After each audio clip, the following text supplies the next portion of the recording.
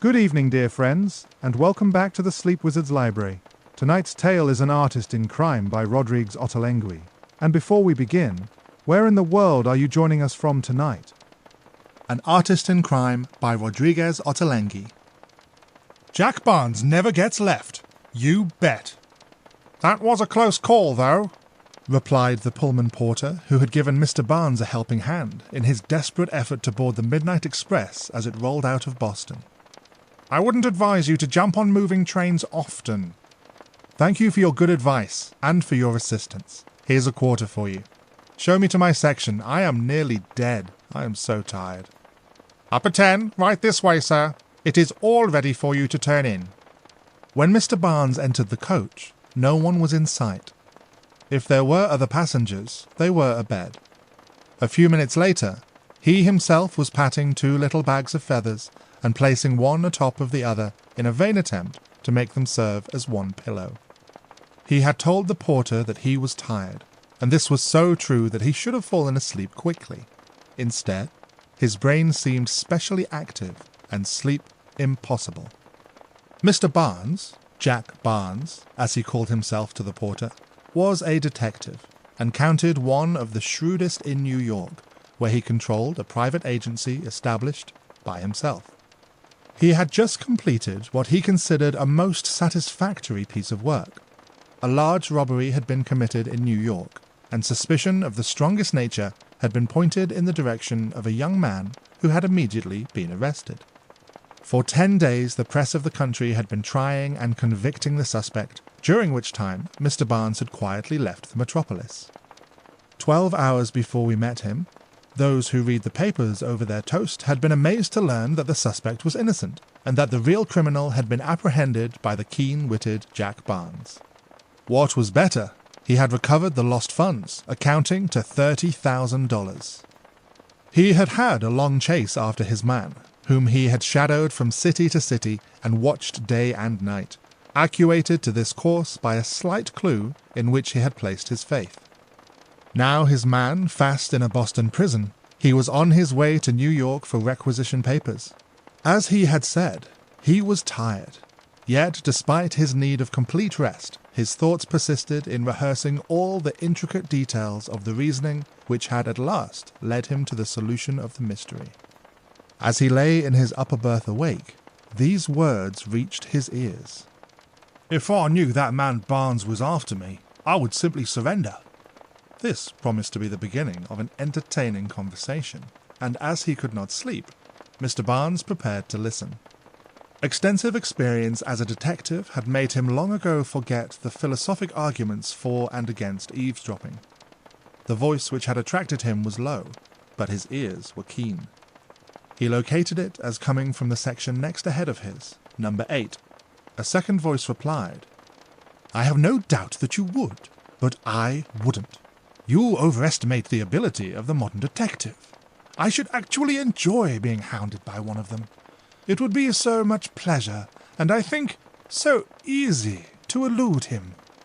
The last speaker possessed a voice which was musical, and he articulated distinctly, though he scarcely ventured above a loud whisper. Mr. Barnes cautiously raised his head, arranging his pillows so that his ear would be near the partition. Fortunately, the two men next to him had taken the whole section, and the upper berth had been allowed to remain closed. Mr. Barnes now found that he could readily follow the conversation, which continued thus.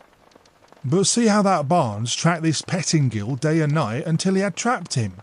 Just as the fellow supposed himself safe, he was arrested. You must admit that was clever work."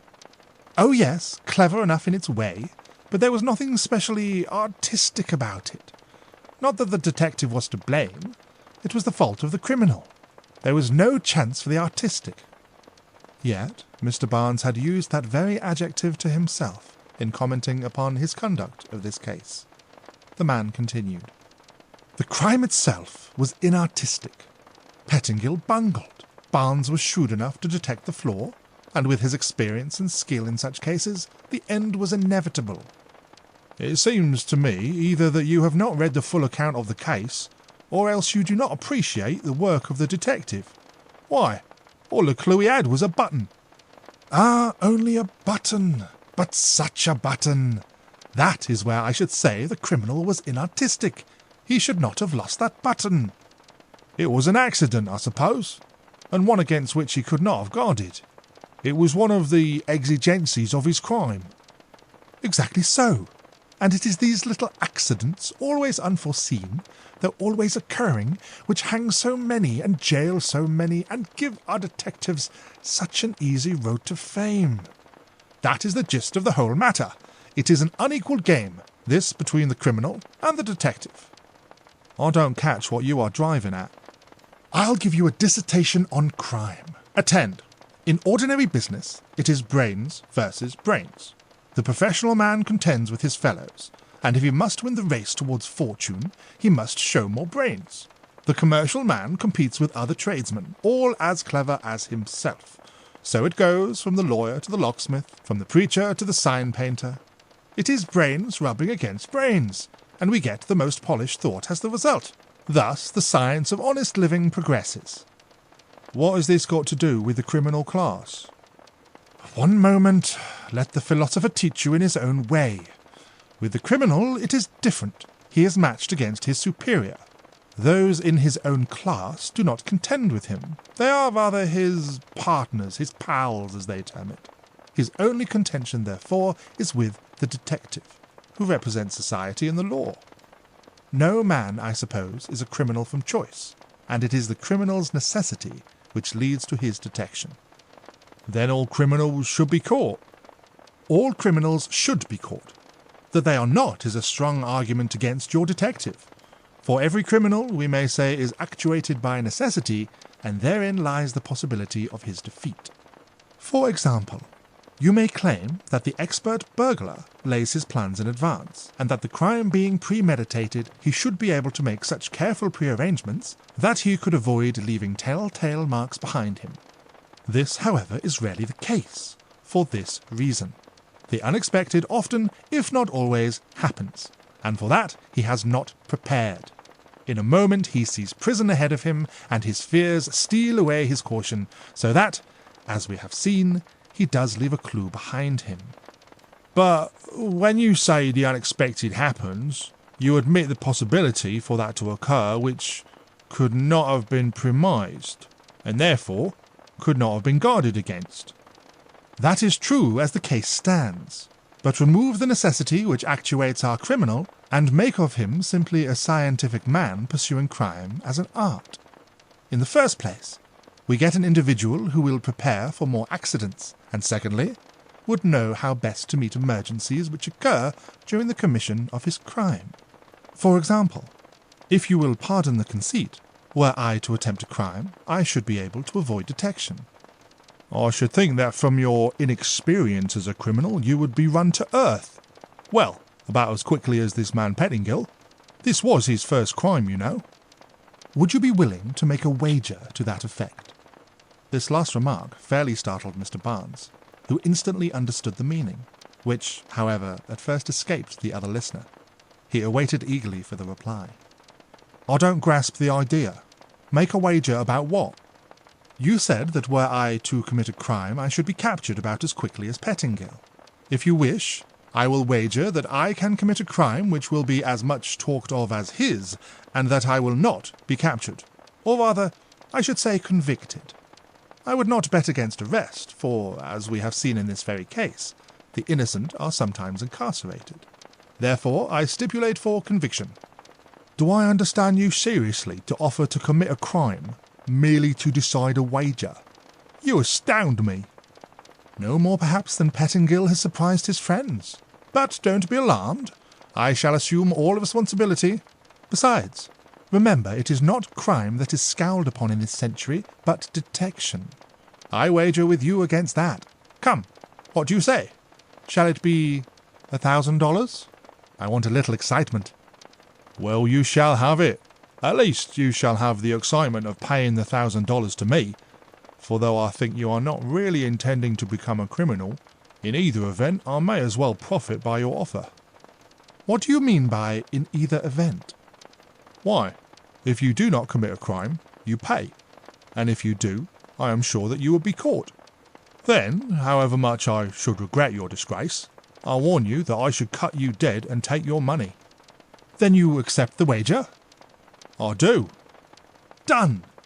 Now for the conditions. I am to have 1 month in which to plan and commit my crime, and 1 year for avoiding the detectives. That is, if I am free at the end of 1 year, and can prove to you that I committed a crime within the stipulated period, I win the wager. If I am in jail awaiting trial, the bet cannot be settled until the law has had its way, and I am either proven innocent or guilty. Is that satisfactory? Perfectly. But what class of crime will you commit? My friend, you are inquisitive. The wager is on, and my boasted caution must begin. Therefore, I must not tell you anything of the nature of the intended crime. Why? Do you suppose for an instant that I would betray you? Well, yes, that idea does occur to me. Listen, as I said before, the necessities of the criminal prove his nemesis. The necessities involve the object of the crime. That is always a good starting point in following up a mysterious case. The more unusual the object, the better, since it will fit fewer people. Plunder is the commonest and therefore the least promising to trace from. Revenge is common also, but better because the special revenge connected with the deed must lead to the special individual most likely to execute such revenge. In this instance, I mean my own case. The object of the crime is so unique that the detective who discovers it should be able to convict me. A crime committed to decide a wager is perhaps new. Its very novelty is your best safeguard. Yet there are 2 ways by which it may be discovered, and that is 2 too many. Had I undertaken this affair secretly, there would really have been but a single way for one to learn my secret, my own confession. As men have been weak enough to do this before now, I should even in that instance have taken precautions. But with my secret in the possession of a second party, the position is more complex. I assure you on my honour that I will not betray you. I will agree to forfeit 5 times the wager in such an event. I prefer that you should be perfectly at liberty in the matter. I expect it to be thus. In your own mind at present, you do not think that I shall carry out my purpose. Therefore your friendship for me is undisturbed. Then you count that, if I do commit a crime, it will be some trivial one that you may bring your conscience to excuse under the circumstances. But let us suppose that a really great crime should be reported, and for some reason you should suspect me. You will hurry back to my rooms before I get out of bed and ask me flatly whether I am guilty, as flatly as I should refuse to enlighten you. You would take this as a confession of guilt. You would perhaps argue that if your surmise were correct, you would be an accessory before the fact, and, to shield yourself, and do your duty, you would make a clean breast of it. I am beginning to be offended, Bob. I did not think you would trust me so little. Don't get angry, old man. Remember that only a few minutes ago you warned me that you would cut me dead after the crime. We artistic criminals must be prepared against every contingency. I did not think when I spoke. I did not mean it. Yes, you did, and I am not at all angry. Let it be understood, then, that you will be at liberty to repeat the facts about this wager should your conscience prick you. It will be best for me to expect and be prepared for such action. But you have not asked what the second danger of discovery is. Can you guess? Not unless you mean, as you suggested, your own confession. No, though that really makes a third chance. Yet it is so simple. Have you noticed that we can hear a man snoring?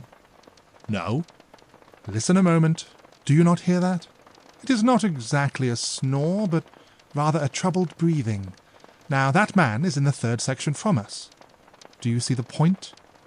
I must confess that I would not make a detective. Why, my dear boy, if we can hear that fellow, why may not someone in the next compartment be listening to our tete-a-tete? Mr. Barnes fairly glowed with admiration for the fellow's careful consideration of every point. Ah, I guess not. Everybody is asleep. The common criminal from necessity takes chances like that without counting on them. I shall not. There is a possibility, however remote, that someone in number 10, say, has overheard us. Again, he may even be a detective, and worse yet, it might be your Mr. Barnes himself. Well, I must say, if you prepare against such long odds as that, you deserve to escape detection. That is just what I will do. But the odds are not so great as you imagine. I read in an afternoon paper that Mr. Barnes had remained in Boston in connection with the properly securing his prisoner during the day, but that he would leave for New York tonight. Of course, the newspaper may have been wrong. Then, in saying tonight, it may have been inaccurate. But, supposing that the statement were true, then there were 3 trains upon which he might have started. One at 7 o'clock, one at 11, and this one. 1 in 3 is not long odds. But even if he is on this train, there are 10 coaches. Again, you are wrong. After his hard work on this Pettingill case, he would be sure to take a sleeper. Now, if you recall the fact, I did not decide to go to New York tonight till the last minute. Then we found that we could not get a whole section, and we were about to bunk together in a lower berth when, several more people applying, they determined to put on another coach. Therefore, unless Mr. Barnes secured his ticket during the day, he would inevitably have been assigned to this coach. Had you had any special reason for suggesting number 10? Yes, I know that number 6 is unoccupied, but just as we started, someone came in, and I think took the upper berth of number 10. Mr. Barnes began to think that he would have exceedingly difficult work to detect this man in crime, were he really to commit one, in spite of the fact that he knew so much in advance. The conversation continued. Thus, you see, there are 2 ways by which my object may become known, a serious matter if unguarded against. As, however, I recognize the possibilities in advance, there will be no difficulty whatsoever, and the knowledge will be of no value to any detective, even though he be your Mr. Barnes. How will you avoid that danger? My dear boy, do you suppose for an instant that I would reply to that, after pointing out that a detective may be listening? However, I will give you an idea. I will show you what I meant when I said that Pettingill had blundered. You said that he had lost only a button, and thought it clever in Barnes to trace him from the button. But a button may be the most important thing. If I should lose one of the buttons of my vest while committing a crime, Mr. Barnes would trace me out in much less than 10 days. And for this reason, they are the only ones of the kind in the world. How does that happen? I suppose the buttons were made by the 1,000. Not all buttons. For reasons which I need not tell the possibly listening detective, a friend travelling abroad had a set made especially, and brought them back to me as a present. There are 6 handsomely cut cameos, half the set having the profile head of Juliet, and the others a similar face of Romeo. A romance? That is immaterial. Suppose that I should plan a robbery in order to decide this wager. As necessity would not urge me either as to time or place, I should choose my opportunity. Let us say when but one person guarded the treasure. That one I should chloroform and also tie. Next, I should help myself to the designated plunder. Suppose that as I were about to depart, a sleeping, uncalculated for pet dog should jump out and bark furiously. I reach for it, and it snaps at me, biting my hand. I grapple it by the throat and strangle it, but in its death throes it bites my vest, and a button falls to the ground and rolls away. The dog is at last silenced. Your ordinary burglar by this time would be so unnerved that he would hasten off, not even realizing that he had been bitten, that blood had flowed, or that the button was lost. Mr. Barnes is sent to the house the next day. The lady suspects her coachman, and Mr. Barnes consents to his arrest, not because he thinks him guilty, but because, as the mistress thinks so, he may be, and then more especially, his arrest will lull the fear of the real culprit. Mr. Barnes would observe blood on the ground, on the dog's mouth, and he would find the button. From the button he would find Mr. Thief with his hand bitten, and there you are. But how should you avoid all that?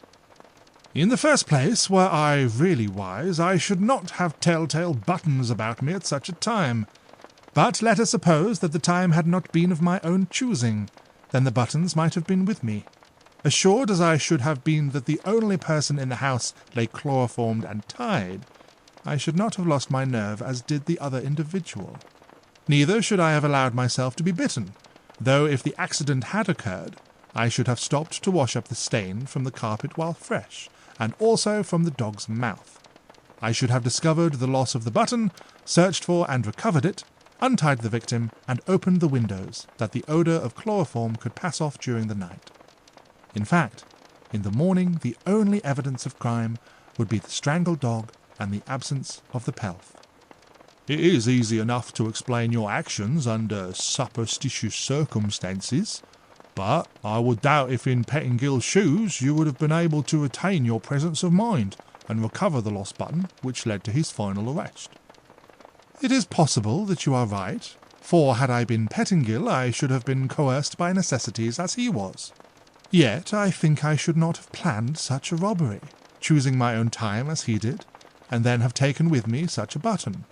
But from Mr. Barnes's standpoint, as I said before, very little of the artistic was needed.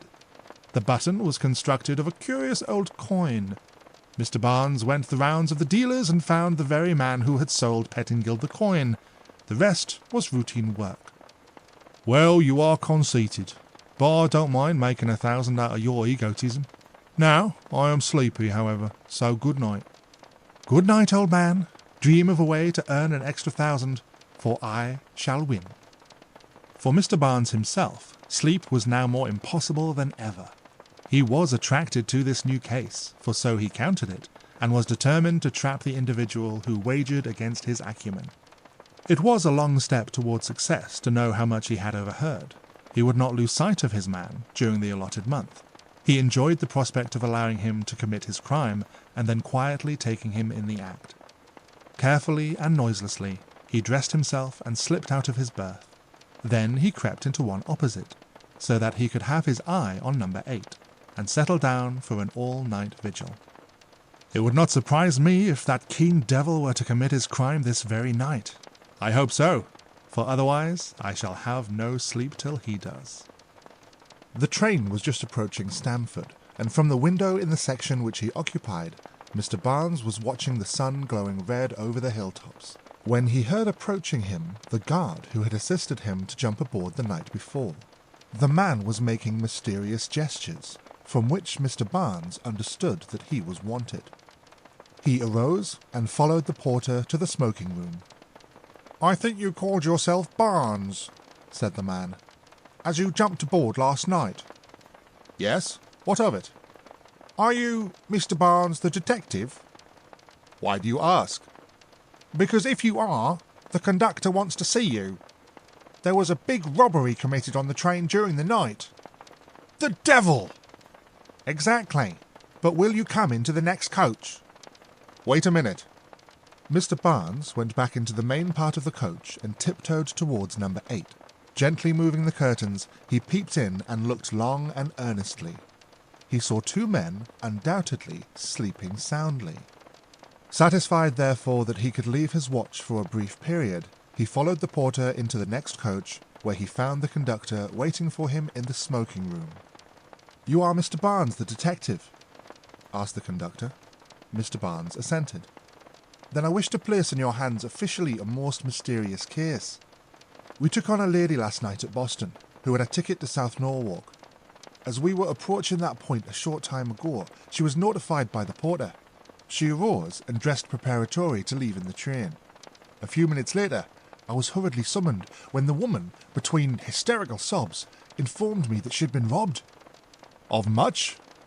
"She claims to miss a satchel containing $100,000 in jewellery." "You have stated that adroitly." "She claims to miss. What evidence have you that she has met with any loss at all?" "Of course we cannot tell about the jewellery, but she did have a satchel, which is now missing. The porter remembers it, and we have searched thoroughly with no success." "We have stopped at New Haven and at Bridgeport. How many persons have left the train?" "No one has left the sleepers." "When you say that no one has left the sleepers, I suppose you mean you saw no one leave?" "No, I mean just what I said. I have sent the porters through the coaches, and they report that all our passengers are in their berths. But here we come to a point. If no one has left the train, then the thief must be aboard." "Certainly." The woman, when she discovered her loss, concluded to remain aboard and go on to New York. All the other passengers, save one, are booked for New York. That one is a man, and he is now dressing, as his destination is Stamford. If he leaves, he may take the jewels with him. Yet, what am I to do? State the facts of the case to him. If he is innocent, he will willingly submit to being searched. If, however, he refuses, well, we can be guided by circumstances. Call him in here now. A few minutes later, a foreign and distinctly French-appearing man entered. In speech, he disclosed his origin, but the accent was slight. He was of fine appearance, dignified and gentlemanly. Mr. Barnes sat at the window looking out. The conductor, with considerable hesitancy, explained the case, concluding with, "You see, my dear sir, it's an awkward business, but we are so sure that the thief is still aboard, that—" "That you hesitate to allow me to leave the train, monsieur? Is it not so? Yet why should there be any trouble? An honest man should never be hurt in his feelings when he is asked to assist the law, even though for the moment he is himself suspect? In this case it is so simple. If only the honest men will make no trouble. They will say to you, 'Search me!' You do so, and at last one comes who says, 'You insult me!' That one, of course, is the thief, monsieur? Do you not agree with me?" He turned towards Mr. Barnes, addressing this last remark to him. The detective looked at him a moment steadily, as was his wont when he meant to remember a face. The Frenchman returned his gaze undisturbed. "I said almost the same thing to the conductor before you came in," said Mr. Barnes. "Exactly so.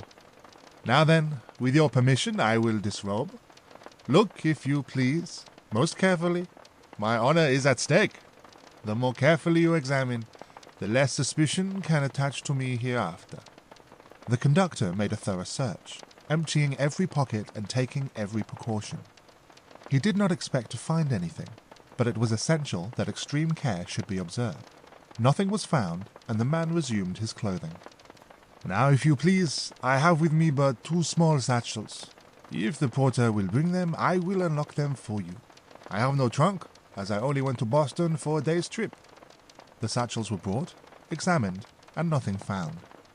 "Now, gentlemen, I suppose I am free, as we are at my station. I shall only remain here a few hours, and will then go on to New York. If you should wish to see me again, I shall stop at the Hoffman House. Here is my card. Au revoir." Mr. Barnes took the card and scrutinized it. "What do you think?" asked the conductor. "Think? Oh, you mean of that fellow? You need not worry about him. There is not a shadow of suspicion against him, at present. Besides, should we ever want him, I could find him again. Here is his name, Alphonse Thurret. Card, genuine too, of French make and style of type. We can dismiss him now, and turn our attention to the other passengers. Do you suppose I could have an interview with the woman?" "You shall have it if you wish. We will not consult her wishes in the matter. The affair is too serious." "Very well then, send her in here, and let me have a few words with her alone. Don't tell her that I am a detective.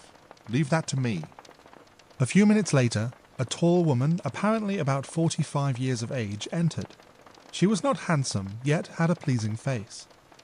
As she seated herself, she looked keenly at Mr. Barnes in a stealthy manner which should have attracted that gentleman's earnest thought. Apparently, he did not notice it. The woman spoke first. "The conductor has sent me in here to see you. What have you to do with the case?" "Nothing." "Nothing? Then why—" "When I say I have nothing to do with the case, I mean simply that it rests with you whether I shall undertake to restore to you your diamonds or not. I look after such things for this road, but if the loser does not wish any action taken by the road, why then we drop the matter. Do you wish me to make a search for the stolen property?" "I certainly wish to recover the jewels, as they are very valuable, but I am not sure that I desire to place the case in the hands of a detective." "Who said that I am a detective?" "Are you not one?" Mr. Barnes hesitated a moment, but quickly decided on his course. "I am a detective, connected with a private agency. Therefore, I can undertake to look up the thief without publicity. That is your main objection to placing the case in my hands, is it not?" You are shrewd. There are reasons, family reasons, why I do not wish this loss published to the world. If you can undertake to recover the jewels and keep this robbery out of the newspapers, I would pay you well. I will take the case. Now answer me a few questions. First, your name and address. My name is Rose Mitchell, and I am living temporarily in a furnished flat at East 30th Street. I have only recently come from New Orleans, my home, and am looking for suitable apartments. Mr. Barnes took out his notebook and made a memorandum of the address. Married or single? Married, but my husband has been dead for several years. Now about these jewels. How did it happen that you were travelling with so valuable a lot of jewellery? I have not lost jewellery, but jewels. They are unset stones of rare beauty, diamonds, rubies, pearls, and other precious stones. When my husband died, he left a large fortune, but there were also large debts which swallowed up everything save what was due him from one creditor. This was an Italian nobleman, I need not mention his name, who died almost at the same time as my husband. The executors communicated with me, and our correspondence culminated in my accepting these jewels in payment of the debt. I received them in Boston yesterday, and already I have lost them. It is too cruel, too cruel. She gripped her hands together convulsively, and a few tears coursed down her face. Mr. Barnes mused a few moments, seeming not to be observing her. What was the value of these jewels? $100,000.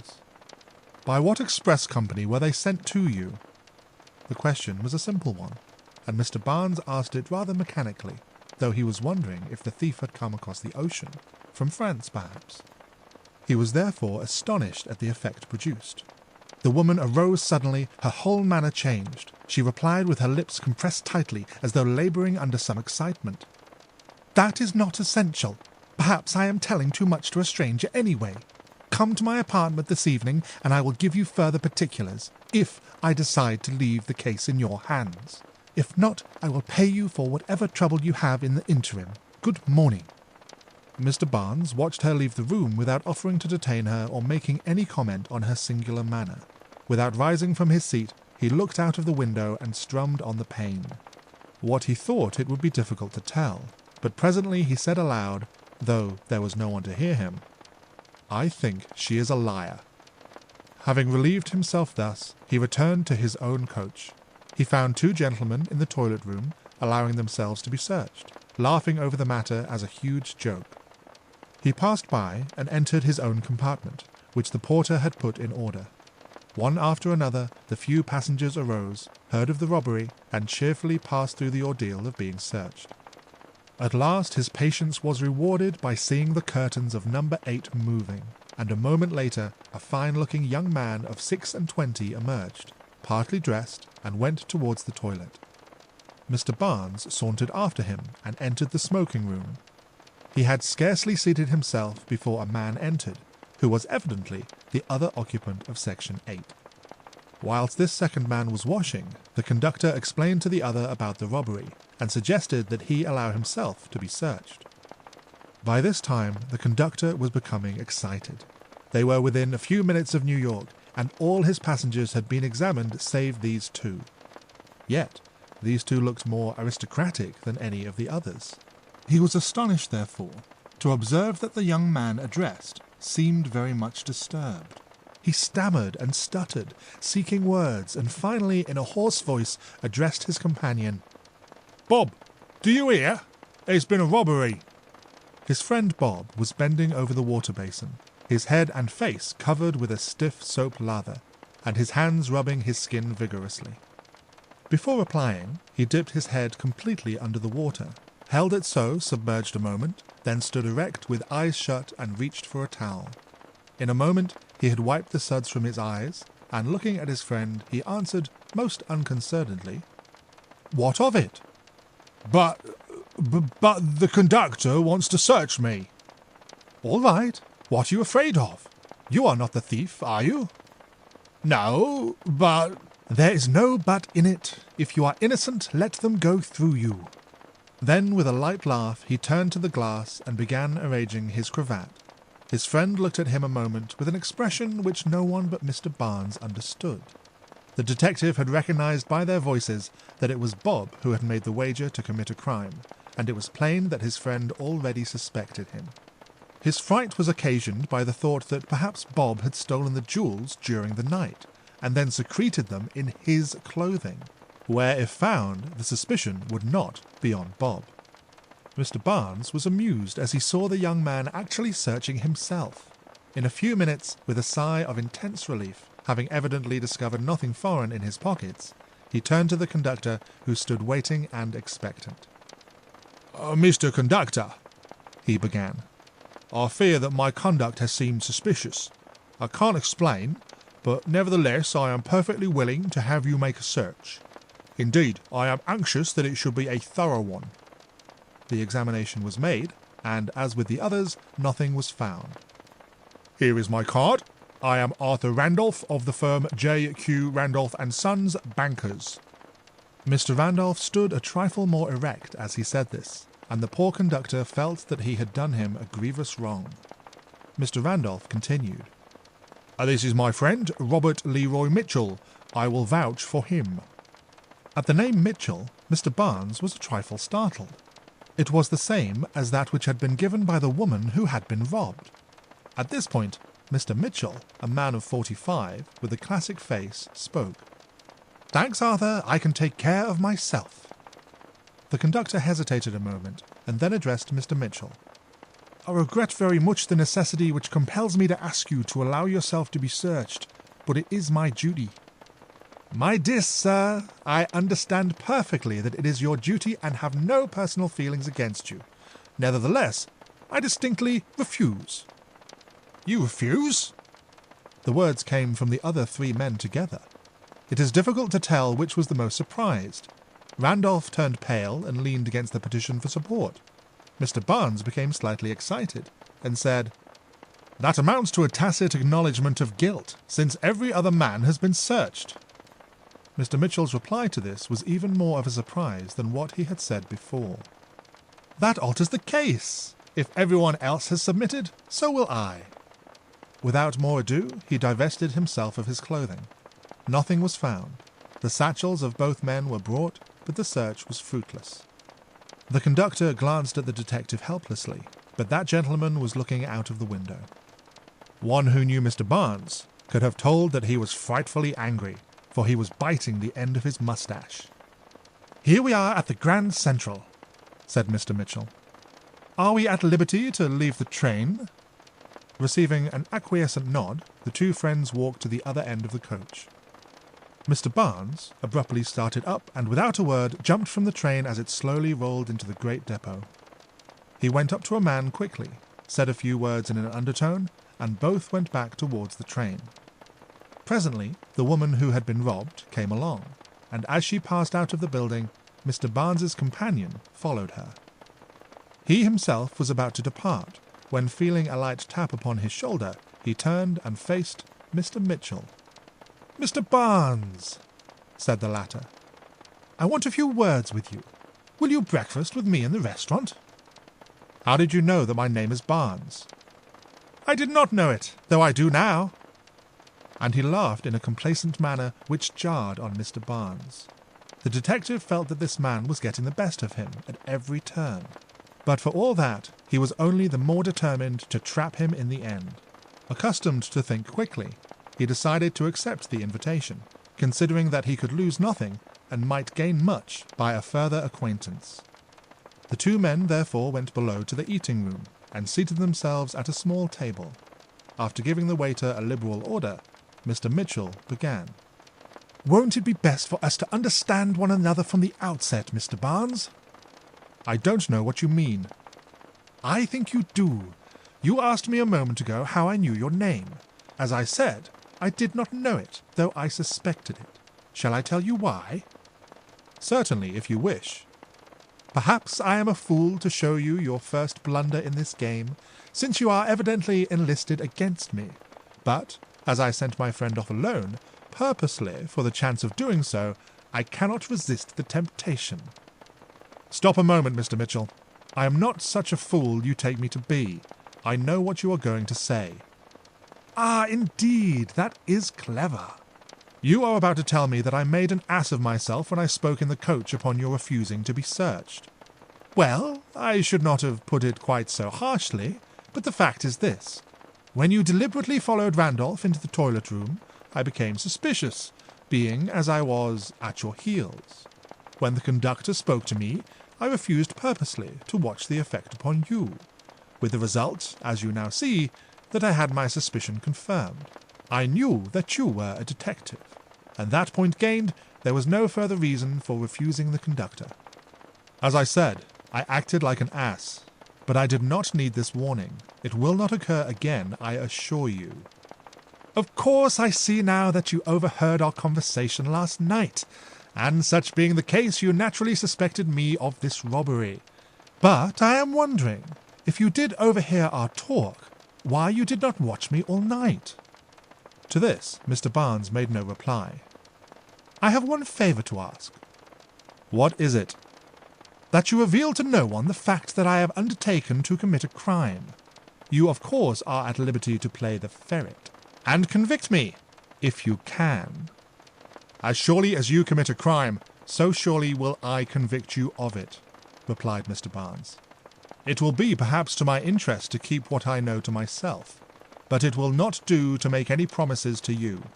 I must be free to act as circumstances direct. Very good. I will tell you where I am stopping, and I give you permission to call to see me whenever you please, day or night. I have a suite of rooms at the 5th Avenue. Now, let me ask you one question. Do you think that I committed this robbery? I will answer you with a question. Did you commit this robbery? Capital! I see I have a foeman worthy of my steel. Well, we will leave both questions unanswered, for the present. Whilst the meal was progressing, a man silently passed through the room. No one would have guessed that he had any special motive in doing so, for he noticed no one. Neither would one have supposed that Mr. Barnes observed him, for he had his back turned. Yet, this was the same individual who, upon his instruction, had followed Rose Mitchell when she left the train. Breakfast over, the two men started to leave the restaurant. Reaching the stairway which leads above the main floor, Mr. Barnes courteously stood aside to allow his companion to ascend first. Mr. Mitchell, however, with a wave of the hand, declined, and followed Mr. Barnes. Whether either had any special design in this was a thought occupying the minds of both as they silently passed upstairs. Mr. Mitchell had a slight advantage, in that being behind he could watch the detective. There seemed, however, to be little to see.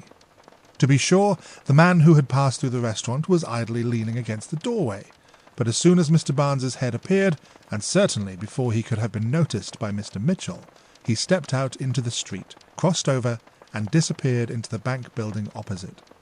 Had any signal passed between these two detectives?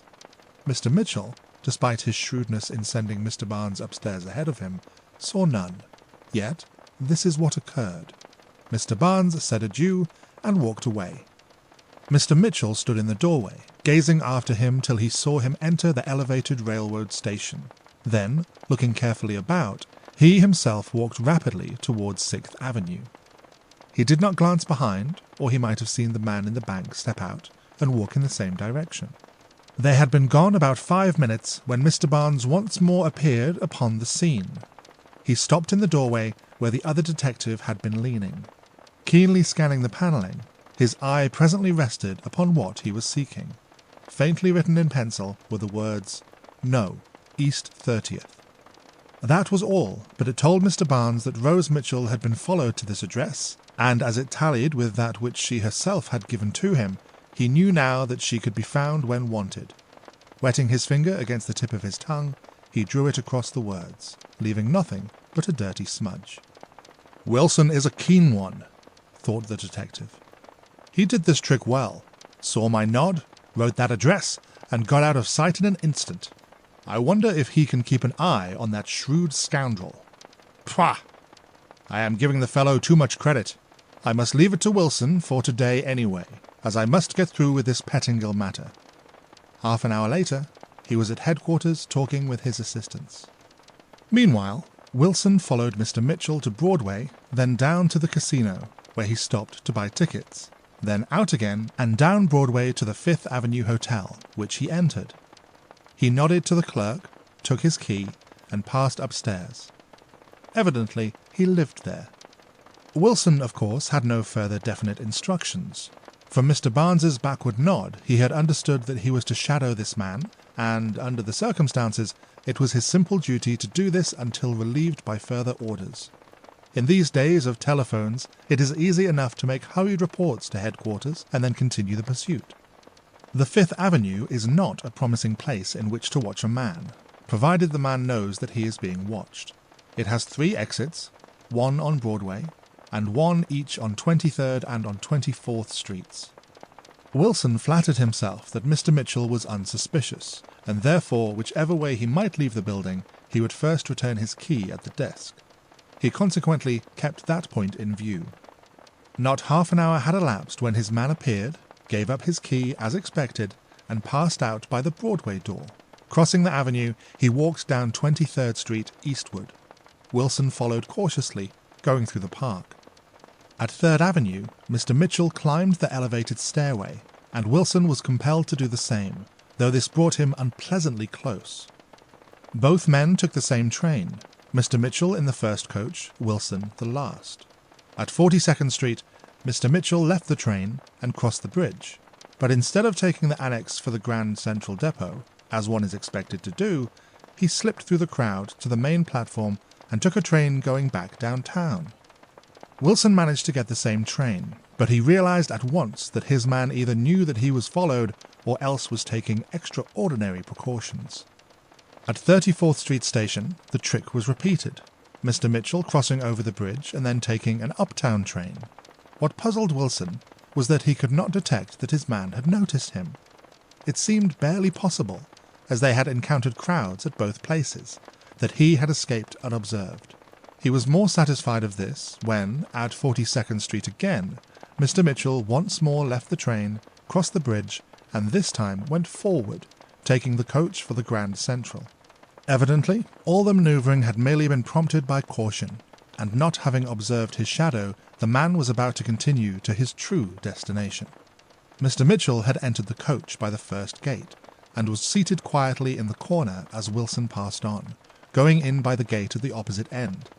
A moment later, the guard slammed the gate at Wilson's end and pulled the bell rope.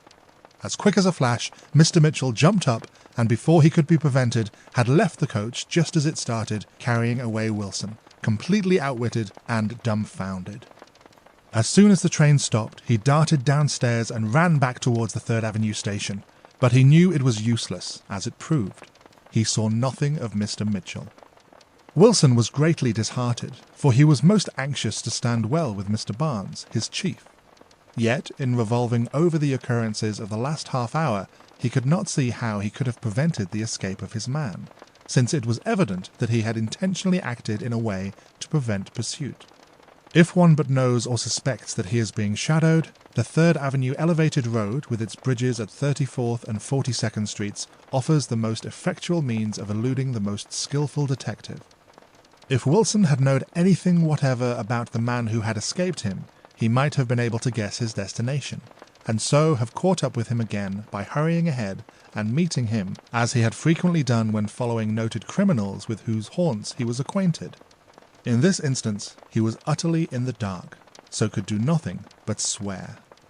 If he could not report where Mr. Mitchell had gone, at least he might discover at what time he returned to his hotel, and possibly Mr. Barnes might receive some valuable hint by the lapse of time. With this idea, Wilson returned to the Fifth Avenue Hotel and waited patiently. He telephoned to headquarters, only to hear that Mr. Barnes had gone back to Boston to bring Pettingill to New York. 7 o'clock arrived, and yet his vigil was unrewarded. It suddenly occurred to him that as he had seen Mr. Mitchell purchase tickets for the casino, that might be a good place to watch, though of course there was no certainty that they were for that night.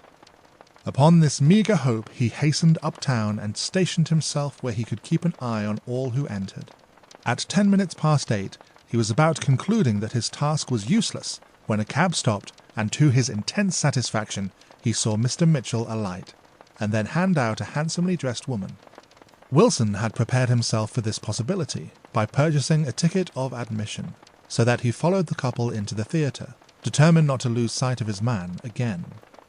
The opera over, he found it easy to shadow the two, as the woman declined the proffered cab, perchance because the exhilarating though cold night air made a walk home inviting.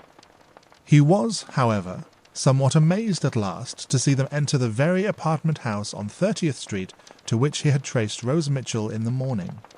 His mind was once set at ease, for since both of his birds had flown to the same dovecot, it seemed plain that they were connected. Evidently it was to this house that Mr. Mitchell had gone after eluding him in the morning, at least so argued the astute detective. Wilson had waited opposite the building perhaps an hour, lulled into abstraction of thought by the silence of the neighbourhood, when he was startled by hearing a piercing shriek, loud and continued, which then died away, and all was still again. Whether it came from the apartment house or one of the private dwellings next to it, he was in doubt. That it was a woman's cry, he felt sure. Was it a cry of pain, or the shriek of nightmare? He could not tell. That solitary, awful cry, disturbing the death-like stillness, seemed uncanny. It made him shiver, and draw his cloak closer about him. If it had only been repeated, after he was on the alert, he would have felt better satisfied. But though he listened intently, he heard nothing. 10 minutes later, another thing occurred which attracted his attention. A light in a window on the 5th floor was extinguished. There was certainly nothing suspicious about this, for lights are usually put out when one retires. He noticed it because it was the only light which showed from any of the windows during his vigil. Whilst he was thinking of this, the door opposite opened and a man emerged. Judging it to be Mr. Mitchell, he hastily followed. That there might certainly be no mistake, Wilson walked rapidly enough to reach the avenue corner ahead of the man when he crossed, so timing himself that he passed in front of the other just as they both reached the street lamp. Taking a quick but thorough look, Wilson saw that it was not Mr. Mitchell, so abandoned the pursuit, going back quickly towards the apartment house. He had proceeded but a few paces when he met Mr. Mitchell coming rapidly towards him. Breathing a sigh of relief, he passed, then crossed the street, and with his usual skill readily kept Mr. Mitchell in sight till he entered the 5th Avenue Hotel. Wilson saw him take his key and go upstairs, so that he felt that his vigil was over for that night. Looking at his watch, he noted that it was just 1 o'clock. Going into the reading room, he wrote a report of the day's occurrences, and then calling a messenger, sent it to headquarters addressed to Mr. Barnes. This done, he felt entitled to hurry home for a short sleep. Short, because he knew it would be his duty to be on the watch again the next day, until he received further instructions from Mr. Barnes. Mr. Barnes had immediately after his arrival obtained the requisition papers for which he had telegraphed, and which he found awaiting him. With these, he had returned to Boston the same day, and obtaining his prisoner, succeeded in catching the midnight train once more, arriving in New York with the loss of but a single day from the new case which so absorbed all his interest. Thus, the morning after that on which the jewel robbery had been discovered, he entered his offices quite early, having delivered his prisoner at police headquarters. When he read Wilson's letter, the only sign which he gave of dissatisfaction was a nervous pull at one corner of his moustache.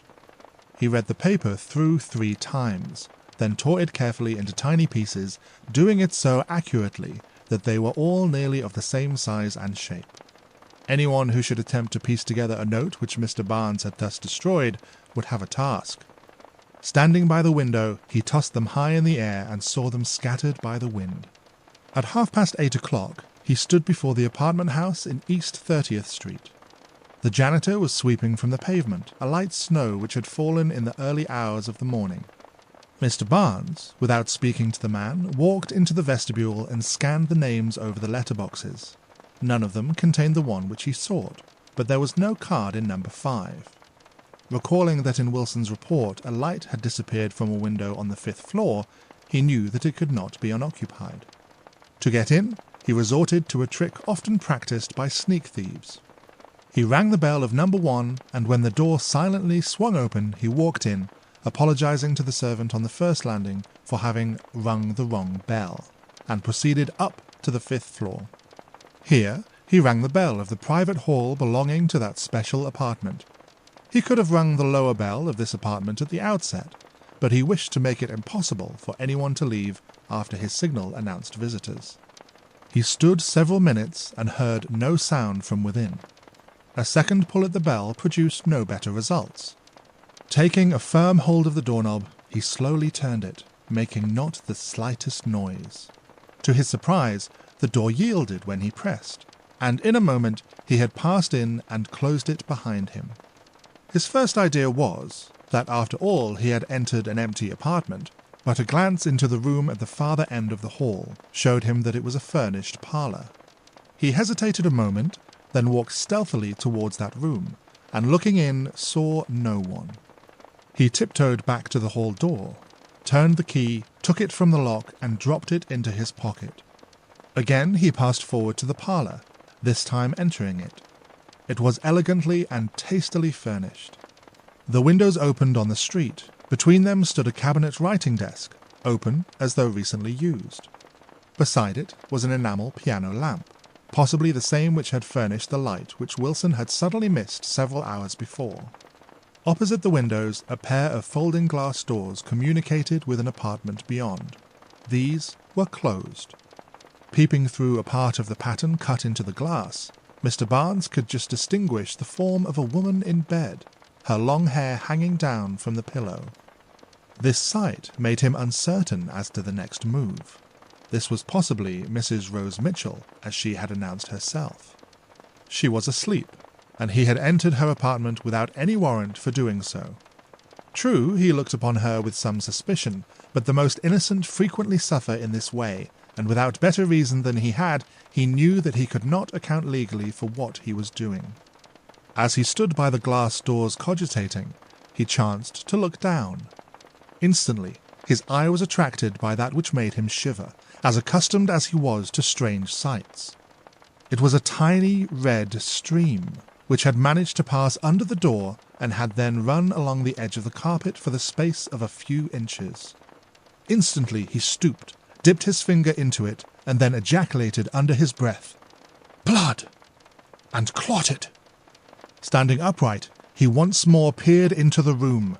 The figure in bed had not moved. Without further hesitation, he slowly slid the doors apart. One glance within, and murmuring the single word, "Murder," Mr. Barnes was no longer slow in his actions. Stepping across a big pool of blood which stained the carpet, he stood at the side of the bed. He recognized the features of the woman who had claimed that she had been robbed of her diamonds. She seemed sleeping, save that there was an expression of pain on the features, a contraction of the skin between the eyebrows, and one corner of the mouth drawn aside, the whole kept in this position by the rigidity of death. The manner of her death was as simple as it was cruel. Her throat had been cut as she slept. This seemed indicated by the fact that she was clad in her nightdress. One thing that puzzled Mr. Barnes at once was the pool of blood near the door. It was fully 6 feet from the head of the bed, and whilst there was another just by the bedstead, formed by blood which had trickled from the wound, running down the sheets and so dropping to the floor, the two pools did not communicate. "Well," thought Mr. Barnes, "I am first on the scene this time, and no busybodies shall tumble things about till I have studied their significance." This room had not been designed for a sleeping apartment, but rather as a dining room, which, upon occasion, could be opened into the parlour, converting the two into one. There was one window upon an air shaft, and in an angle was a handsome, carved oak mantel with fireplace below. Mr. Barnes raised the curtain over the window, letting in more light. Looking around, he noticed almost immediately two things. First, that a basin stood on a washstand half filled with water, the colour of which plainly indicated that the murderer had washed off telltale marks before taking his departure. Second, that in the fireplace was a pile of ashes. "The scoundrel has burned evidence against him and deliberately washed the blood from his person before going away. Let me see, what was it that Mitchell said? I should have stopped to wash the stain from the carpet whilst fresh, and also from the dog's mouth. That is what he told his friend he would do if bitten whilst committing a crime. In this instance, the stain on the carpet was too much for him, but he washed it from himself. Can it be that a man lives who, contemplating a deed of this character, would make a wager that he would not be detected? Bah! It is impossible. Thus thought Mr. Barnes as he studied the evidence before him. He next turned to the woman's clothing, which lay on a chair. He rummaged through the pocket, but found nothing. In handling the petticoat, he noticed that a piece had been cut from the band. Examining the other garments, he soon saw that the same had been done to all of them. Like a flash, an idea struck him. Going over to the bed, he searched for some mark on the garments which were on the corpse. He could find none until he lifted the body up and turned it over, when he found that a piece had been cut from the nightdress. That accounts for the blood by the door, thought Mr. Barnes. He took her out of the bed to get her nearer to the light, so that he could find the initials marked on the clothing. While she lay by the door, the blood flowed and accumulated. Then he put her back in bed so that he would not need to step over her in walking about the room. What a calculating villain! There is one significant fact here. Her name cannot have been Rose Mitchell, or there would have been no reason for destroying these marks, since she had given that name to several. Mr. Barnes next brushed the charred ashes from the grate upon a newspaper, and carried them to the window in the front room. His examination satisfied him of two things. The murderer had burnt the bits of cloth cut from the various garments, and also a number of letters. That the fellow was studiously careful was plain from the fact that the burning had been thoroughly done. Nothing had escaped the flame save 2 buttons with a bit of cloth attached, and various corners of envelopes. With disgust, Mr. Barnes threw the ashes back where he had found them. Next, he paid his attention to the cabinet desk, which stood open. He pulled out all the drawers and peered into every nook and cranny, but his search was fruitless. He found nothing but blank paper and envelopes, and these of common kind. Once more returning to the room where the corpse lay, he noticed a trunk from which protruded a part of a garment. Raising the lid, he found everything within in a promiscuous pile. Evidently, it had been hastily searched, and carelessly repacked. Mr. Barnes took each article out and examined it closely. Everything upon which a name might have been written showed a place where a piece had been cut out. There must be some good reason for hiding this woman's identity, or the scoundrel would not have been so thorough in his work, thought Mr. Barnes. Just then, in replacing the clothing, he heard a crinkling sound which indicated that a bit of paper was in the pocket of the garment. Hastily he withdrew it, and was delighted to observe writing. "A clue at last," he murmured, hurrying to the front room window to read it. List of jewels. 1 diamond, 15 1/4 carats, $15,000.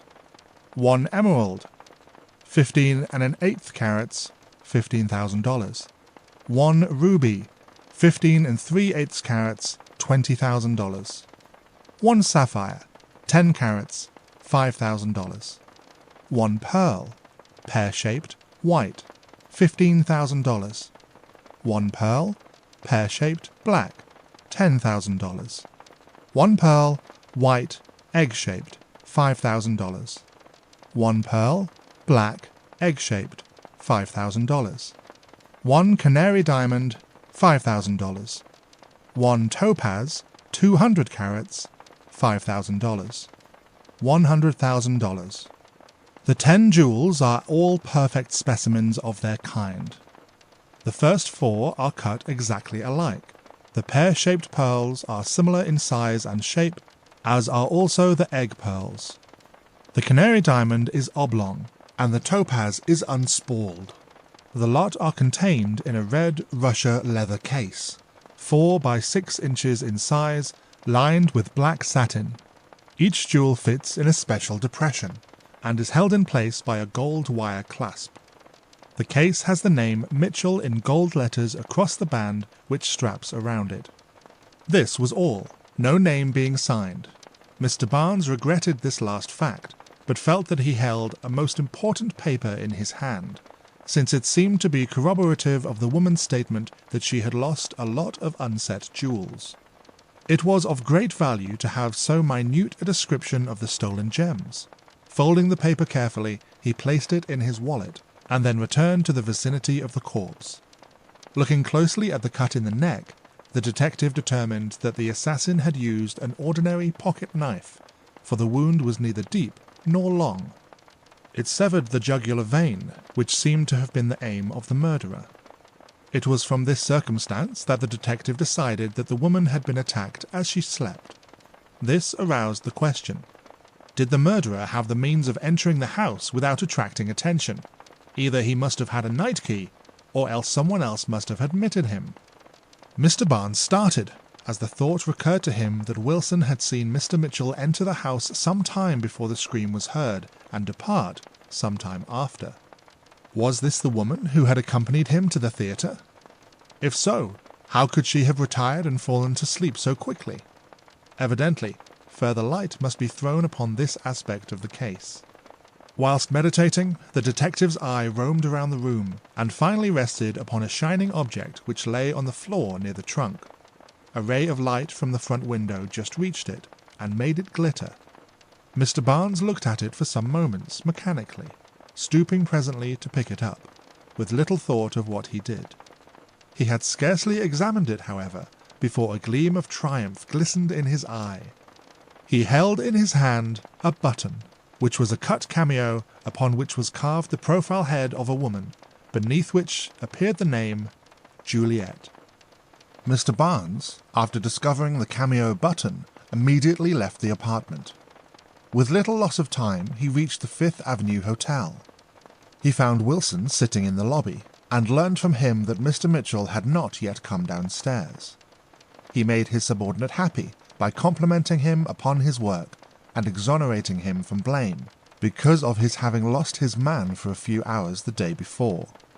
With the button in his pocket, Mr. Barnes found it easy to be good-natured. If the truth were known, he was chuckling to himself.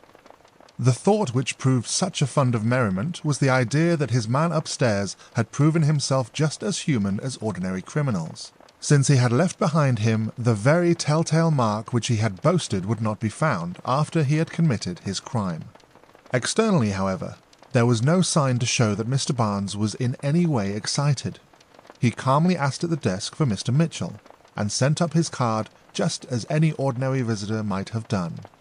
In a few moments, the hall boy returned with the curt message, "Come up." Mr. Barnes was shown up one flight of stairs into a suite of 2 rooms and a bath, overlooking 23rd Street. The room which he passed into from the hall was fitted up like a bachelor's parlour. Comfortable stuffed chairs and 2 sofas, a folding reading chair, an upright piano in mahogany case with handsome piano lamp beside it, a carved centre table on which stood a reading lamp, cigar case in bronze, photo albums, handsome pictures on the walls in gold frames, elegant vases on the mantel, an onyx clock, a full-sized figure of a Moor carved in wood serving as a card receiver. In fact, everything about the place was significant of wealth, luxury, and refinement. Could this be the den of a murderer? It seemed not, unless there might be some powerful hidden motive, which would make a man who was evidently a gentleman stoop to such a crime. According to Mr. Barnes's experience, such a motive would involve a woman. As yet, there was no woman in this case, save the corpse which he had just left. All this flashed through the detective's mind as he noted his surroundings in a few swift glances. Then he heard a voice from the next room say, "Come in, Mr. Barnes. We must not stand upon ceremony with each other." Mr. Barnes, in answer to the invitation, crossed into the adjoining room, and noticed at once that the sleeping apartment was as luxurious as the parlour. Mr. Mitchell was standing in front of a mirror shaving himself, being robed in a silk morning wrapper. "Pardon this intrusion," began Mr. Barnes, "but you told me that I might call at any time, and—" "No excuse is necessary, except for me, but I must finish shaving, you know. A man can't talk with lather on the side of his face." "Certainly not. Don't hurry, I can wait. Thank you. Take a seat. You will find that armchair by the bed comfortable. This is an odd hour to be making one's toilet, but the fact is I was out late last night. At the club, I suppose? Said Mr. Barnes, wishing to see if Mr. Mitchell would lie to him. In this he was disappointed, for the reply was, No, I went to the casino. Lillian Russell, you know, has returned. I had promised a friend to go, so we went. A gentleman. Are you not getting inquisitive? No, not a gentleman, but a lady. In fact, that is her picture on that easel. Mr. Barnes looked, and saw an oil painting representing a marvellously beautiful female head, a brunette of strong emotions and great willpower if her portrait was truthful. Here was a significant fact. Mr. Mitchell said that he had been to the casino with this woman. Wilson claimed that they had gone to the house where the murdered woman lay. It would seem that Mr. Mitchell's friend must live there, and thus he had gained access the night before. Did he know that the other also lived there? And did he go into her apartment after leaving his companion? As this passed through Mr. Barnes's mind, his eyes wandered across the bed. He saw a waistcoat, upon which he observed 2 buttons similar to the one which he had secreted in his pocket. Stealthily, he reached his hand towards the bed, but his fingers had scarcely touched the waistcoat when Mr. Mitchell said, without turning from his shaving, "There's no money in that waistcoat, Mr. Barnes." "What do you mean to insinuate?" said Mr. Barnes angrily, withdrawing his hand quickly. Mr. Mitchell paused a moment before replying, deliberately made 1 or 2 more sweeps with his razor, then turned and faced the detective. "I mean, Mr. Barnes, that you forget that I was looking into a mirror." "Your remark indicated that I meant to steal." "Did it? I am sorry, but really you should not adopt a thief's stealthy methods if you are so sensitive. When I invite a gentleman into my private room, I do not expect to have him fingering my clothing whilst my back is turned." "Take care, Mr. Mitchell. You are speaking to a detective. If I did stretch my hand towards your clothing, it was with no wrong intent, and you know it." "Certainly I do. And what is more, I know just what you were wishing to do. You must not get angered so easily. I should not have used the words which I did. But to tell you the truth, I was piqued." "I don't understand." "It hurt my feelings to have you treat me just like an ordinary criminal. That you should think I would let you come in here and make whatever examinations you have in your mind, right before my very eyes, wounded my pride. I never should have turned my back upon you, except that I faced a mirror. I told you I know what you wish to do. It was to examine the buttons on my vest, was it not?" Mr. Barnes was staggered, but did not show it. Calmly he said, "As you know, I overheard your conversation on the train. You spoke of having a set of 5 curious buttons, and—" "Pardon me, I said 6, not 5. Once more Mr. Barnes had failed to trap the man. He suggested 5, hoping that Mr. Mitchell might claim that had been the original number, thus eliminating the lost one. "Of course, you did say 6, now I remember," he continued, "and I think you will admit it was not unnatural curiosity which led me to wish to see them. Well, I might recognize them again." "A very laudable intent. But, my dear Mr. Barnes, I have told you that you may call upon me at any time, and ask me any questions you please. Why did you not frankly ask me to show you the buttons?" "I should have done so. I do so now." "They are in the vest. You may examine them if you desire it." Mr. Barnes took up the vest, and was puzzled to find 6 buttons, 3 of Juliet and 3 of Romeo. Still, he was satisfied, for they were identical with the one in his pocket. It occurred to him that this man who was so careful in his precautions might have lied as to the number of the set, and have said 6, when in reality there were 7. A few questions about the buttons seemed opportune. "These are very beautiful, Mr. Mitchell, and unique too. I have never heard of cameo buttons before.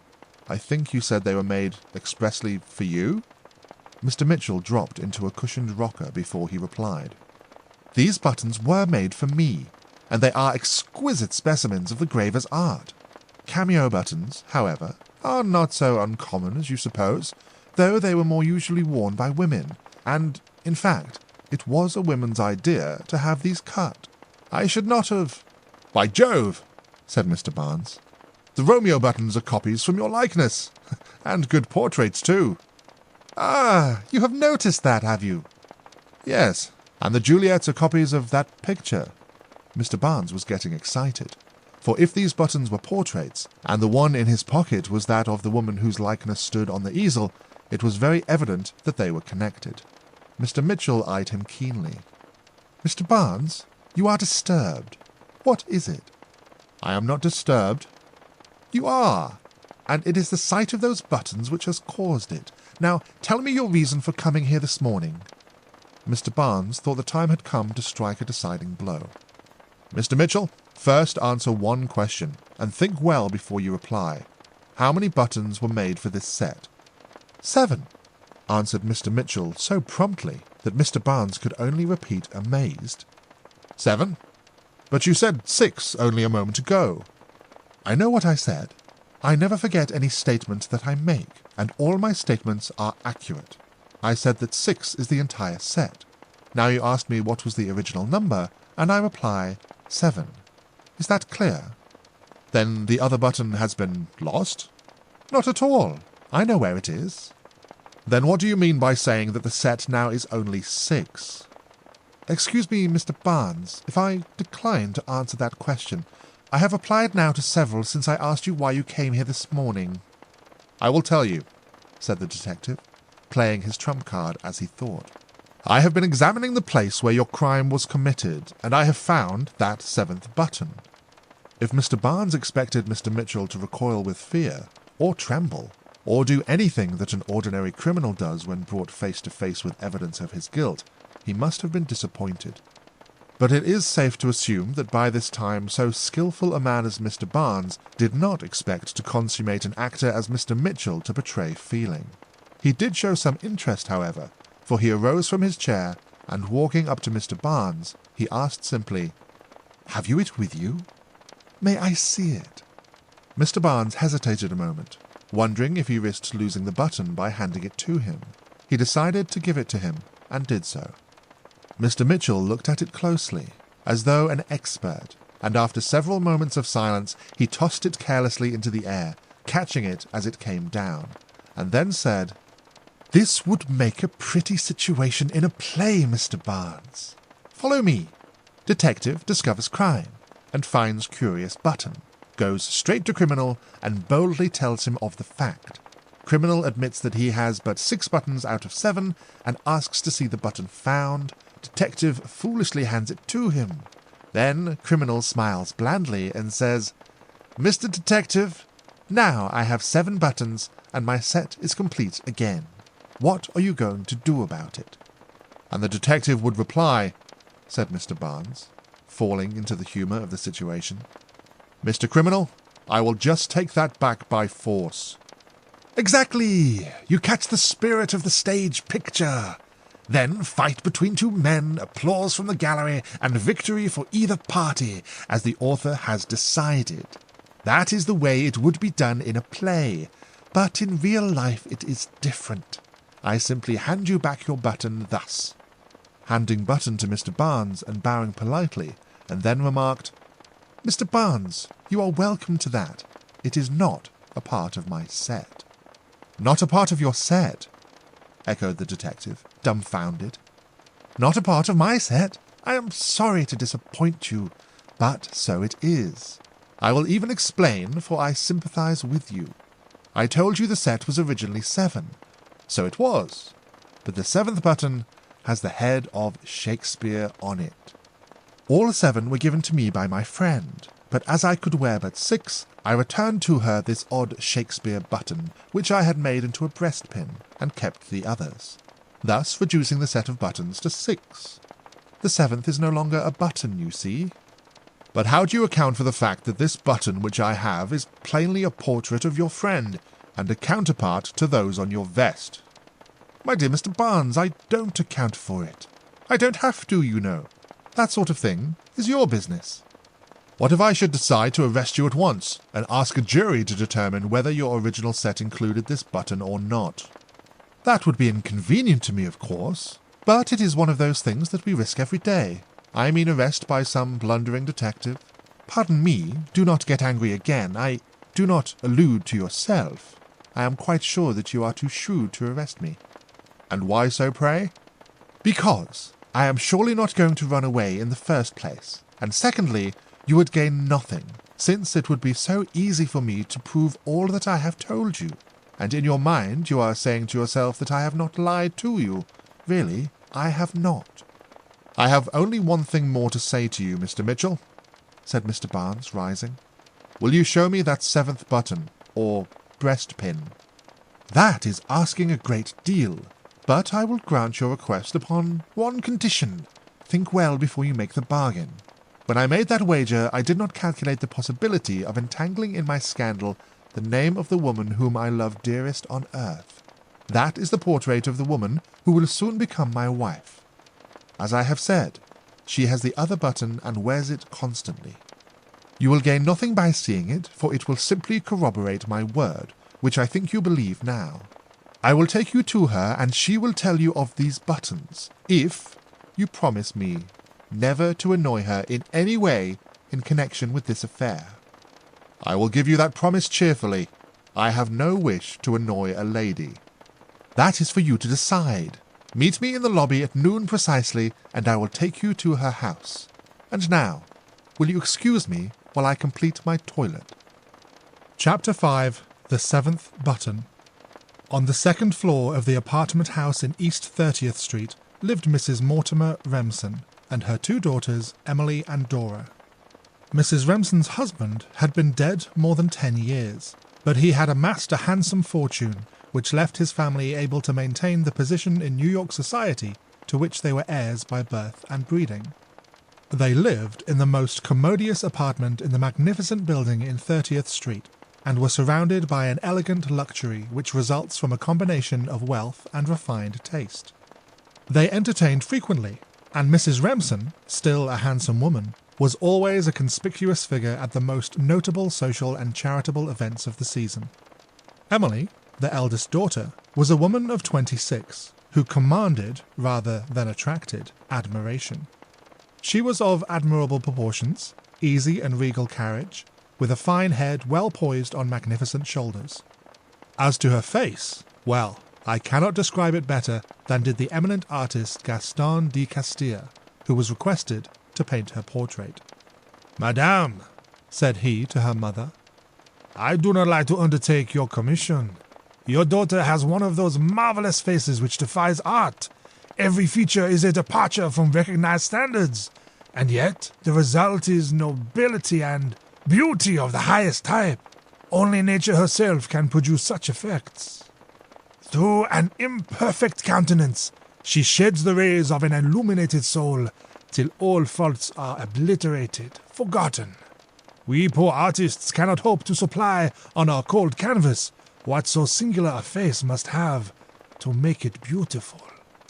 Nevertheless, he did paint the portrait, the one which the detective had seen in Mr. Mitchell's room, and he had succeeded at least in suggesting the marvellous effects of character, revealing itself through the features. Other painters had failed, perhaps because they appreciated less than he what they attempted. This description also gives a hint of the woman herself. A combination of all the softer emotional elements, she dominated self and others by a supreme will. She was rarely disobeyed by suitor or by servant. That she had engaged herself to marry Mr. Mitchell had surprised the entire circle within which she moved, and yet perhaps the secret of his success lay in the simple fact that he had the courage to ask for her, and to do so in a loving but masterful way which plainly showed that he anticipated no refusal or coy hesitancy. His wooing had been of an impetuous whirlwind kind, and he was affianced to her within a month of their acquaintance. It was this fact which had caused the most comment. Mr. Mitchell moved in good society, but he was a newcomer, and now that he had captured the prize of the matrimonial market, all were asking, "Who is he?" a question which none seemed able to answer. He was a southerner, and that single fact had shed about him a halo of attractive light which had blinded the eyes of those who feebly attempted to look deeper. Mrs. Remsen had protested when Emily announced her engagement, but Emily had replied, "Mother, I have given my word," and the discussion was ended. A few moments later, she had affectionately seated herself at her mother's feet, and after tenderly kissing her, whispered, "I love him. He is my king," and then buried her head in her parents' lap. Few women argue against an appeal of that nature. Thus, Emily and Mr. Mitchell became engaged, after which he came and went much as though he were the master of the house. Why not, since he had become the master of its mistress? Dora was her sister's antithesis, save that both were brunettes. She was simply a lovable, docile, impressionable, pretty girl. She adored her mother and worshipped her sister, whom she called the Queen. Dora was only 17. There had been 3 boys born between the sisters, but they had died in infancy. The 2 girls were in the sumptuous parlour of their apartment, Emily lying on the soft lounge, whilst Dora sat near her in a cosy armchair which made her look almost a little girl. "Queen, did you enjoy the opera last night?" asked Dora. "Oh, yes," replied Emily. "But you know, my dear, comic opera is comic opera, and all is said.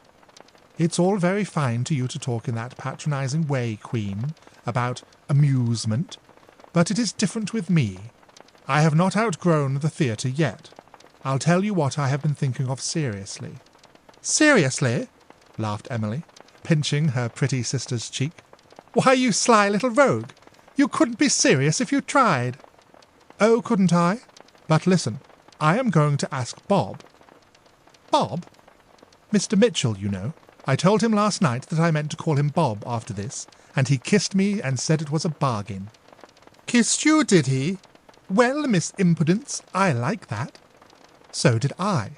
But you need not scold, because you know what Bob says is law. You are as much afraid of him as all the rest of the men are of you. But I haven't told you what I'm going to do. I want Bob to take me with you both, whenever you go to the theatre." "Oh-ho! So that's your little plot, is it?" "Yes. What do you think of it?" "What do I think of it? Now, I shall surprise you. I think it's an excellent idea. I love you very much, my little sweetheart sister, and shall be only too glad to see you have as much pleasure as your heart longs for." "You darling Queen!" And with an impetuous bound, the younger girl was on her knees with her arms around Emily, raining kisses upon her lips. This effusive show of affection Emily received with evident pleasure, for, however dignified she could be in her bearing, leaving the impression that she was cold, in reality she was warm-hearted to a degree which would have surprised the gossips. Nestling her head in the folds of her sister's soft silk gown, thus hiding her face, Dora said timidly, "May I tell you something, Queen?" "Ha! You mischief! What have you to confess now?" "I have invited a man to call here," replied Dora, suddenly raising her head and speaking with a different touch in her tones. "Is that all?" laughed Emily. "Who is the monster? Where did you meet him?" "I have met him several times at afternoon teas. The last time he asked me if he might call, and I told him he could do so this afternoon, when I thought you would be at home. Was it very wrong?" "Well, Dora, I don't think it was exactly proper, but perhaps it may be all right, since you have met him at several of our friends' houses. But what is his name?" "Alphonse Thorette." "A Frenchman?" "Yes, though he speaks English with only a very slight accent." "I don't like Frenchmen. I know it's preposterous prejudice, but I never meet one without thinking him a possible adventurer.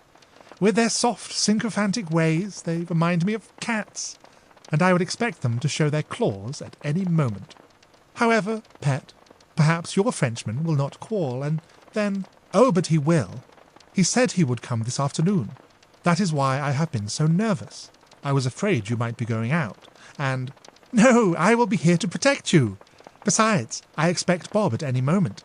He said he would come about noon, and it is after that already. Perhaps that is he now. Yes, 3 rings. Oh, so Romeo and Juliet have signals. But jump up, Queen. He must not catch us lying down, and spooning." A moment later, Mr. Mitchell entered to find both girls seated in the most dignified manner, reading novels. Walking over to Emily, he stooped and kissed her lightly on the forehead, whispering, "My Queen." Next, he patted Dora on the head, as one would pat a child. "Emily, I have taken the liberty of telling a friend of mine that he might call here. You do not mind?" "Why, of course not, Foy." She had made this name for him by eliminating the first syllable of his second name, Leroy. She told him that thus she would call him King, without heralding it to the world. Almost immediately, the bell sounded again, and Mr. Barnes was introduced. Mr. Mitchell presented himself to the two ladies, and then devoted himself to Dora, thus leaving the detective perfectly free to converse with Emily. Being well educated, and having travelled through England early in life, Mr. Barnes soon made himself at ease, and talked like any society man. Presently, Mr. Mitchell took Dora to the window, and stood there looking out and chatting, apparently absorbed and unobservant of the others. Mr. Barnes decided that this was his opportunity. "Pardon me, Miss Remsen, and let the interest of a collector excuse the impertinence of my noticing that beautiful pin which you wear. Cameos, I think, are too little appreciated nowadays. They are passed by, while statuettes bring fancy prices. Yet does it not require exquisite skill to carve so small an object?" "I agree with you, Mr. Barnes, and I am not at all angry with you for admiring my pin. You may look at it if you wish." Saying which, she took it off and handed it to him. It was the facsimile of those which Mr. Mitchell wore as buttons, save that it bore the image of Shakespeare. The cameo was mounted in a gold frame, and, surrounded by diamonds, made a beautiful ornament. "You would never guess, Mr. Barnes, that it was once an ordinary button." Mr. Barnes assumed an expression of surprise as though the idea was entirely new to him. All he said was, "It may have been a button, but surely never an ordinary one." "Well, no, not an ordinary one, of course. I suppose you know that I am engaged to your friend." Mr. Barnes assented with a bow, and Emily continued. "Shortly after we became engaged, I went to Europe, and whilst there I came across a jeweller who produced the most beautiful carvings in cameo and intaglio. I ordered a set made to be used for buttons." "All similar to this?" "Similar, but not identical. This one has Shakespeare's head. The others represent Romeo and Juliet." Mr. Barnes determined upon a bold stroke. Taking the button from his pocket and handing it to Emily, he said quietly, "Here is a cameo of Juliet. Perhaps it may interest you." "Why, this is extraordinary! It is one of my set." "One of yours? Why, have you lost one? How many did you have?" "There were 7, including this one of Shakespeare. The other 6... Here she stopped and coloured deeply. "Miss Remsen, you think that this is one of the original set. If so, of course it is yours, and I should be too glad to restore it to you. But have you lost one?" "Lost one? No, that is, I don't know." She seemed much confused, and looked intently at the button. Suddenly, her whole expression changed, and with her self-possession fully restored, she startled Mr. Barnes by saying, "I am mistaken. This is not one of the original set, yet it is very similar." Mr. Barnes did not know what to think. Did she divine that there might be some danger in admitting that there was a 7th button still?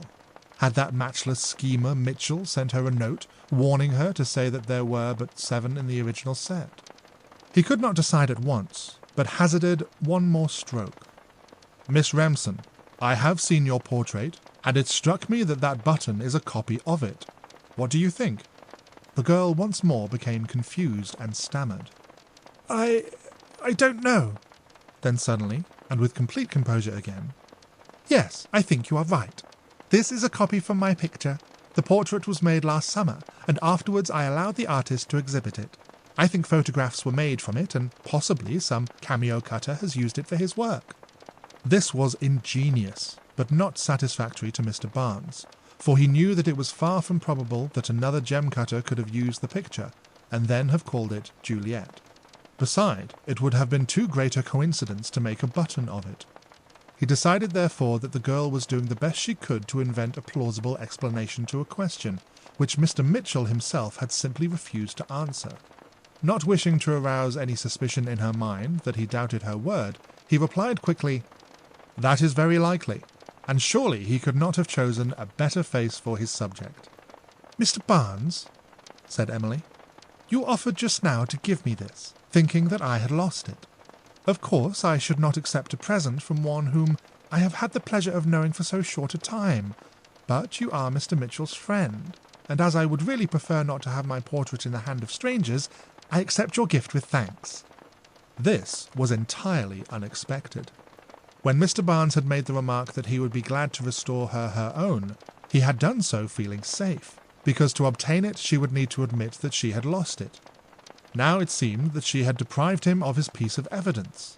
He did not know what to say when Mr. Mitchell walked across to them and remarked pleasantly, "Well, Emily, do you find my friend Mr. Barnes entertaining?"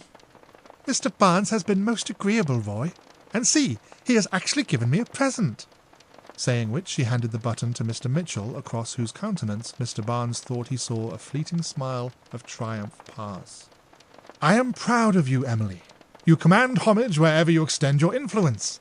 Do you know Mr. Barnes refused to give this cameo to me only this morning? You can guess why I wanted it." "Because it has my picture copied on it?" "Exactly. Mr. Barnes, allow me to add my thanks to those of Miss Remsen.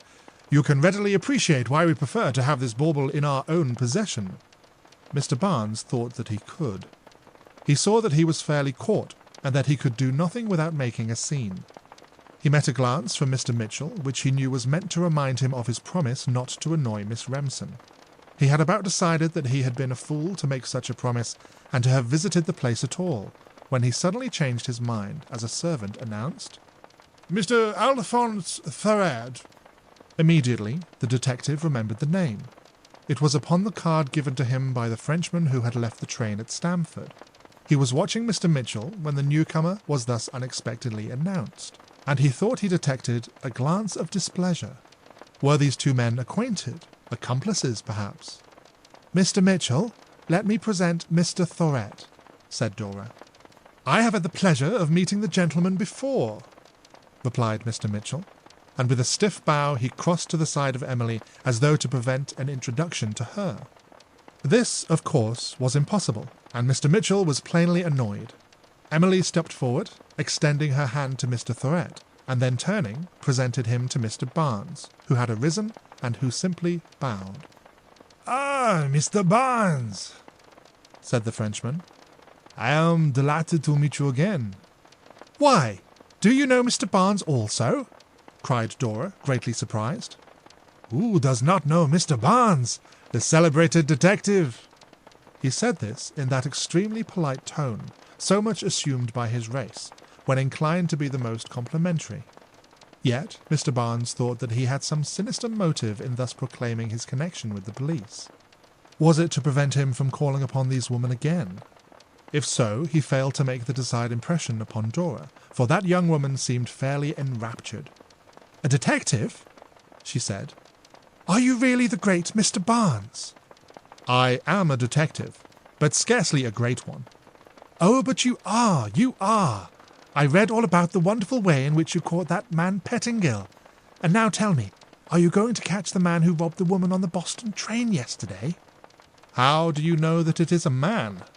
asked Mr. Barnes, amused at her impetuosity, and pleased at the turn taken by the conversation. "Oh, it is not a woman, I am sure of that. I read about it in the papers this morning. I bought 3 as to not miss anything. No woman would have been clever enough to plan it all, and then carry it out so thoroughly." "This is very interesting," said Mr. Thoret.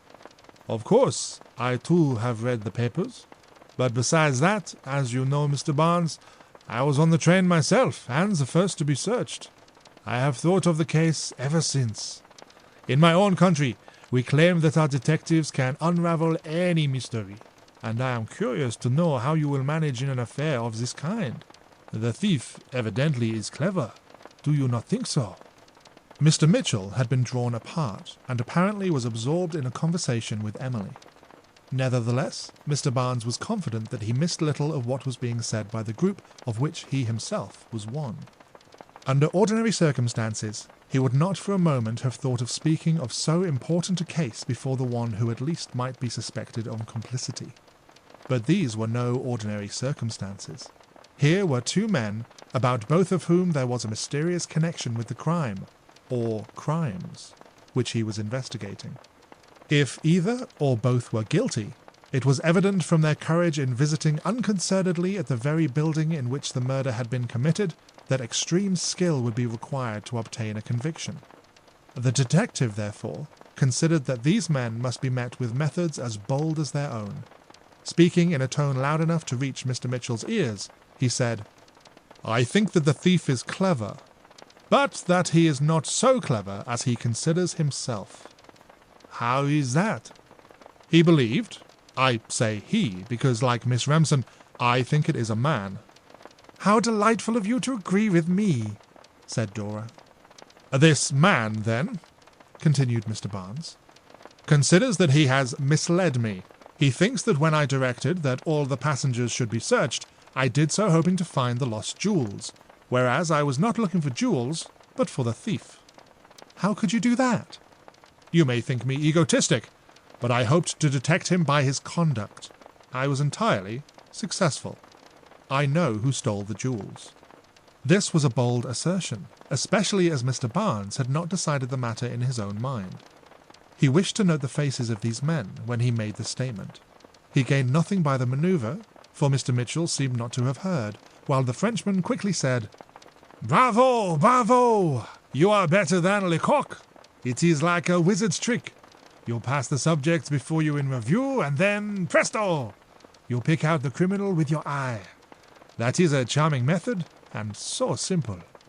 "Mr. Thorett," said Dora, "you are laughing at Mr. Barnes, and that is not good-natured. Mr. Barnes says he knows the thief. I believe him." Pardon. I believe him also. I did not mean to laugh. But tell me, Mr. Barnes, how did the man secrete the diamonds? I suppose they were diamonds, were they not?" "Diamonds, and other jewels. But let me ask you, how would you have hidden them had you been in his place?" This time the shot went home. Plainly the Frenchman did not like the suggestion of being himself the criminal.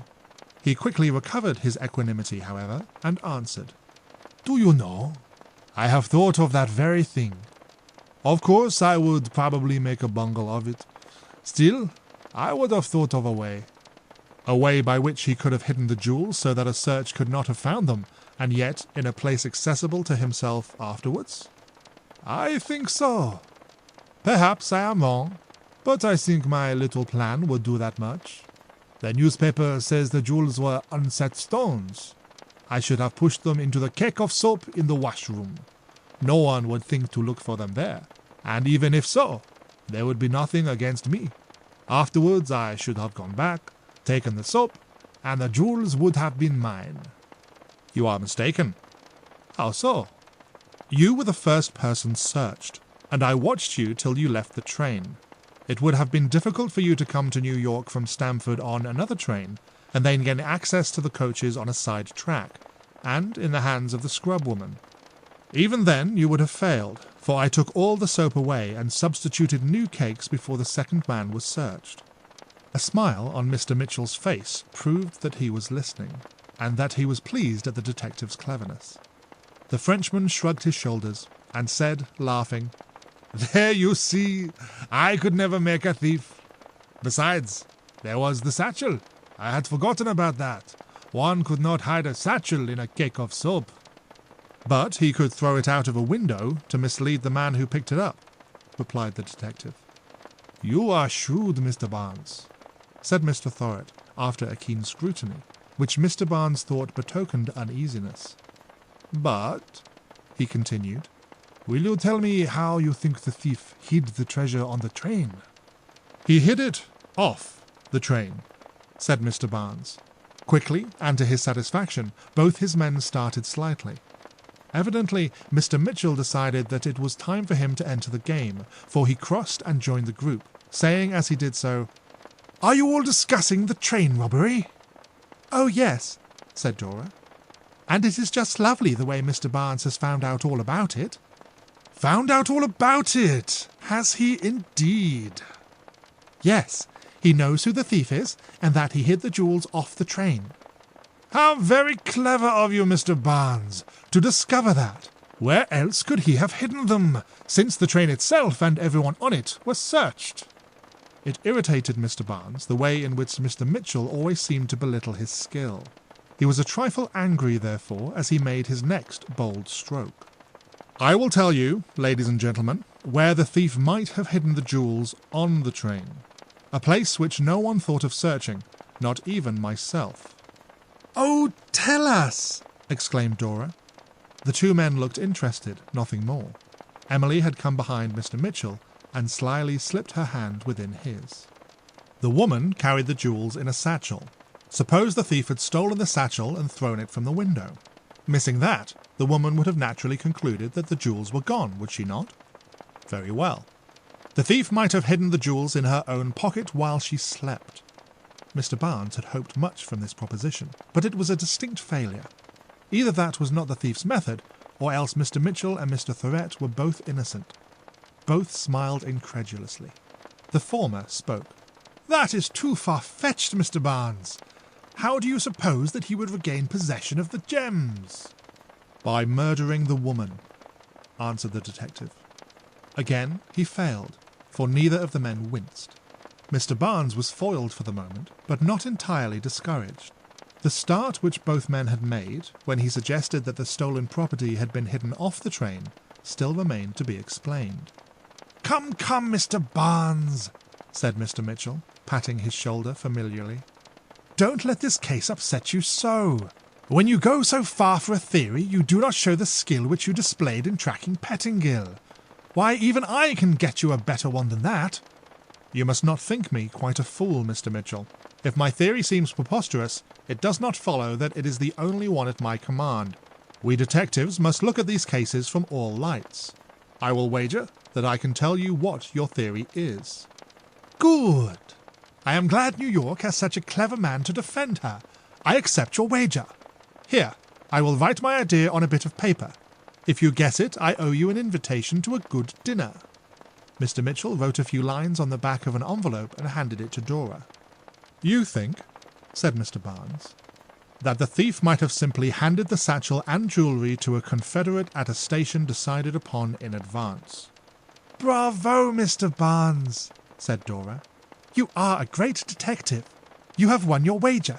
That is what is written here." "I owe you a dinner, Mr. Barnes, and it shall be a good one," said Mr. Mitchell. "Would Mr. Barnes like to win another?" asked the Frenchman with slow distinctness. "I would," said the detective sharply. "Then I will wager with you that if you ever clear up the mystery, you will be obliged to admit that none of the theories advanced is the correct one." "I cannot accept that bet," said Mr. Barnes slowly, "because I am sure that we have not mentioned the true method adopted." "Ah, you have another theory?" Mr. Thorett almost sneered. "I have, and it is the correct one," retorted Mr. Barnes. "But I prefer not to disclose it." "I think you are quite right, Mr. Barnes," said Emily. "In fact, knowing you by reputation as a man of great shrewdness, I have not thought that you were telling us your true ideas. It would have been foolish to do so." "Perhaps, though sometimes what seems foolish may be wise." "Quite true. And now, gentlemen, I regret the necessity of dismissing you, but I have a ball on hand for tonight, and I must beg you to excuse us, that we may prepare for it. You know, in the fashionable world we train for a ball, as athletes do for their sports. You will forgive my sending you away." This was her way, and men never resented it. They simply obeyed. Mr. Barnes was delighted that both the other men would leave with him. He had prepared a trap for Mr. Mitchell, but now he would entice two birds into it. It must not be supposed from what has been related that Mr. Barnes had lost any of his old-time skill. That he did not yet quite understand the case upon which he was working is little to be wondered at when it is remembered that less than 2 days had elapsed since the robbery had occurred, and that a great part of this time he had necessarily been absent from the city upon another case. After his disappointment at discovering that the button which he had found was less valuable than he had first supposed, he had decided upon a mode of procedure from which he hoped to gain much. He had seen many men flinch when brought unexpectedly into the presence of their murdered victim. He knew that many in a fit of passion or even in cold blood might have the nerve to take human life. Few resisted a shudder when shown the ghastly, mutilated, perhaps decomposing corpse. When he left the hotel that morning, it was about 10 o'clock. Whilst he had been convinced by Mr. Mitchell that the button found at the scene of the murder was not one of the original set, or rather that it could not be proven that it had been, he was equally satisfied that the fact that it presented a portrait of Miss Remsen was significant. Thus, after all, it was possible that Mr. Mitchell had murdered the woman, or at least he had visited the apartment. In either case, supposing that he knew the woman was dead, it would be idle to take him up 3 flights of stairs to confront him with the body, for that would give him ample premonition of what was about to occur, and he would readily control his countenance. This is what the detective did. He went at once to the coroner, and told him enough to have him render his assistance. Therefore, during the time which had elapsed, the coroner had impanelled a jury, taken them to the scene of the crime, and then adjourned the inquest, leaving the doctors to perform the autopsy. The body had been taken down to a room on the first floor, which opened directly on the main hall. Here it was laid out upon a table, so placed that the gaping wound and now hideous face would at once meet the gaze of anyone entering. The doctors had been instructed to postpone their work until the arrival of the detective. Thus, Mr. Barnes knew, as he led the way downstairs, that his trap was set. As they reached the main hall, he spoke. "Gentlemen, I am about to ask a favour of you. You were both on the train when the robbery was committed. There is a question in relation to it which I should like to ask both of you, and hear each answer separately. Would you oblige me?" "With pleasure," said the Frenchman. "I have already told you that you may ask me any questions," said Mr. Mitchell. "Thank you." Turning to the hall boy, who of course had been taught his part, he continued, "Can we find a room where we can talk privately for a few minutes?" "Yes, sir. Step this way." And the boy led them towards the one where the corpse lay. "Mr. Mitchell," said Mr. Barnes, "will you wait a few minutes? I will not detain you long." Mr. Mitchell bowed, and the Frenchman followed the detective into the room, the boy closing the door after them. Nothing was to be seen save the table bearing the body, the doctors being hidden in a room beyond. Mr. Barnes stopped near the corpse and simply gazed steadfastly at Mr. Thorett, who in turn looked intently at the murdered woman. Not a muscle moved to show any agitation. Mr. Barnes waited, but apparently nothing was to happen. Yet he was determined that the other should speak first, that he might draw some deduction from his words. Therefore he maintained a stolid silence. 2 minutes passed, which seemed an age, and then the Frenchman gave the detective a genuine surprise. Looking him straight in the eyes, he said in the coolest tones imaginable, "How did you discover that I am a physician?" "I don't understand you," said Mr. Barnes, not knowing what the man was aiming at. "Mr. Barnes, you brought me into this room, saying that you wished to ask me a question. When I entered and saw this corpse, I knew at once that your pretended questioning was a subterfuge. I wondered why you brought me in here, and whilst thinking it out, I kept silent. So have you. Very good.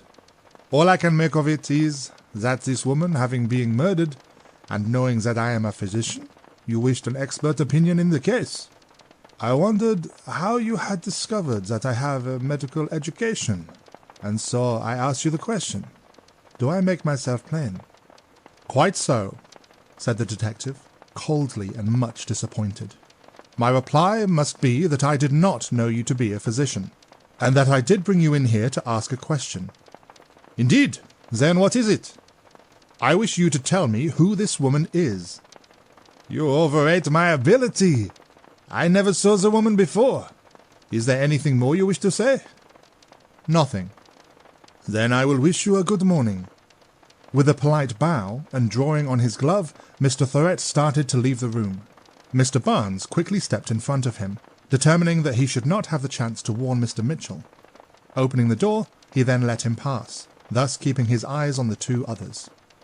Mr. Thorett bowed formally to Mr. Mitchell, and passed out. Then the latter followed Mr. Barnes into the presence of the dead woman. If Mr. Thorett was undisturbed at the sight which met him, it was not so with Mr. Mitchell. He had scarcely observed what was before him than with an ejaculation of horror he stepped closer to the corpse and exclaimed, "My God, Mr. Barnes! What does this mean?" "What does what mean?" Mr. Barnes said quietly.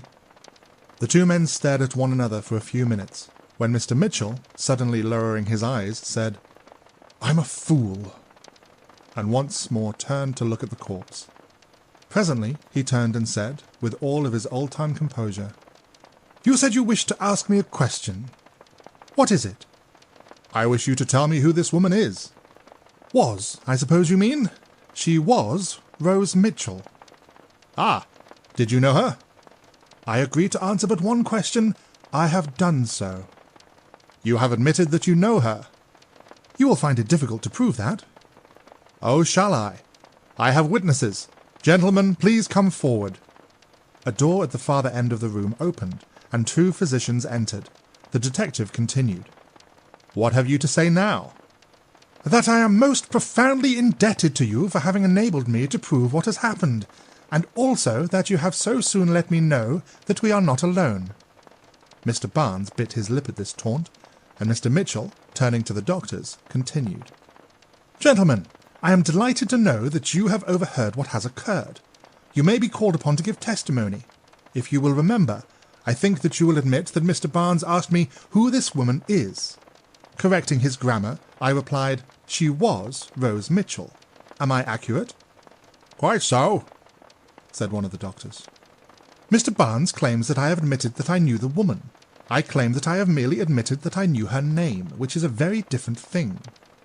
"You admitted more than that," said the detective testily, "for you must have known more than her name to be able to give a name to this dead body." "You are quite right, Mr. Barnes. I must also have known her face.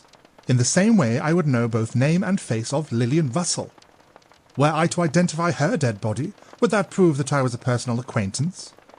"Certainly not. But you cannot claim that this woman was known to you in that way, for she was not a public character." "How do you know that?" "Well then, was she?" "That is another question, and I decline to answer it, at least before witnesses. If you will walk with me as far as my hotel, I will do the best I can to explain to you how I could identify this corpse without having been acquainted with the woman herself." "Of course I will go with you, for explain this you must."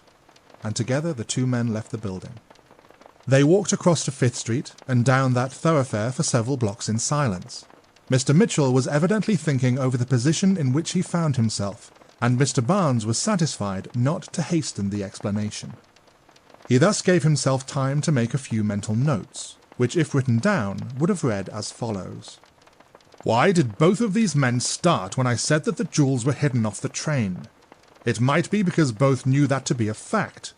If a fact, Thorett might have known it because he himself may be the thief.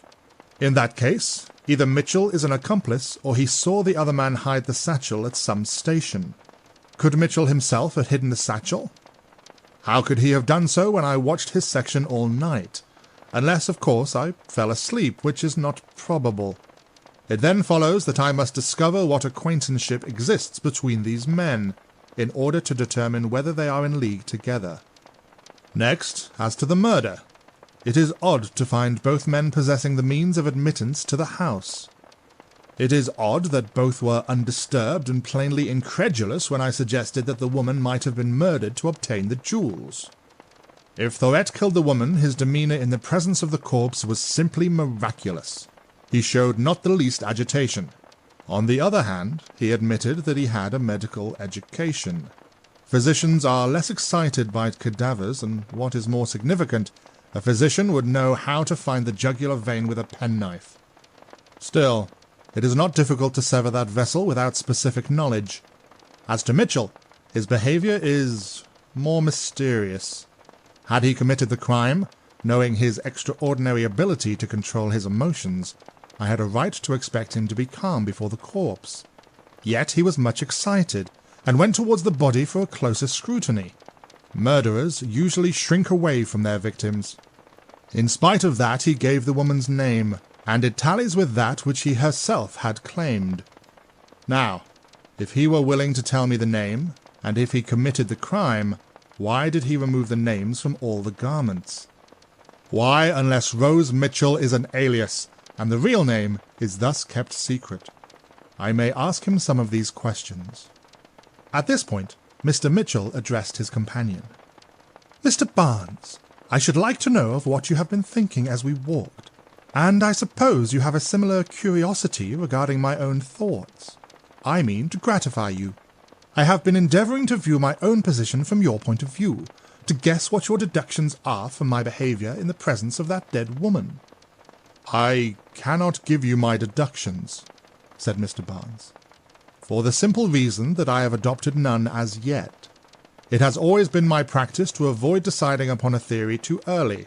A detective with a theory will invariably be tempted to work to prove his assumption.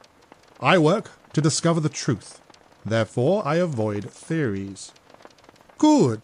I see that my opinion of detectives, as expressed in the conversation which you overheard, must be modified. I still think I am right in the main, but you are an exception to the general rule. Mr. Mitchell, I don't care for compliments. You are at present in a very suspicious position. You said you could explain how you were able to identify that woman. I will do so. First, let me state that I never saw her but once before in my life. The story is very short. I have been in this city less than 2 years. I became engaged to Miss Remsen last winter. About a month later, I received a letter signed Rose Mitchell, which informed me that the writer could divulge a secret in relation to my family, which would cause Miss Remsen to break with me. A price was named for silence, and a photograph enclosed that I might be able to recognize the woman, for she boldly announced that she would call in person for the money. She did so, and I have never seen her again till today. Can you prove this story? I will show you the letter and the photograph if you will come with me to the Garfield safety vaults. I will go with you at once. Did you pay the money demanded? I did. Do you not know that it is suspicious for a man to submit to blackmail? It tends to prove that he is in the blackmailer's power. That is correct. I was in this woman's power. That is a serious admission, now that she has been murdered. I know it, but here we are at the vaults. The two men entered the building, and Mr. Mitchell obtained the key to his compartment. He never took it away from the place, for he thought it safer in the keeping of the officers of the vaults. Descending into the great strong room, he took a tin box from his drawer, and then went into a little private room provided with a table and chairs. Opening the box, he took out several packages which he laid on one side. Amongst these, the detective was amazed to see a red Russia leather case, bound around with a strap, upon which appeared the name Mitchell in gold letters. Could it be possible that this was the case containing the missing jewels? Ah, here it is, said Mr. Mitchell. Here is the photograph. He handed it to Mr. Barnes, who saw at once that it was the picture of the dead woman. And here is the letter. Shall I read it to you? Mr. Barnes assented with a nod. His thoughts were mainly upon the red leather case. Mr. Mitchell read aloud. Mr. R. Mitchell, dear sir, you will be surprised to receive this from one of whom perhaps you know little, but who knows much concerning your family. So much that were she to tell all she knows, your high-toned sweetheart would send you adrift in a jiffy. Some say that silence is golden, so it must be in this case. If you wish me to keep silent, you must be ready to pay me $10,000 on Thursday night, when I shall call for it. I send my photograph, that you may know I am the writer when I call. You see, I am not afraid to do this, because if you call in the police, I will simply tell my story and you will be ruined. I may go to jail, but that does not worry me much, as there are worse places. So be ready to receive me on Thursday night. Yours truly, Rose Mitchell. Mr. Mitchell handed the above to Mr. Barnes, who read it over carefully, examining the envelope and the postmark, both of which proved that the letter was genuine and a year old. "Did you give her the amount demanded?" asked Mr. Barnes. "I must explain what I did. When I received that letter, it was plain that there would be nothing to lose by receiving the woman and hearing her story. I determined not to give her any money. Therefore, when she called, of course I did not have any such sum. After listening to her, I changed my mind.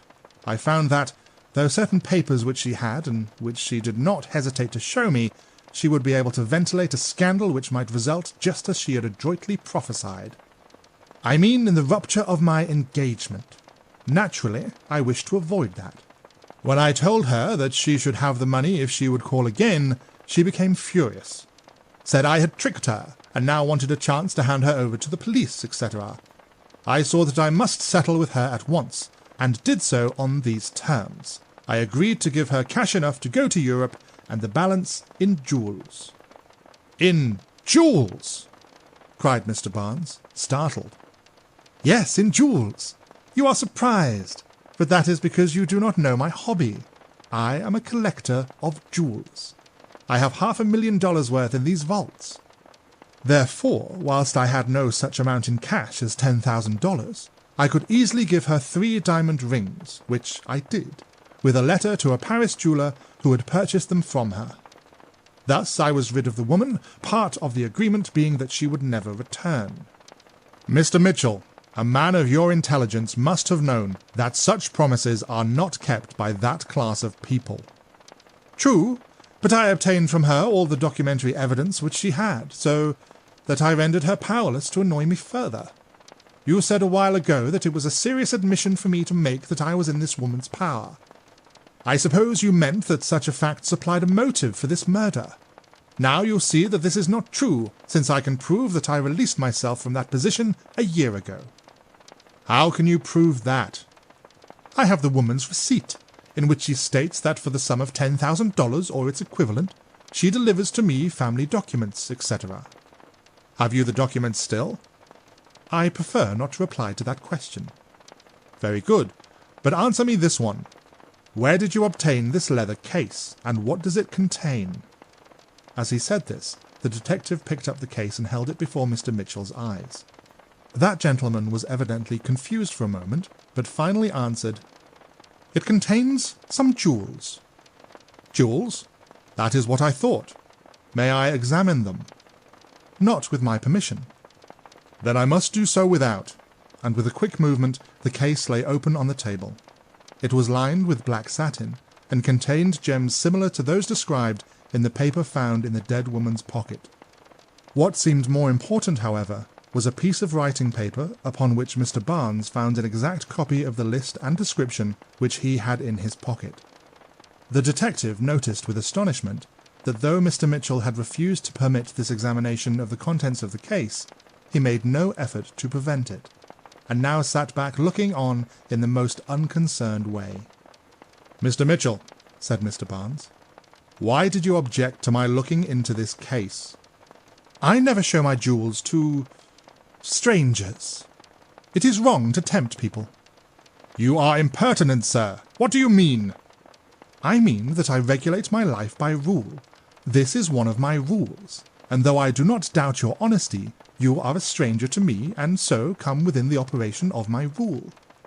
"Your cool impudence will not avail you in this instance. These are the stolen jewels." "Indeed? Do you discover that, as you claim to have detected the thief, simply by looking at them?" Mr. Mitchell assumed that sarcastic tone which had several times irritated the detective. "Have done with child's play," said Mr. Barnes. "I have a list of the lost jewels, and this case with its contents accurately matches the description. What is more, this list in your possession is the facsimile of the one which I have in my pocket." "Ah, now we come to tangible facts and leave the realm of psychology," said Mr. Mitchell, leaning forward with evident interest. "Let me understand this. You have a list of the stolen jewels. That paper is a facsimile of this one here. The description too tallies with the case and jewels. Is that right?" "That is quite right. Now can your remarkable inventive faculty fashion a story to meet this emergency?" "Mr. Barnes, you do me an injustice. I am no romancer. That is the difference between myself and the criminal class with which you deal. Those poor devils commit a crime and depend upon a sequence of lies to clear themselves. On the contrary, I follow this rule. Refuse to answer all questions or else answer truthfully. Now, in this case there are some points, as puzzling to me as to yourself. Them I shall not attempt to explain. One of them is how you can possibly have a duplicate list of my jewels, for these are mine, I assure you. Here is the list, said the detective, taking it from his pocket and comparing it with the other. And by heavens, he continued, the writing is the same.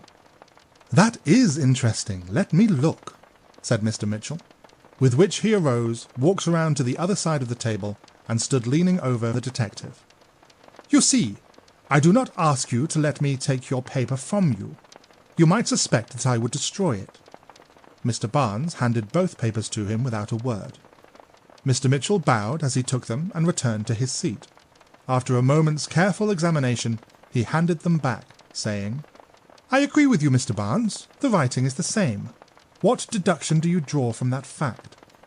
What deduction? Why, I found this description of the stolen jewels in the pocket of a dress belonging to Rose Mitchell. What? Do you mean to say that she was the woman who was robbed? The blank amazement upon Mr. Mitchell's face disconcerted Mr. Barnes, for if he did not know this, the mystery seemed deeper than ever. Do you mean that you did not know it? Asked Mr. Barnes. How should I know it? This caused a silence. Both men stopped a moment to consider the situation.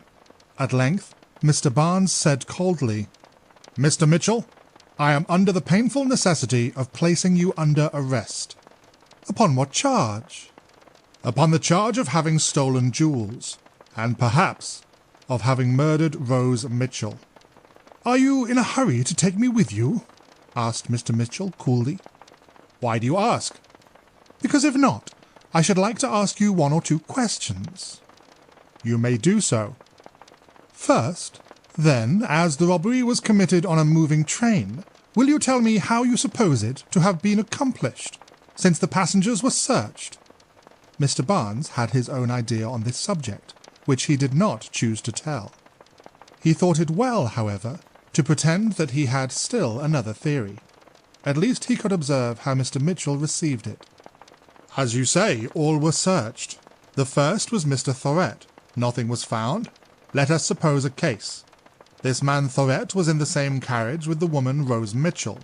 When the train stopped at Newhaven, suppose that he took the satchel, left the train, and passed it to you through the window of your section, thinking that only his carriage would be searched. After his own examination, he left the train at Stamford. Why may he not have tapped upon your window and received back the satchel?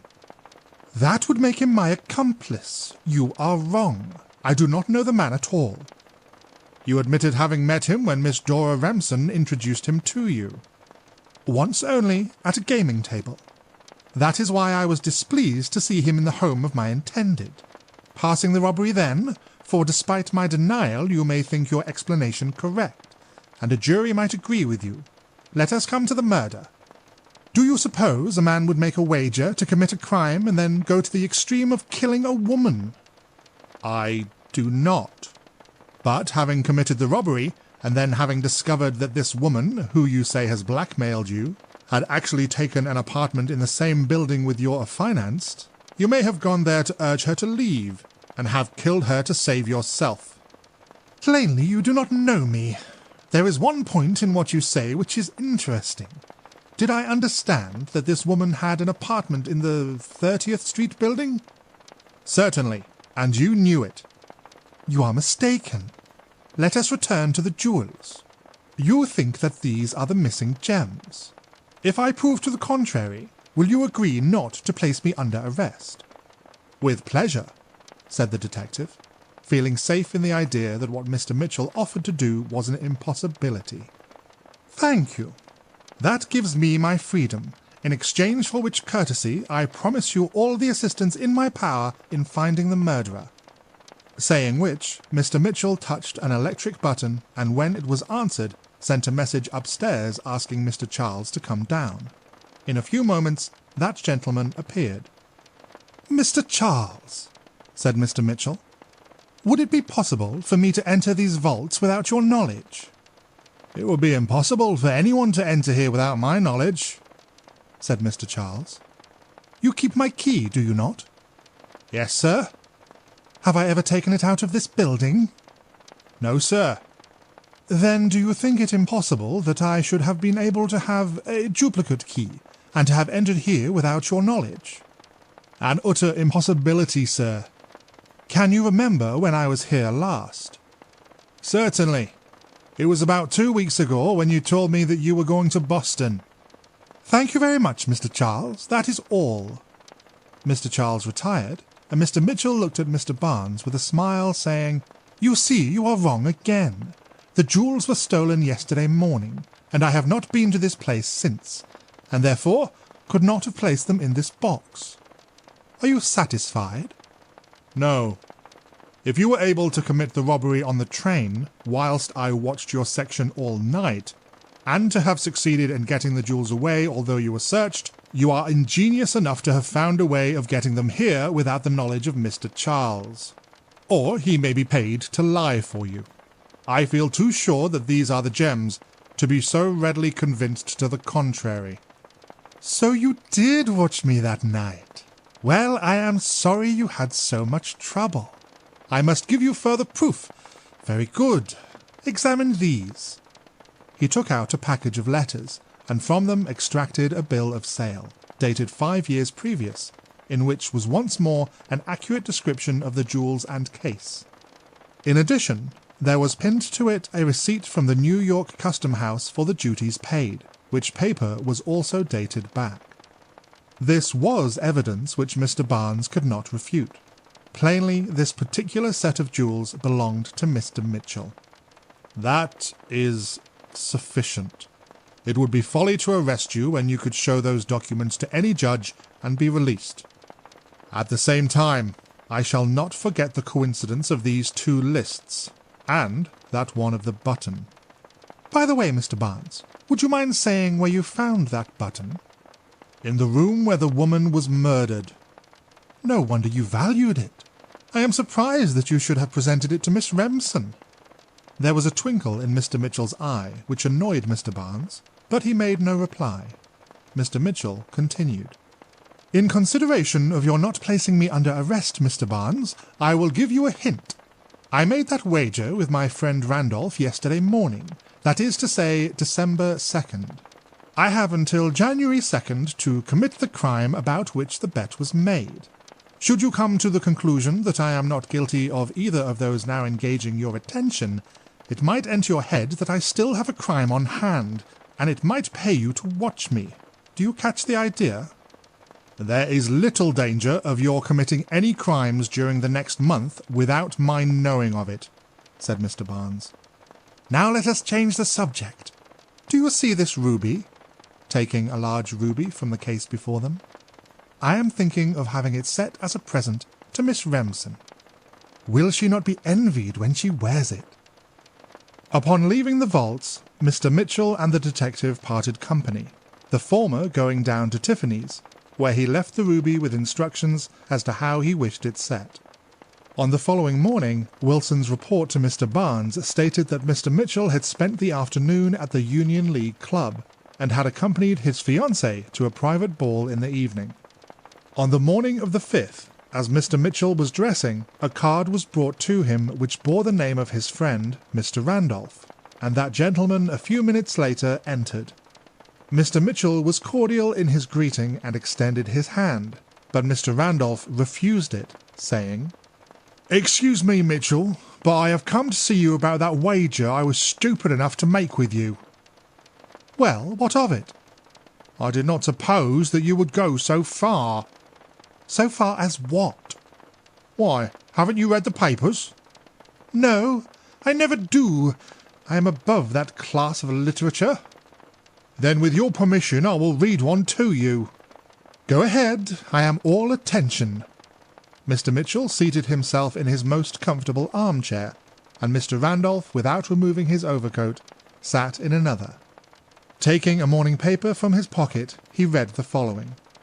"The inquest upon the body of the mysterious woman found murdered in the 30th Street apartment house was resumed yesterday at the coroner's office. Mr. Barnes, the well-known detective, testified that he had been upon the Boston Express at the time of the robbery of the jewels, that he had an interview with the woman at which she gave the name Rose Mitchell, and made an appointment with him at her residence. He called at the time agreed upon, 9 o'clock in the morning of the 3rd, and discovered her lying in bed with her throat cut. One singular fact, brought about by the detective's testimony, is that the woman's name had been deliberately cut from every garment. This may indicate that Rose Mitchell is an assumed name. The doctors who performed the autopsy declare it as their opinion that the woman was attacked while she slept. Otherwise, there would have been more bloodstains found, as the jugular vein and carotid artery were both cut. They think that the assassin used an ordinary pocket knife, because the wound, though deep, is not very large. A curious story was obtained from the janitor. The woman Mitchell had been in the house about 3 weeks. She was not a tenant, but occupied the apartment of Mr. and Mrs. Comstock, who were absent in Europe. The woman gave him a letter purporting to be written by Mrs. Comstock, instructing the janitor to allow the bearer to occupy the apartment until suited elsewhere, and also asking that the janitor's wife would see that she had proper attendance. The janitor did not doubt the authenticity of the letter, but it now appears from the testimony of a relative of the Comstocks, who is well acquainted with Mrs. Comstock's writing, that this letter is a forgery. After a little further evidence of no special importance, the inquest was adjourned until today. It is plain that the detectives are all at sea in this case. A startling piece of evidence has now been obtained by a reporter, which may serve as a clue. It is no less than the discovery of the lost jewels. It will be remembered that Mr. Barnes was on the train and ordered that the passengers should be searched. Nothing was found, from which it seemed safe to presume that there were 2 persons connected with the theft. One of these secured the plunder and handed it through the window of the car to his accomplice outside. A reporter went over the route yesterday, beginning his investigation in New Haven. He went the rounds of the hotels, endeavouring to discover if any suspicious person had been noticed in the city. At one of the last which he visited, which is about 5 minutes' walk from the railroad depot, the clerk remembered a man who did act strangely.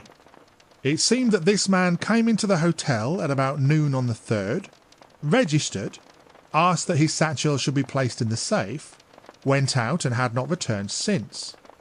The reporter at once guessed that this was the missing satchel, and so stating, the chief of police was sent for, and in his presence it was opened. In it was found a red Russia leather case containing unset jewels of such size and lustre that one can well believe they were worth $100,000 as claimed. That these are the missing gems is plainly indicated by the fact that the jewel case had the name Mitchell stamped upon it. Unfortunately, there was nothing about the satchel or in it which gives any clue to the thief himself. The clerk, however, remembers him distinctly, and from his description the detectives hope soon to have him under lock and key. What have you to say to that, Mitchell? Why, it is just that kind of thing that made me give up reading the newspapers. Sensational description of a mysterious robbery and murder. Yet, if one reads the papers, he must submit to that almost every day. Do you mean that this particular case has no interest to you? Why should it interest me? Because I happened to be on the train and was compelled to submit to being searched by an order from a blundering detective? There is more reason than that for attracting your attention. Any man with a grain of sense, and with the knowledge of your wager, must see your hand in this. In which? The robbery or the murder? My God, I don't know. You and I have been the best of friends ever since we first met. I have stood by you and believed in you, in spite of all that your enemies have said against you. But now... Well, I don't know what to think. You bet me that you would commit a crime. In a few hours, there is a robbery. And a little later, a woman is killed in the very house where the Remsons lived. It is known, there is another account in another paper here, it is known that you were in that house for an hour after 11:30 at night, and that whilst you were there, a woman was heard to scream from that apartment where the corpse was found. Then here they find the jewels, and the case has your name on it. The woman's name, you mean? The paper made that deduction, I think. That is true. I did not think of that. Of course it was her name, but don't you see I am all muddled up and excited?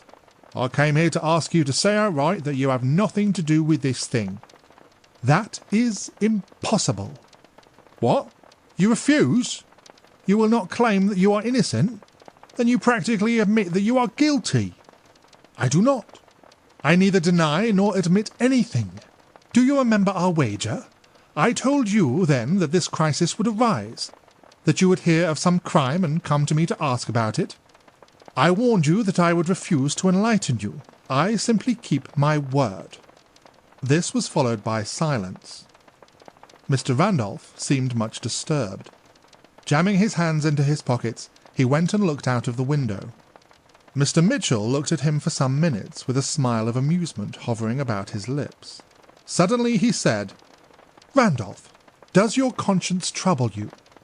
"Most decidedly," answered his companion sharply, turning towards him. "Why not go and unburden your soul to the police?" "I think it is my duty to do so, but I feel like a coward at the idea. It seems like betraying a friend." "Ah, you still count me your friend. Then, my dear friend, for I assure you I value your goodwill, I will show you how to act as to satisfy your conscience and yet not injure me." "I wish to heaven you would." "Nothing easier. Go to Mr. Barnes and make a clean breast of all that you know." "But that is betraying you to the police." "No, Mr. Barnes is not the police. He is only a private detective. If you remember, he is the very one about whom we were talking when the wager was made. You were boasting of his skill. It should satisfy you then to have him on my track, and it will satisfy me if you agree to talk with no other. Is it a bargain?" "Yes, since you are willing. I must tell someone in authority. It is impossible for me to withhold what may be the means of detecting a criminal." Mr. Randolph, upon leaving the hotel, went in search of Mr. Barnes. Meanwhile, that gentleman was holding a conversation with Wilson. "You say," said the detective, "that Mr. Mitchell gave you the slip again yesterday afternoon?" "Yes. He doubled so on his tracks on the elevated road that at last he eluded me, getting on a train which I failed to board. You see, it was impossible to tell, till the moment of starting, whether he would take a train or not. He would mix with the crowd and seem anxious to get on, and then at the last minute step back. I had to imitate him at the other end of the coach. Finally, he got on just as the guard at my end slammed the gates." "This was at 42nd Street?" "Yes, he took the down train." "Did he notice you in any way?" "I suppose so, but no one would have guessed it. He appeared entirely ignorant of the fact that he was followed, as far as watching me was concerned." "You are not to blame.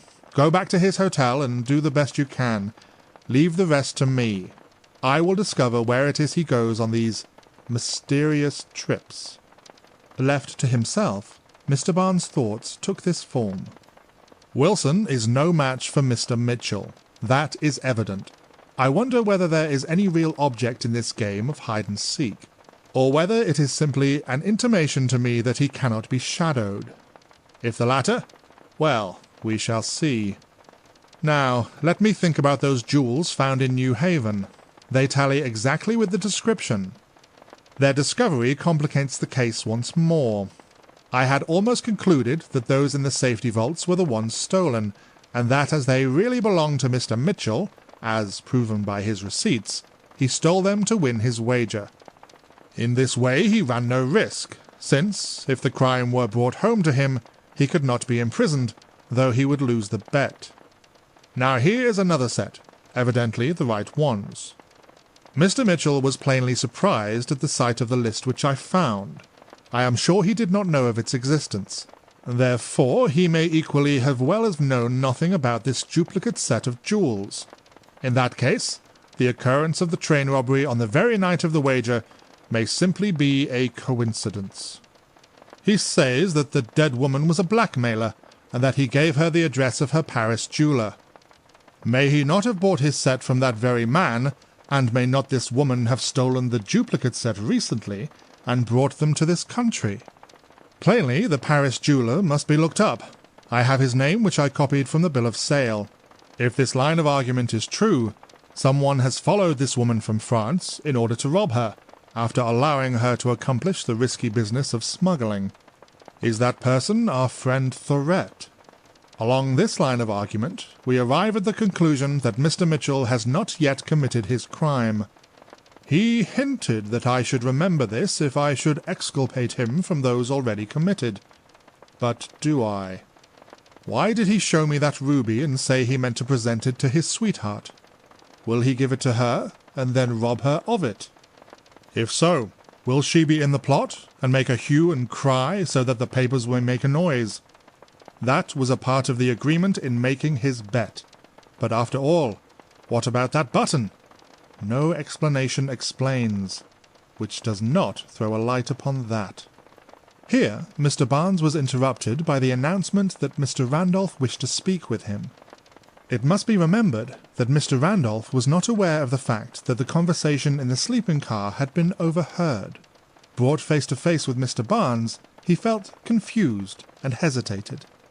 "Mr. Randolph, I believe," said the detective, glancing at the card which had been sent in. "Be seated. You have come to see me about this Mitchell case?" The rising inflection with which the last word was spoken seemed almost unnecessary to Mr. Randolph. For if the man could ask such a question, he might as well have made it a positive statement. This assumption of knowledge made him more than ever confident of the skill of detectives, and especially of the one before him.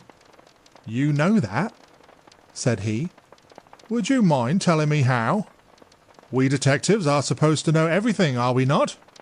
This was said with an affable smile, but the answer plainly indicated that Mr. Barnes preferred not to be interrogated. Mr. Randolph therefore concluded to hurry through with his unpleasant business. "Mr. Barnes, I have a confession to make, and I must interrupt you to remind you that whatever you say is unsolicited, and that if you incriminate yourself, the evidence will be used against you. Thank you for your warning, but I have come here that I may not be incriminated. The facts in brief are simply these." Then he narrated as accurately as he could recall them all the circumstances in connection with the wager. Mr. Barnes listened, as though it was all a new story to him. He even jotted down a few notes on a bit of paper as though for reference. At the conclusion, he said, "This is a most astounding tale, Mr. Randolph. It is very difficult to believe that a man like Mr. Mitchell, who certainly seems to be a gentleman, would undertake to become a criminal simply to win a sum of money. Now, you must have been thinking this over, and if so, you have some explanation to offer. Would you mind telling it to me?" "I shall be glad to do so." Mr. Randolph spoke eagerly. In his heart he was fond of his friend, and therefore his theory was one which, in a measure, would excuse him. He was delighted to have the chance of confiding his views to the detective. "You see," he continued, "it is one of the most difficult things in the world to say who is, and who is not, perfectly sane. Some experts contend that 9/10 of the people in the world are affected by mania in some form or another.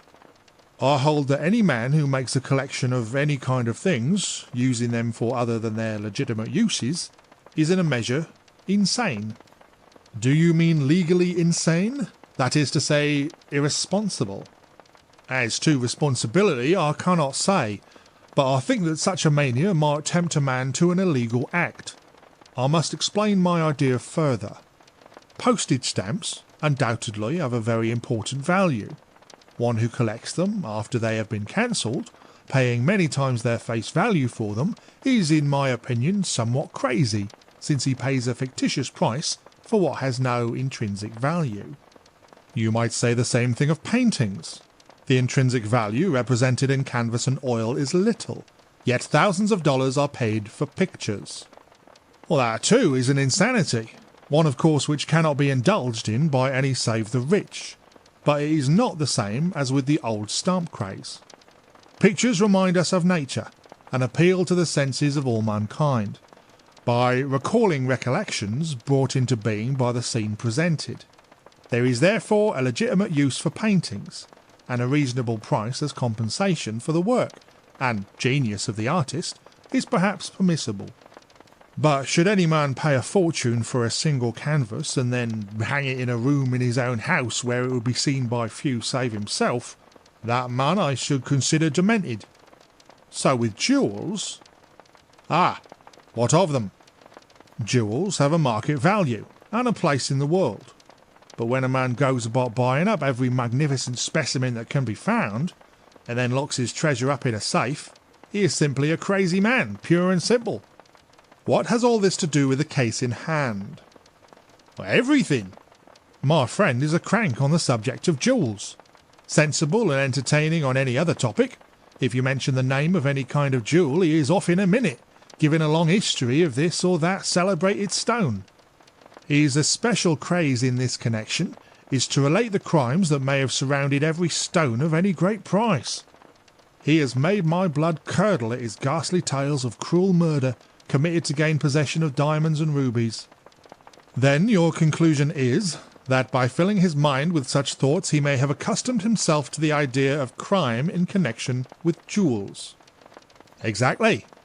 The worst of it is that we may become habituated to anything. For instance, all ordinary men are abashed in the presence of the dead. No matter how strong-minded a man may be, or how much he may scoff at the idea of ghosts and the like, he will prefer company if he must sit up with a corpse. More than that, the slightest sound in the room, as the moving of the ice in the icebox, will cause a shiver to pass through him. Yet physicians who study frequently in the dissecting room come to have that contempt of a dead body that a butcher has for the meat which he sells. Your argument is not bad, Mr. Randolph. It is not impossible that your friend might be generous and gentle, and yet with a mania for the possession of jewels, and with a knowledge of all the crimes that have been committed to gain them. The temptation to kill or steal would perhaps become overpowering, where his passion sees an opportunity to be satisfied. It is an odd world. Do you think that in a case of that kind, the man would be excusable on the plea of mania? Legally, I mean. Well, no, I do not. Psychologically, I admit that you may be correct, and I can sympathize with a man who became a criminal in such a way. But legally, he would be culpable. At least, I think so. The question to be answered is, did your friend steal those jewels? You slept with him that night. What do you think? I don't know what to think. He could not have left the berth without climbing over me, and though I sleep soundly, that ought to have awakened me. Then besides, if he did get out and take the things, where could he have hidden them? And how did they get to Newhaven? By the way, I suppose you have the description of the man who left the satchel at the hotel? Does it tally with that of my friend? I can't say. It is rather vague. The clerk says the man was of medium size, with red hair and beard, whilst the porter who saw him also is equally positive that he had black hair and no beard. The last fits Mr. Mitchell better than the first, but it is a description which would do as well for 1,000 men found in a walk along Broadway.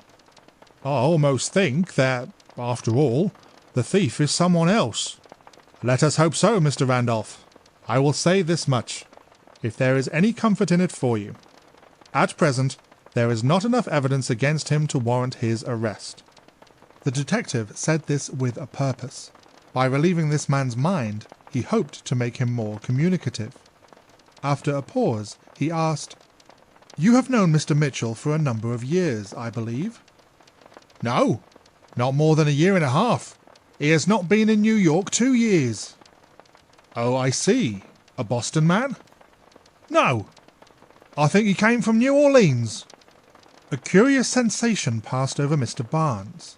There is a superstitious belief, much esteemed by many, that a shudder or chill of this character means that someone is walking over the spot where the person affected is to be buried.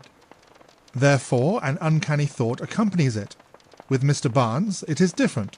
He is free from all such notions, yet insensibly he is moved when this occurs to him, because it has so often happened that at the time he just hit upon a clue. Therefore he stopped to consider. All that Mr. Randolph had said was that Mr. Mitchell, he thought, had come from New Orleans. In a moment it flashed across Mr. Barnes's mind that the dead woman had told him that she had lived in New Orleans. Was there any significance in this fact? Did the man and the woman know each other in the southern city? How do you know that he is a southerner? Asked Mr. Barnes. Oh, that was easily discovered by his accent, replied Mr. Randolph.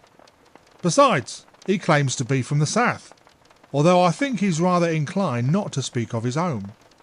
I have an indistinct recollection of his telling me once that he was born in New Orleans, and that he had some painful recollection of the place. That is the only time that he ever alluded to it, however. I would like to ask you a question about another man, Mr. Randolph. I wonder whether you have met him. His name is Thorette. Alphonse Thorette? Yeah, I know him, and I do not like him. Why not? I don't exactly know. Perhaps it is only a prejudice. Since we are apt to form quick estimates of men, and I have distrusted this man from the first instant that I met him. Distrusted him? Yes. I may be entirely wrong, and perhaps I should not tell you the story, but I will do so. It was at one of my clubs about 2 weeks ago. Some gentlemen were playing whist, and this Thorette was of the number. Others were looking on. The stakes were small, still there was money up. Thorette and his partner seemed to have a great deal of luck. Ordinarily, of course, 2 packs are used, but for some reason there was but one that night, so that the bottom card would be the trump. Now it is pretty well known that as the cards run in whist, each trick containing 4 of a suit mainly, it is the mathematical certainty that if the pack is shuffled twice only, and the dealer is skillful enough to handle the pack so the 2 halves split each other exactly both times, the result will be that the majority of trumps will go to himself and partner. Cutting does not alter this fact at all. Now what I observed was that Thorette dealt in that way every time. He and his partner won about $200 during the evening. I think he cheated. Who was his partner? I do not know. Was Mr. Mitchell present that night? Yes, and agreed with me that the man is a card sharp. Yet, of course, we may be doing him an injustice. After all, we only know that he shuffled his cards twice and played in good luck. I have since seen him lose at the same game. Well, I am much indebted to you, Mr. Randolph, for the information which you have given me. I will say that if I can prove that your friend had no hand in this affair, I shall be most happy. The detective arose, and Mr. Randolph accepted the action as a hint that he was dismissed. After his departure, Mr. Barnes sat down again. In his mind, he wondered whether this partner in the card game might have been the accomplice of Thorette in the jewel robbery, and whether he was the man who left the jewels in the hotel at New Haven. Why he should have done so, however, was a mystery. A few minutes later, Mr. Barnes left the building and walked rapidly towards 3rd Avenue, where he took the elevated road, getting out at 76th Street. Going eastward a few houses, he rang the bell of one, and was shown into a modestly furnished parlour. A few minutes later, a comely young woman of about 24 or 5 entered.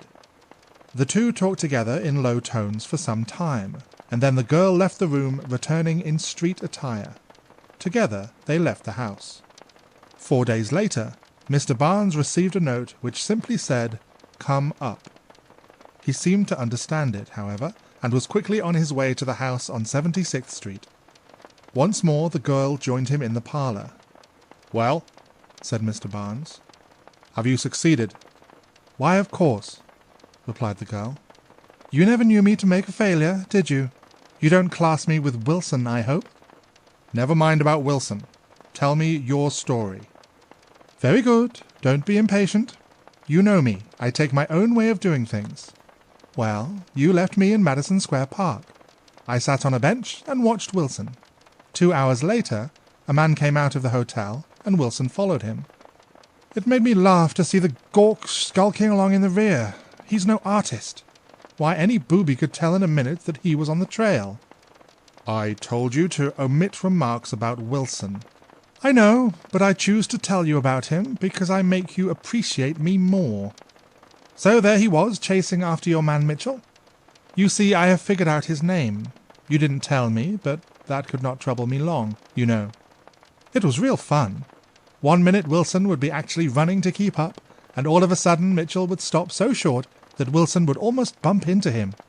Of course, he knows Wilson by this time, and just has fun with him. I wanted to get one good square look at him myself. I jumped on a car and reached 3rd Avenue ahead of them. I ran upstairs to the platform of the elevated station and hid in the waiting room. Soon up came Mitchell, and away he goes to the end of the platform. Wilson stopped in the middle and tried to look natural, which of course he didn't. When the train came along, I got aboard and walked through till I found my man, and down I sat right opposite to him. I just studied his face, you bet. Yes, miss, and he studied yours. You are a goose, and you disobeyed orders. I told you not to let that keen devil see you at all. That's all right. It came out straight enough. At 42nd Street he got out, and so did Wilson, and so didn't I. Why not? Because then he might have suspected me. No, sir. I rode up to 47th Street, crossed over, took a train down, and was waiting in the station when Mitchell came along the second time. This time he was alone, evidently having eluded Wilson at 34th Street. He took the down train. So did I, this time keeping out of sight. He went straight to his lay, and I after him. It is a house in Irving Place. Here is the number. She handed a card to Mr. Barnes. You have done well, he said, taking it. But why did you not report to me at once? I am not through yet. When I take up a case, I go to the end of it. Do you suppose I would track that man and then let you turn Wilson on him again? Not much. Next day I called at the house and rang the bell.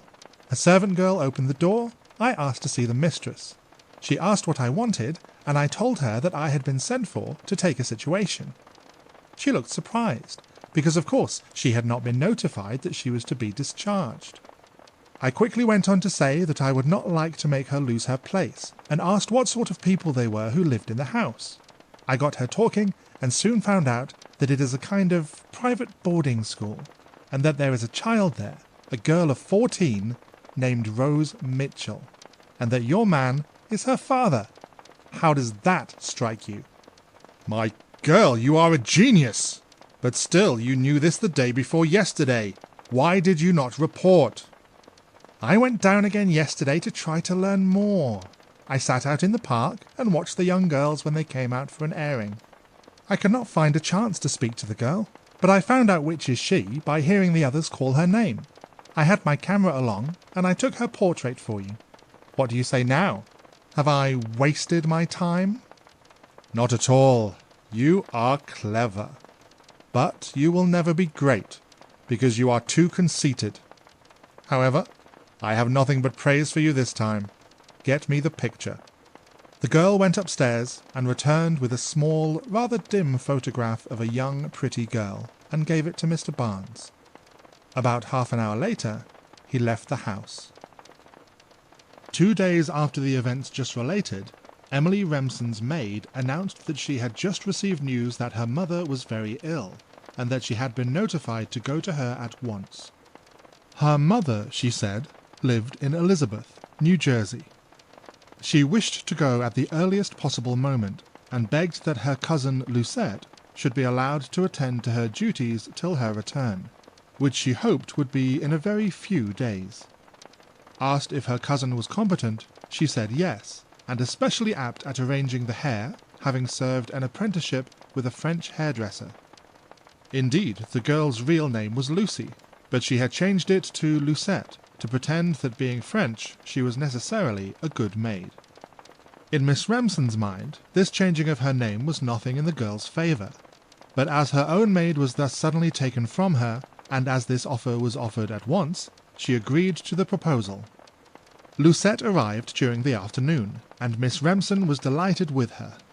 Expecting a talkative, intrusive person, assuming Frenchified mannerisms, she was surprised to find a quiet, unpretentious creature, who immediately showed herself to be very well acquainted with the duties required of her. Within the first 24 hours, she found herself so much better served than by her absent maid that she almost wished that the mother would require her for a long time. Dora, too, was charmed with Lucette. "Queen," she said the next afternoon, "what do you think of your new maid?" "Who, Lucette?" answered the sister. "Oh, I think she does very well." "Does very well? Why, Queen, she is a jewel. If you do not appreciate her, I wish you would bequeath her to me when Sarah returns." "Oh-ho! So my young miss wants a maid to herself, does she?" "Oh no, not especially, but I want to keep Lucette in the family. She is a treasure. Dressing the hair is not her only accomplishment either, though I never saw yours look more beautiful. She has arranged the table for our afternoon tea, and I never saw anything like it. It is just wonderful what this girl can do with a napkin in the way of decoration." "Oh yes," said Emily. "Lucette is clever, but don't let her know that we think so. It might make her less valuable. Now tell me, Dora dear, who is coming this afternoon?" "Oh, the usual crush, I suppose." "Including Mr. Randolph?" "Queen, there is a mystery about him. Let me tell you.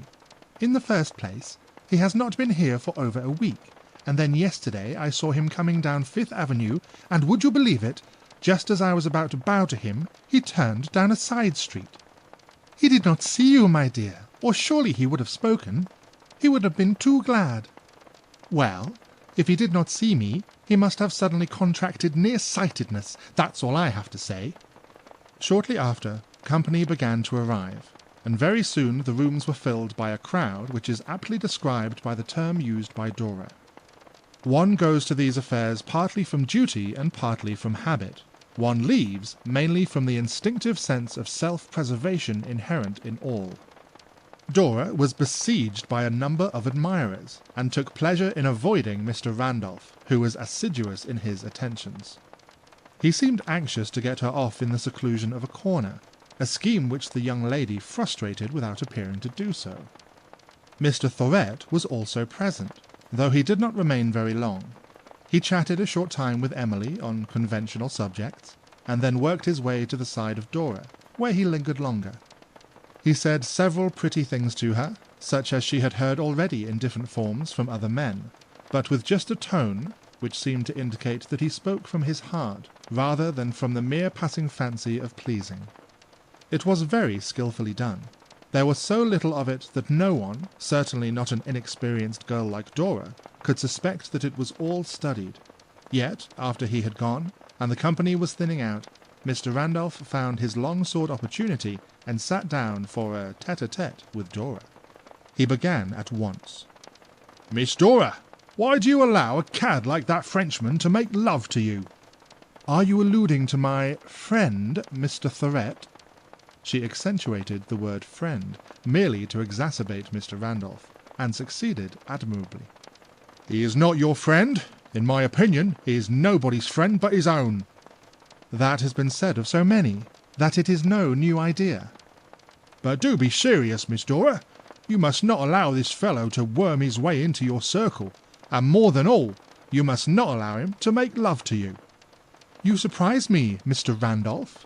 I had no idea that Mr. Thorette was making love to me. I could relate everything that he said, and it would scarcely bear out your assumption." "That is only his cunning. He is too shrewd to speak plainly so soon." And yet, this young philosopher was not wise enough to see that he was damaging his own cause by putting ideas in the girl's mind which had not yet entered there. "Why, Mr. Randolph, you are really becoming amusing.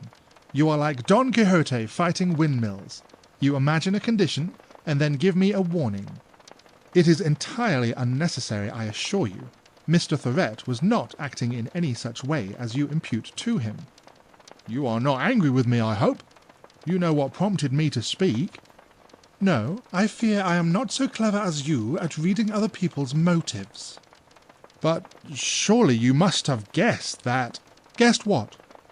Dora looked at him so candidly that he was abashed. It was his opportunity to declare himself, and he might have done so, had not Mr. Mitchell entered the room at that moment. Seeing him, Mr. Randolph thought of the peculiar position he would be in if his friend should be proven to be a criminal. For this reason he hesitated, and thus lost a chance which did not recur again for a very long time. He replied in a jesting tone, and soon after left the house. The company had departed. Dora had gone to her own room, leaving Mr. Mitchell and Emily alone together. "Emily, my queen," said Mr. Mitchell, taking one of her hands caressingly within both of his as they sat upon a tete-a-tete sofa. "I almost believe that I am dreaming when I think that you love me." "Why so, Roy?" "Listen, little woman. I am in an odd mood tonight. I wish very much to talk to you. May I?" For answer, she touched him lightly, lovingly, on the face with her disengaged hand, and bowed assent. "Then listen while I make my confession. I am different from other men, much as I count you different from all women. I have met many, in all the capitals of Europe, and here in my own country. I have never been affected by any as I was by you. In the first instant of meeting you, I had chosen you for my wife. When I asked for you, I had not the least idea that you would refuse, until, having spoken, I saw the bold audacity of my words, and for half an instant the idea lived with me that I was too presumptuous. You were not my Roy. Like you, I have passed lovers by, as unaffected as by the ocean breezes. When I met you, I said to myself, 'This is my master.' God bless you, Emily. Let me continue. I have chosen you to be my wife. As heaven is my witness, I shall never deceive you in aught. But, and this is the hard test which your love must endure, I may be compelled at times to keep you in ignorance of some things. Do you think that your love is great enough to believe that when I do so, it is from love of you that I keep a secret from you?" "Roy, perhaps this is conceit, but if so, still I say it. A weaker love than mine would say to you, 'I trust you, but I love you so that you need not hesitate to share your secrets with me.' I tell you that I trust you implicitly, that I am content to hear your secrets or not, as your judgment and love for me shall decide." "I knew that you would speak so. Had you said less, I should have been disappointed. I will tell you then at once that there is a secret in my life which I have shared with no one, and which I am not willing yet to reveal to you. Are you still content?" "Do you doubt it? Do you think that I would make an assertion only to draw back from my boast as soon as tried?" "No, my queen. But it is asking much to ask a woman to marry whilst there is a secret which cannot be told, especially when there are those who may believe that there is shame or worse concealed."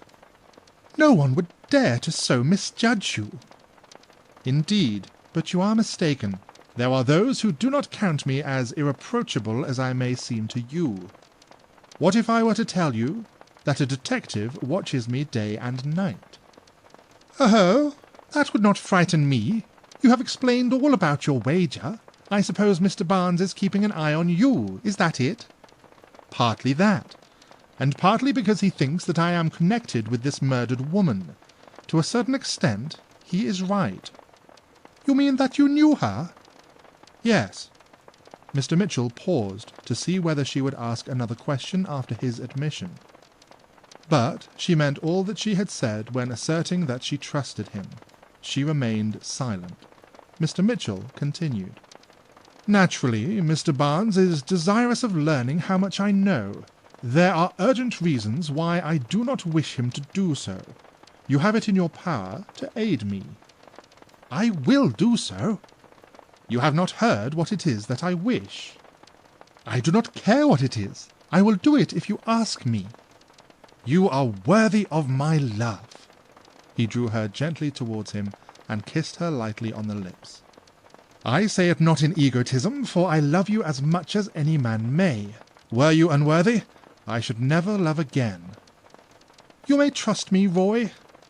Her words were simple, but there was a passion of truth contained in their utterance. "I will tell you at once what I wish, for it must be done promptly. You must be ready." "Who is that?" Mr. Mitchell spoke the last two words in a sharp tone, rising from his seat and taking a step forward. The large room was but dimly lighted, the gas having been lowered to please Emily, who abhorred well-lighted rooms. At the further end someone was standing, and had attracted Mr. Mitchell's attention. It was Lucette, and she replied at once. "Your mother sent me to know if you are ready for supper, Miss Emily." "Say that we will be in a few minutes," replied Emily, and Lucette left the room. "Who is that girl?" asked Mr. Mitchell. Emily explained how the new maid had been engaged, and Mr. Mitchell, speaking in a tone louder than was really necessary, said, "She seems to be a quiet, good girl. Rather too quiet, for she startled me coming in so noiselessly. Shall we go in? What I have to tell you will keep. It is something I wish you to do for me the day after tomorrow." After supper, Mr. Mitchell took the two girls and their mother to the theatre, much to the delight of the latter, who was always shocked whenever Emily went unattended by a chaperone. The party walked going and coming, and as Dora and her mother were ahead, Mr. Mitchell had ample opportunity to explain to his fiancée the favour which he wished her to do for him. When leaving the house that night, he said, "You will not see me again for a couple of days. Keep well till then." Lucette, who had overheard this remark, was therefore rather astonished to see Mr. Mitchell walk in the next morning as early as 10 o'clock. She was still more surprised to have her mistress announce that she was going out. What puzzled her most of all was that Emily went out alone, leaving Mr. Mitchell in the parlour. In fact, this seemed to give her so much food for reflection that, as though struck by the conclusions arrived at, she herself prepared to go out. As she was passing along the hall, however, the parlour door opened and Mr. Mitchell confronted her. "Where are you going, Lucette?" "I have an errand to run, sir," she replied with a slight tremor. "Come into the parlour first. I wish to speak to you." She felt compelled to obey and walked into the room, Mr. Mitchell opening the door and waiting for her to pass through. He then followed, after closing the door behind him, locking it and taking the key from the lock. "Why did you do that?" asked Lucette angrily. "You forget yourself, Lucette. You are a servant, and good servants such as you have proven that you know how to be. Never ask questions. However, I will answer you. I locked the door because I do not wish you to get out of this room." "I won't be locked in here with you. I am a respectable girl." "No one doubts it. You need not get excited. I am not going to hurt you in any way." "Then why have you brought me in here?" "Simply to keep you here till, well, say till 12 o'clock. That is about 2 hours. Do you mind?" "Yes, I do mind. I won't be kept in here alone with you for 2 hours." "You amuse me. How will you prevent it?" Lucette bit her lip, but said nothing. She saw that there was no help for her. She might scream, of course, but Mrs. Remsen and Dora had gone out before Emily. She and Mr. Mitchell were alone in the apartment. She might attract the attention of the janitor or of people in the street. As this idea occurred to her, she glanced towards the window. Mr. Mitchell divined her thoughts in a moment. "Don't try screaming, Lucette," said he, "for if you do, I will be compelled to gag you. You will find that very uncomfortable for 2 hours.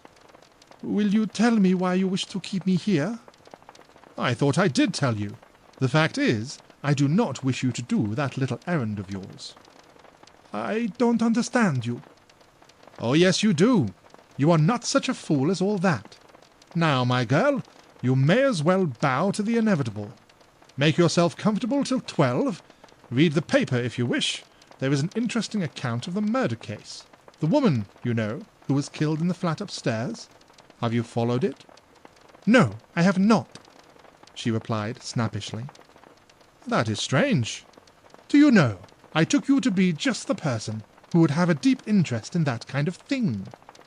"Well, I am not." For the next 2 hours, not a word passed. Mr. Mitchell sat in a large armchair and simply watched the girl with an aggravating smile upon his face.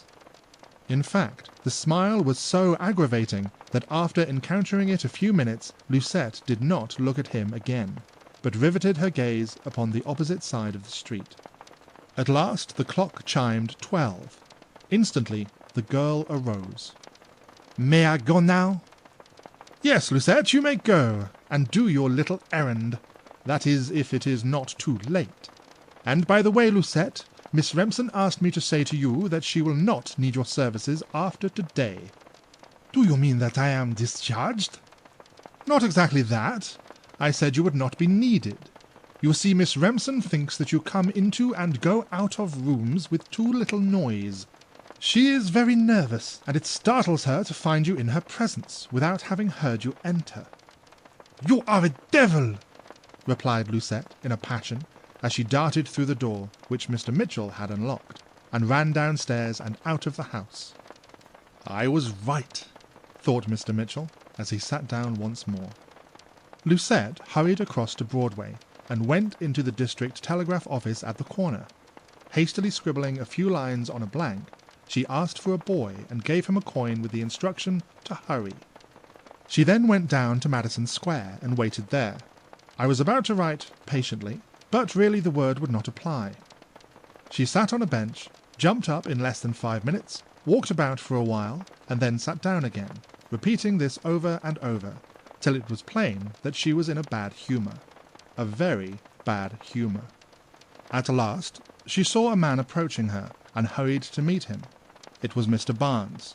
He, too, looked excited. "Well, what is it? Why are you here?" he asked. "I am discharged." "Discharged? Why?" "I don't know why, but that devil Mitchell is at the bottom of it. He locked me up for 2 hours this morning, and then he told Miss Remsen he would not need me any further. I felt like scratching his eyes out." She then told the story to the detective, winding up with, "From what I did catch of their conversation last night, I think he has made a confidant of his sweetheart. He asked her to help him, and just as he was about to tell her what to do, somehow he saw me and closed up like a clam. I think now it had something to do with the child." "By heaven, you are right! I see it all! I had just returned from that house when I got your note and came up here. I went to the school this morning, pretending that I wished to place a child there. Then, after a while, I asked if my friend Mr. Mitchell's daughter Rose was not at the school. "Yes," replied the woman in charge, "but she has just left us." "Left you?" said I. "When?" "About 10 minutes ago. Her mother called for her in a carriage and took her away. Don't you see? Whilst you were locked in that room, Miss Remsen went down and removed the child." "But Miss Remsen is not her mother." "No, stupid. Haven't you any sense left at all? Are you going to be a bungler all your life? This comes out of your obedience. You let Mitchell see you in the elevated train, and now you find out how smart you were." "Nonsense! He never recognized me." "He did. I was a fool to trust such an important matter to a woman." "Oh, were you? Well, that woman is not such a fool as you think. I have that button back." "Ah, good. How did you manage it?" "They all went to the theatre last night, and I just hunted through Miss Remsen's things till I found it in one of her jewel cases. Here it is." Saying which, she handed to the detective the cameo button which he had found in the room where the murder had been committed. He saw that it was the same, and was somewhat comforted to have it back. "Has Mr. Mitchell made Miss Remsen any present lately?" he asked. "Yes. He gave her a magnificent ruby last night. Miss Remsen told me it is worth a fortune, and it looks it." "How was it set?" "It is made into a pin to be worn in the hair." "Well, I have no further use for you at present. Go home, and be sure you keep a still tongue in your head. You have done enough mischief already." "Haven't I done any good? I think you are very mean." "Yes, you have done some good, but you will find that in this world 1 failure counts against 3 successes. Remember that." It was the morning of the new year. Mr. Barnes was seated in an armchair by his own fireside at his cosy home on Staten Island. In his hand he held a diary, whose pages he was studying intently. Before peeping over his shoulder to read with him, it will be best to give a slight insight into the state of mind which led him to take up the book on this particular day. After the clever manner in which he had discovered that a young girl existed, whose name was Rose Mitchell, and who was supposed to be the daughter of Mr. Robert Leroy Mitchell, and after the equally clever trick by which the girl was removed beyond his ken, Mr. Barnes had come to one conclusion. This was, that it was necessary to keep such a strict watch upon Mr. Mitchell, that if he had not already committed the crime about which he had wagered, he should not be able to do so and avoid detection. for Mr. Barnes began to have some feeling in the matter beyond the mere fulfilment of duty. He was being thwarted by this man at every turn, and this made him doubly determined not to allow him to win that bet. Therefore, he had removed Wilson from the post of watching Mr. Mitchell, and had replaced him by 2 men who were thoroughly skilful. Wilson and another he set to spy upon the movements of Miss Remsen, for he hoped to find the child through her.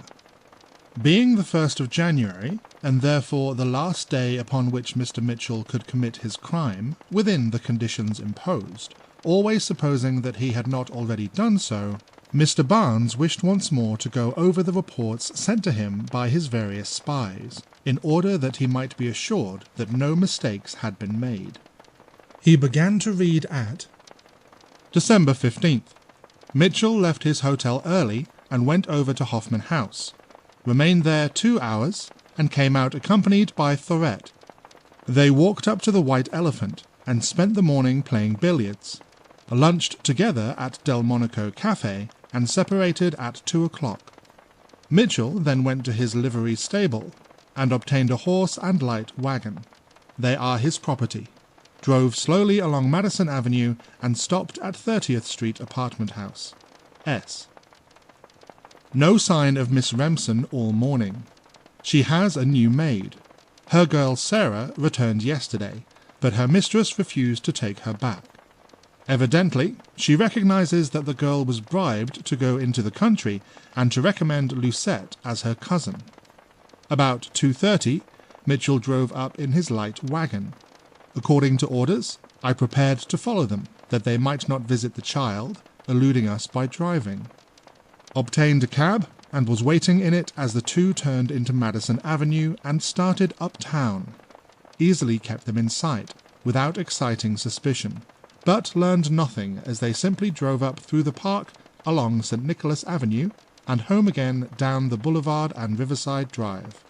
He remained at the Remsens till 10 o'clock, then went straight to his hotel.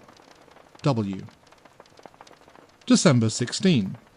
Mitchell spent his morning at his club, afternoon in his hotel, evening at Miss Remsen's. S. Miss Remsen and her sister spent the morning shopping, the afternoon paying calls, the evening at home. W. December 17. Mitchell's actions same as yesterday, except that Thorette called on him at his hotel during the afternoon, and was with him an hour. S. Miss Remsen, her sister, and 2 other young ladies went to Brooklyn in the afternoon, but simply visited the large stores there, at home in the evening. W. December 18. Mitchell and Thorette together in the morning. Mitchell and Miss Remsen out walking in afternoon. Mitchell and Thorette at club in the evening. I bribed Dorman and succeeded in getting in disguised as one of the servants. Mitchell and Thorette played whist, playing as partners. They lost about $100. Went home together. S. Miss Remsen indoors all morning, out on 5th Avenue with Mitchell in the afternoon. During their absence, Thorette called. W. December 19. Mitchell and Thorette played poker all afternoon in one of the rooms of their club. Both lost. There were 4 others in the game. One of these won heavily. I have discovered that this is undoubtedly the man who was Thorette's whist partner on the night when Randolph thought that he detected them cheating. He also answers the description of the man who left the jewels at hotel in New Haven. His name is Adrian Fisher. In the evening, Mitchell and Thorette were in a box at the opera with the Remsen family. S. The Miss Remsens gave an afternoon tea. Mr. Randolph called and remained to dinner. Went to the opera with the ladies in the evening. W. December 20. Mitchell in his hotel all day. He and Thorette went driving in the afternoon. I followed them in a light wagon. At the roadhouse in the park, they alighted and had a bottle of wine. Talked together earnestly. Saw Mitchell give Thorette a roll of money. In the evening, they played whist as partners at the club, and again they lost. S.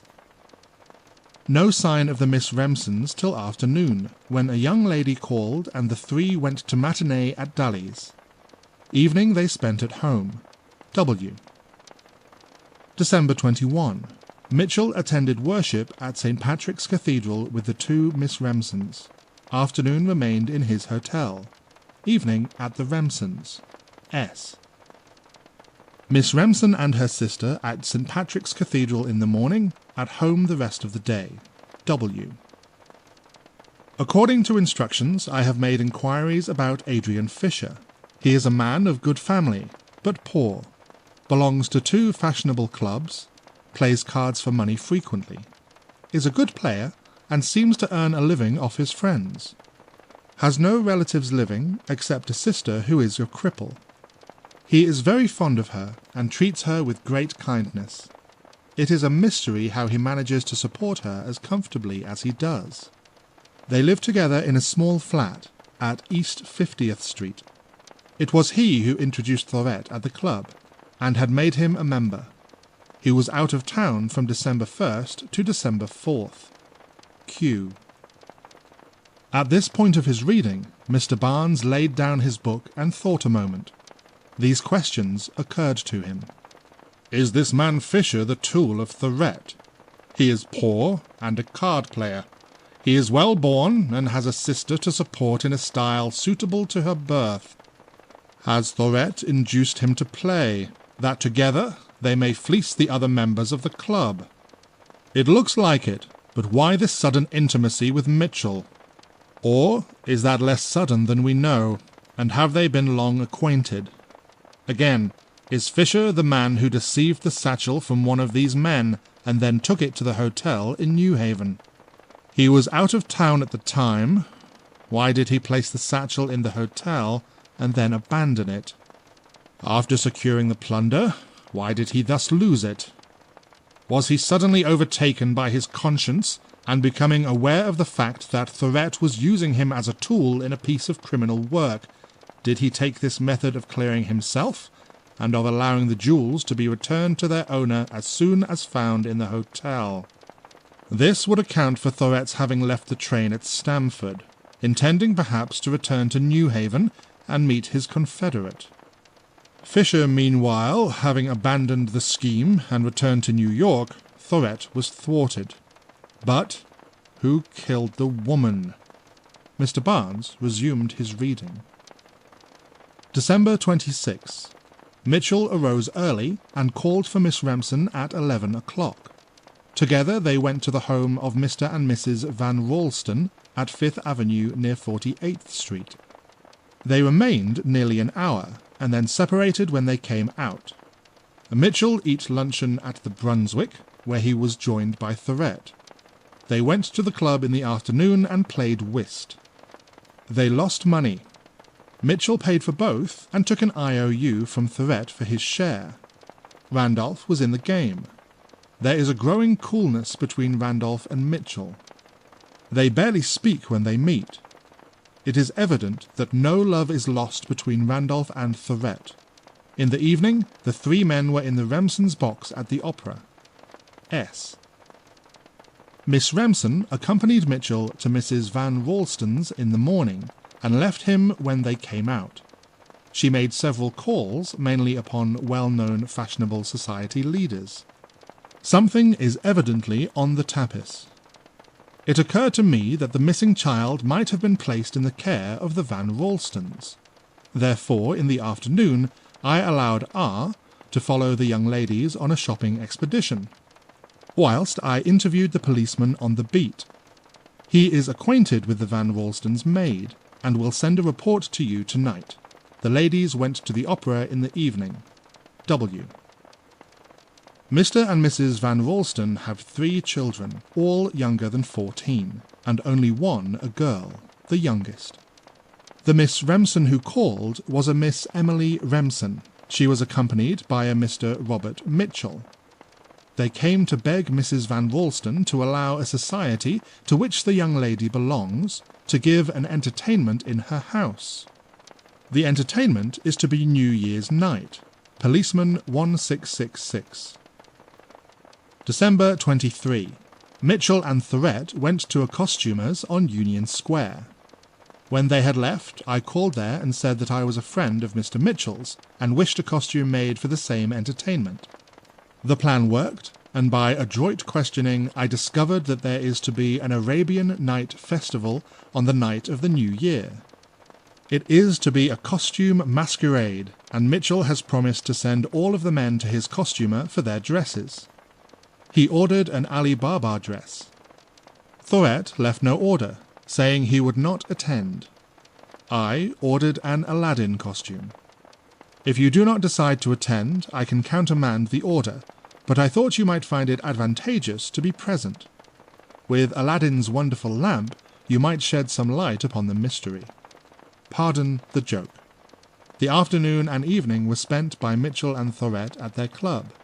Again, they played whist, and again they lost. S. The young ladies spent the morning at a fashionable dressmaker's on Madison Avenue. I have picked up an acquaintance with a servant girl who lives in one of the flats in 30th Street House, and from her I learned that Miss Remsen's new maid tells her that the affair at the Van Ralston house will be a costume masquerade, all parties assuming characters from the Arabian Nights. Miss Emily Remsen will appear as Scheherazade. W. Mr. Barnes turned 2 pages at this point, evidently considering that nothing of special moment was contained in the reports covering the next few days. He began again. December 30. Mr. Mitchell came out of his hotel at 10 o'clock and crossed over to Jersey City, taking an express for Philadelphia. I, of course, took same train.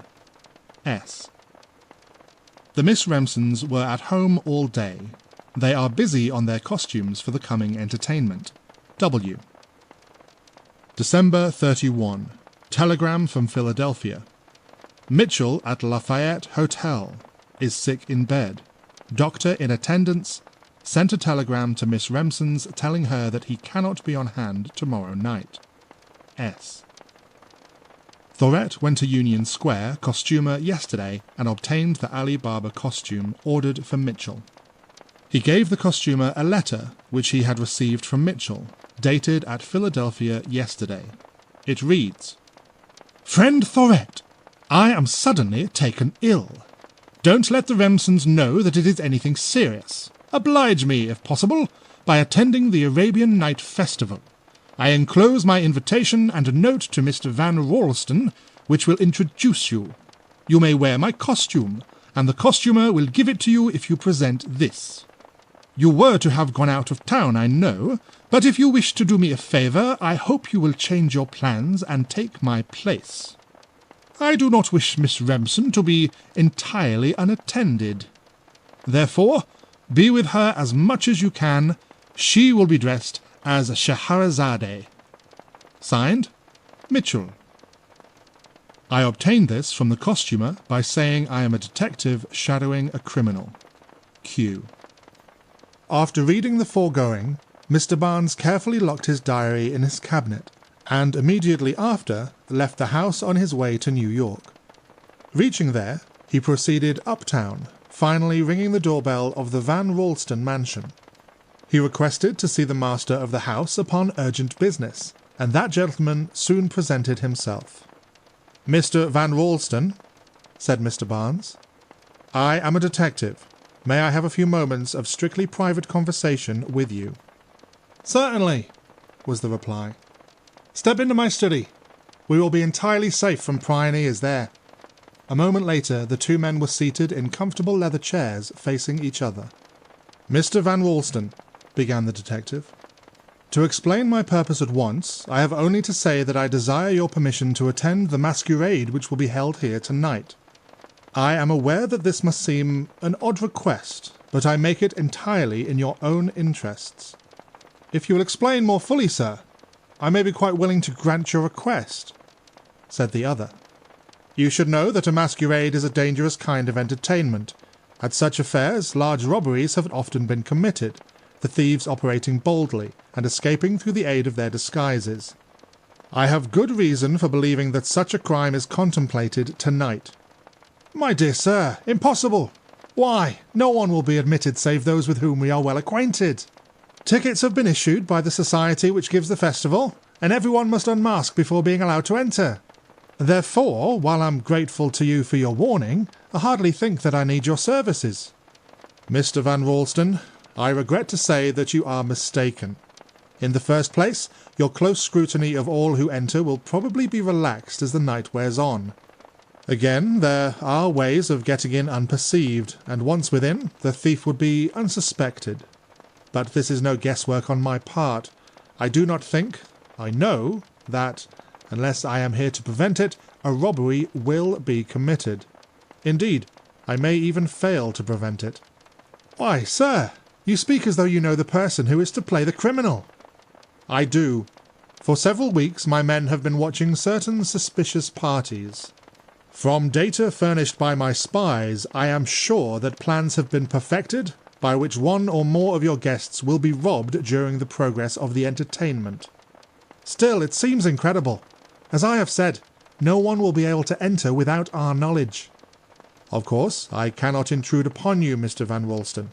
But if you are obliged to appeal to the police tomorrow for the recovery of stolen property, you alone will be to blame if the thief shall have had several hours the start of us. I have warned you. That is the best I can do. I wish you good morning." Mr. Barnes rose to go, but Mr. Van Ralston stopped him. "One moment," said he. "If you are so sure that there is a scheme of robbery afoot, of course I must not be so rash as to refuse your aid. What do you advise? We could postpone the festival." "By no means. The course to pursue is to keep what I have told you strictly secret. In fact, if possible, dismiss it entirely from your mind, so that by your behaviour the thief may not know that suspicions have been aroused. Do as I requested at first, and as I know my man, I will be able to keep an eye upon him should he be present." "I suppose it must be as you say. But you must be in costume." "I have it! The committee have ordered some costumes which they will give to those who come unprovided. You may have one of those." "What costume shall I ask for?" "Oh, they are all alike. They are the 40 Thieves." "The 40 Thieves?" Mr. Barnes was surprised. "Is not that an odd costume?" "Oh, no. It was Mr. Mitchell's idea. He is the chairman of the committee. He argued that rather than provide a lot of meaningless dominoes, the stragglers, who will be chiefly invited guests who are not members of the society, may be thus garbed, and still fall into the scheme of the evening, which is that everyone shall play the part of some character of the Arabian Nights." "Very well, Mr. Ralston. For once the detective will don the garb of a thief. After all, you know the adage, it takes a thief to catch a thief." "Very good, Mr. Barnes. I believe that is the name on your card. Yes. Well, come tonight early and you shall be fitted out. Later, if you should wish to speak to me, I shall be dressed as the Sultan, a character about as foreign to my true self as yours will be to you." Mr. Barnes left the house thoroughly satisfied with the result of his visit. In the first place, he had learned something. Mr. Mitchell had decided upon the costuming of the guests. He had arranged that at least 40 of them should be dressed alike. Could there have been any secret design in this? If so, Mr. Barnes was glad to be one of the 40. Again, this would be better than to use the Aladdin costume, for the reason that he had come to count Mr. Mitchell as so clever that it would not have astonished the detective at all if it were known to him that this Aladdin costume had been ordered. In that case, the absence of such a costume amongst the guests would confuse the conspirators. Mr. Barnes had fully decided that more than one person was interested in the approaching evening. As early as 9 o'clock, the maskers began to arrive at the home of the Van Ralstons. The host appeared for the first time in evening dress, and received and welcomed his guests, all of whom wore wraps that covered their costumes, thus hiding the disguises which they meant to use later on. Mr. Barnes was on hand early, and loitered about the hall in his thief's garb, scanning the faces of all as they passed in. After a very brief period of waiting, he saw the Remsen party alight from their carriage, escorted by Mr. Randolph. Soon after, Mr. Thorett entered. He handed a note to Mr. Van Ralston, who, upon reading it, at once shook him cordially by the hand. Then, almost as suddenly, an expression of suspicion passed across his face, and he looked towards Mr. Barnes, who, however, turned away, refusing to notice his glance of inquiry. Evidently, the host, not knowing Mr. Thorett and remembering the detective's words, had begun to suspect that perhaps the note which he had just read was fraudulent. Mr. Barnes was fearful that he would make some remark which would ruin everything, when to his intense relief, Miss Remsen came into the hall with her wraps still on and went directly up to Mr. Thorett. "How are you this evening, Mr. Thorett? I am glad you decided to come. Mr. Van Ralston, Mr. Thorett is a friend of Mr. Mitchell's." That sufficed, and Mr. Van Ralston seemed much relieved. Mr. Thorett was not in costume, but he had brought with him a satchel, and now asked where he might find a place to dress. He was turned over to one of the liveried boys, who showed him to one of the rooms set aside for the gentlemen. Mr. Barnes did not enter, for had he done so without removing his mask, it might have aroused suspicion. He, however, kept watch near the door, and soon saw a man come dressed as Ali Baba. This was easily learned, for the committee had prepared handsome badges, upon each of which was engraved the name of the character assumed. These were of burnished silver, the lettering being done in blue enamel. They were worn on the left breast, and were intended to serve as souvenirs of the evening. Mr. Barnes smiled behind his mask as he looked down at his, which, to his mind, reminded him of a policeman's shield. The rooms were gorgeously decorated in oriental splendour. The larger one was designated the Sultan's Palace, and was truly regal in its arrangement. There were no chairs, but soft divans, and many-hued alluring cushions were to be found everywhere around the walls. The floors were covered with rugs 4 deep. The walls were draped with satin, drawn apart to reveal mirrors which multiplied the beauty of everything. The ceiling was hung with garlands, in which were twined roses of all kinds, which made the atmosphere redolent with perfume. From among these garlands, hundreds of gilded cages held singing birds, and electric lights made the rooms so brilliant that many times during the evening they warbled in chorus, thinking it morning. The smaller room represented Aladdin's cave. Stalactites, resplendent with seeming jewels, hung pendant from the ceiling. The walls were made to resemble rough stone, and every few inches a large precious stone was made fiery by the tiny electric lamp hidden behind it. The floor alone was unlike a cave, being waxed for dancing. In a grotto up 10 feet above the floor, the musicians played soft, sensuous music. The festival opened informally. That is, whilst awaiting the arrival of others, those already present amused themselves, waltzing, chatting, or chaffing one another. Mr. Barnes sauntered about, keeping Ali Baba in sight. Scheherazade came in on the arm of the Sultan. These he knew to be Miss Remsen and Mr. Van Ralston.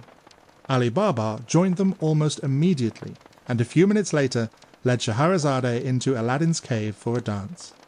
Mr. Barnes stood observing them, when someone touched him on the arm, and turning, he saw a man costumed as himself. "We must be careful, or Ali Baba may discover our password Sesame as he did in the real story." "I do not understand you," replied Mr. Barnes. The other man looked at him intently a moment through his mask, and without a word moved away. Mr. Barnes was mystified. He regretted that he had not replied in some less candid fashion, that he might have heard the voice again. But, taken by surprise as he was, he had lost his self-possession for a moment. If he were not mistaken, the voice was one which he had heard before. He racked his memory for some minutes, and suddenly started as this thought entered his mind. "Were he not sick in Philadelphia, I should say that was Mitchell." He followed across the room after the person, but he saw him go out into the hall, and by the time that he himself reached there were at least a dozen similar costumes in a group. He looked them over carefully, but there was nothing by which he could pick out the special man for whom he was searching. He went up to one at haphazard, and whispered to him, "Sesame." "Sesa what?" came the reply in a strange tone. "Don't you know our password?" asked the detective. "Password? Rats! We're not real thieves." And with a laugh he turned away. Mr. Barnes felt himself powerless, and besides recalled the fact that whilst he followed this will-o'-the-wisp, he was not keeping an eye upon Ali Baba. Hurrying back into the ballroom, he soon found him, though he had parted from Scheherazade. About 11 o'clock, a blare upon a cornet attracted the attention of the frolicking throng. A man dressed as a genius announced that the time had arrived for the entertainment. Immediately, everyone went into the Aladdin's cave room, except Scheherazade and the Sultan, and a heavy pair of satin curtains were dropped so that they hid the cave from the Sultan's palace. The Sultan lay down upon a divan near the curtains, and Scheherazade sat beside him upon a satin cushion on the floor. Behind the curtains, the committee busied themselves forming a tableau, those not needed being hidden from view behind still another pair of curtains, which were of a gloriously beautiful blue, and served as a rich background. Many of the guests, knowing that their tableau would not be reached for some time, passed around and stood crowding about the doorways of the hall to get a view of the first pictures. Soft music was begun, when at a signal the electric lights in the palace room were extinguished, and the front pair of yellow satin curtains were drawn aside, showing a tableau of Sinbad the Sailor.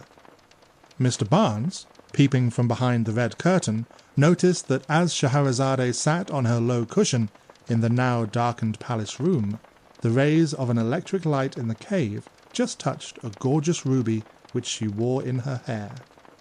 This he knew at once was the same which Mr. Mitchell had shown to him, and which Lucette had told him had been presented to his fiancée.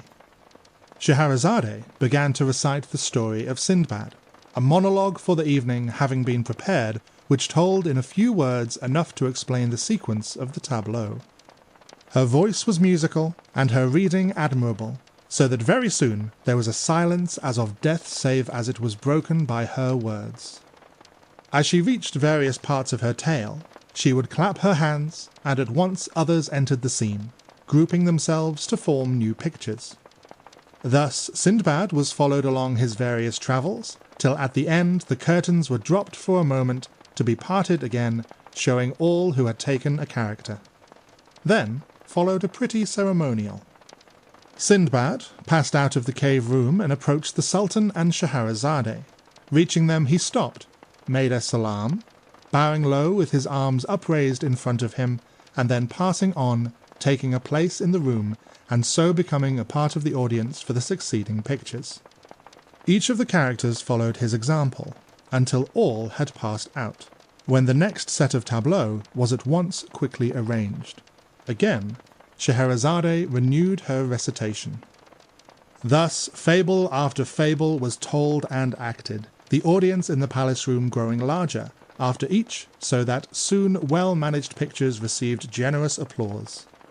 At last the committee announced that the fable of Ali Baba and the 40 Thieves would be the next on the programme. The parts to be acted by each were quickly explained, and all was ready. As the 40 Thieves were practically like supernumeraries in a spectacular play, Mr. Barnes thought that he could take any position which he should choose, and so stood through all the scenes as near to Ali Baba as possible. At last the recitation was ended, and the signal given for them to form a line to do obeisance to the Sultan. Mr. Barnes attempted to stand immediately behind Ali Baba, and was surprised to find 2 other men try for the same place coincidentally. There was a moment of confusion, and then Mr. Barnes found himself in line just between the 2 other aspirants for second place behind the leader. That what next occurred may be thoroughly understood, it will be well to call accurate attention to the position of the various actors. The palace room was practically dark, though light from the cave room lessened the gloom so much that the figures could be distinguished enough to know whether a man or a woman were crossing the floor. The Sultan, Mr. Van Ralston, lay on a divan, not far from the cave room and facing it. Scheherazade, Miss Emily Remsen, sat on a cushion beside him. Both of them faced the tableau, and it will be seen at once that from gazing towards the light, if either turned towards the darkness, blindness would result for a few moments. Ali Baba, heading the line of 40 thieves, came towards the divan. Here he stopped, made a salaam, bowing low, bringing his arms up above the head outstretched in front of him, then parting them with a swaying movement backwards, he rose erect again. This done, he passed on into the darker part of the room. Next came the first of the 40 thieves, Mr. Barnes following close behind him. This man made his salaam, bowing low. As he did so, there was a slight noise. This attracted Mr. Barnes's attention for a moment, and his eye wandered in the direction of the sound. For the merest part of a second, however, did his gaze leave the man before him, and when it returned, he distinctly saw the figure do this. In making his salaam when outstretching his arms, he allowed his hand to pass just over the head of Miss Remsen, who was looking down, perhaps to become relieved from the glare of the other room. Mr. Barnes saw him deliberately and slowly take hold of her ruby pin, gently withdrawing it from her hair. Just then, a clock began to chime the midnight hour. Instantaneously, a thought flashed through the detective's mind. At the first note of the chimes, the time had passed within which Mr. Mitchell had wagered to commit his robbery. He had thought that the man who had spoken to him had the voice of Mr. Mitchell. He had also come to this place expecting that this very jewel would be stolen. He had supposed that Thorette would play the part of accomplice and thief, whilst the principal, Mitchell, was manufacturing an alibi down in Philadelphia.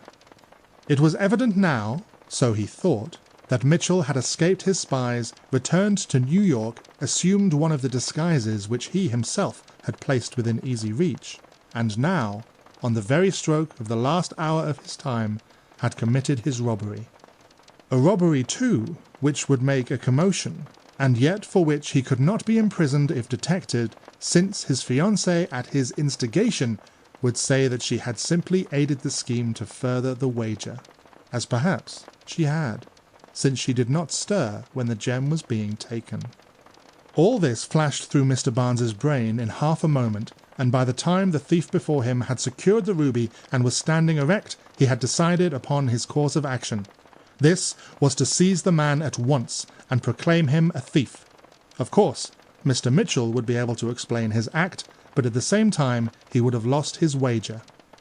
The man in front turned to pass on, and Mr. Barnes darted forward to seize him, when, to his astonishment, he was himself held as in a vice by the man behind him. He struggled to free himself, but, taken by surprise, he discovered that he was powerless.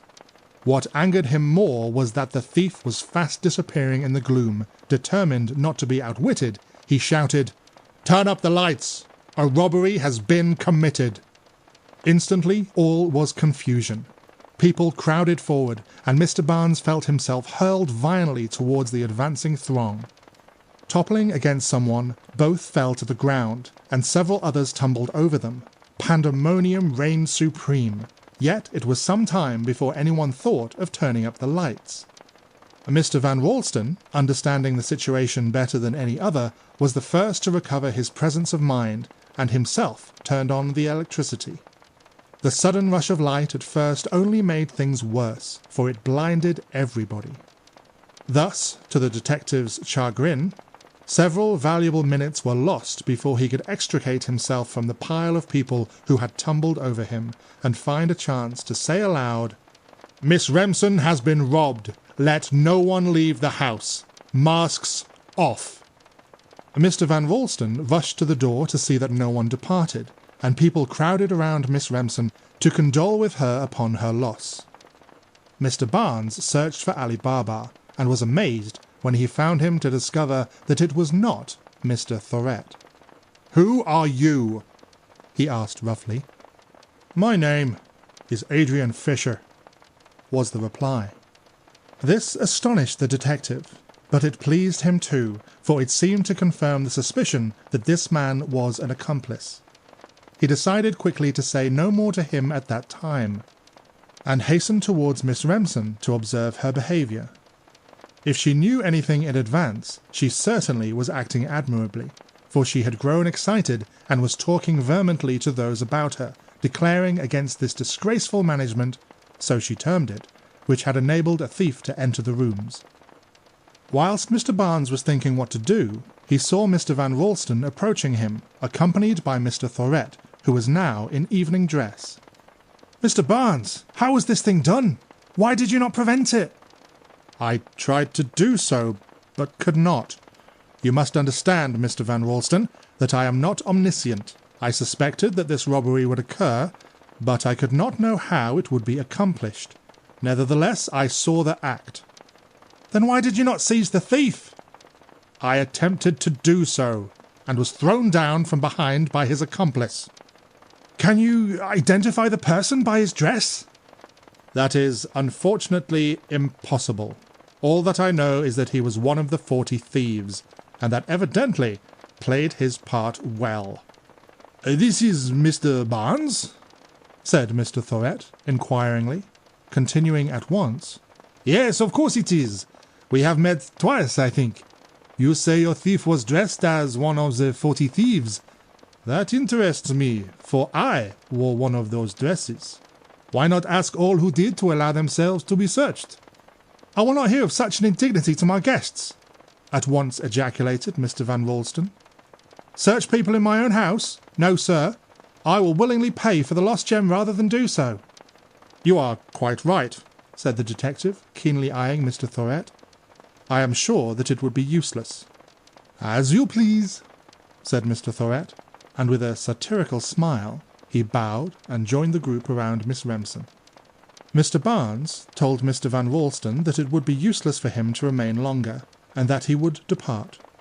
He did not do so, however, until he had assured himself that Mr. Mitchell was not in the house. He went to the door and found that the boy who had been told to guard it had been absent looking at the tableau when the confusion occurred, so that he did not know whether anyone had left the house or not. He therefore departed in disgust. "That fellow Mitchell," thought he as he walked rapidly down the avenue. "That fellow is an artist. To think of the audacity of waiting till the very moment when his wager would be lost, and then committing the robbery in such a manner that 100 people will be able to testify that it occurred within the limited period. Meanwhile, there is an excellent alibi for him, sick in a hotel in Philadelphia. Bah! Isn't there one man that I can depend upon?" At 42nd Street he took the elevated road, and in 20 minutes he was at his office. Here he found the spy who had followed Mr. Mitchell to Philadelphia. "Well," said he, angrily, "what are you doing here?" "I'm sure that Mitchell has returned to New York. I came on hoping to catch up with him, and at least to warn you." "Your warning comes too late. The mischief is done. Didn't you have brains enough to telegraph?" "I did, just before I started." The dispatch was on Mr. Barnes's desk, unopened. It had arrived after he had started for the festival. "Well, well," said the detective testily. "I suppose you have done your best. That fellow has the devil's luck. What made you think that he had come to New York? Wasn't he sick?" "I thought that might be a game for an alibi. To find out, I registered, asking for a room near my friend, Mr. Mitchell. They gave me the one next to his. I picked the lock of the door between the rooms and peeped in. Seeing no one, I went in. The place was empty. The bird had skipped." "Take the next train back to Philadelphia, and do the best you can to find out when Mitchell reaches there. He has gone back, sure, and will be sick in bed in the morning, or my name is not Barnes. Bring me proof of his trip to and from New York, and I will give you $50. Skip." On the morning of the 3rd of January, the mail which reached Mr. Barnes contained several letters of interest to those who follow this history. The first which he opened was very brief. It read, "If Mr. Barnes will call at his earliest convenience, he will greatly oblige. Emily Remsen." He read this twice, and then took up another, which was as follows. "J. Barnes, Esquire. Dear Sir, I take the liberty of recalling to your mind the conversation which I had with you last month. I regret very much that I should have hinted that there was any possibility that my friend Mr. Mitchell might be implicated in the Pullman car robbery. As you know, Miss Emily Remsen was robbed at the festival, night before last, of a ruby pin worth $20,000. It is very evident to my mind that Mr. Mitchell's hand is in this. I know that he pretends to be sick at a hotel in Philadelphia, but may not that be a humbug? It would have been easy enough for him to slip over, don one of the 40 Thieves' dominoes, take the gem, and get back to Philadelphia the same night. This would be a safe theft for him to commit, especially as he may have the assistance of Miss Remsen. Now, as all is fair in a bet, I want you to undertake to prove for me that Mr. Mitchell committed this theft. I want to win that wager from him, and don't mind spending money. Even if I should advance you the whole 1,000, I should save my own, provided you convict him within a year. Besides, the satisfaction to me would be worth the money. It takes a sharp man to get ahead of Mr. Mitchell. I enclose a cheque for 200 as a sort of retainer, and you may draw on me for more, up to $1,000 if you should need it. By the way, whilst writing to you, I may as well confess that I was wrong in my suspicion of Mr. Thorette. I am sure that he does not cheat at cards. I have watched him frequently since then, and he certainly plays a square game. I have no reason for liking the man, and as a fact dislike him most heartily. Nevertheless, justice compels me to retract the imputation which I put upon him. Another thing. The partner with whom he played that night, I told you, was unknown to me. I have since made his acquaintance, and though he is poor, he is a gentleman, and above suspicion. His name is Adrian Fisher. Hoping you will help me to win my wager, yours truly, Arthur Randolph. So, thought Mr. Barnes, even Mr. Randolph sees through the transparent scheme of being sick in Philadelphia and stealing his sweetheart's jewellery in New York. It is one thing to see the trick, however, and quite another to prove it. He thinks that Thorette and Fisher are both virtuous. Well, I am afraid he is mistaken there. He took up another letter. It read, Philadelphia, January 2nd. Dear Mr. Barnes, pardon my familiarity, but I think we are getting pretty well acquainted with one another. I have just read the New York newspapers, and am startled to see that Miss Remsen was deliberately robbed of that valuable ruby pin which I recently gave her. You will remember that I showed you the gem the very day that I took it to be set. I am very much disturbed about this affair, especially as I am unable through sickness to return to New York, and my physician warns me that it will be several days before I can leave my room. Will you do me a great favour? Forget that I ever disparaged the detective force of which you are undoubtedly a brilliant member, and take this case in hand. I will give you $1,000 if you will recover the jewel, which is only a small reward considering its value. I send you a cheque for $200, which you may use for expenses, and if more be needed, let me know. I wish you could run over to Philadelphia to see me. A conversation with you would be a great satisfaction to me. Will you oblige? Yours very truly, Robert Leroy Mitchell. Mr. Barnes read this no less than 3 times, and then said aloud, though there was no one to hear him, Well. That was all, but the tone was rich in suggestiveness.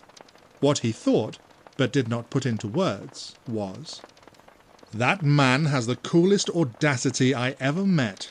Here he actually offers me $1,000 to recover that ruby, when he knows that I was right by his side at the time of the theft. Is he so egotistic that he dares to guy me? Is he so sure that he cannot be convicted? I know that he was not in Philadelphia anyway, as my man found his room empty. His alibi is broken. At all events, clever as he thinks himself.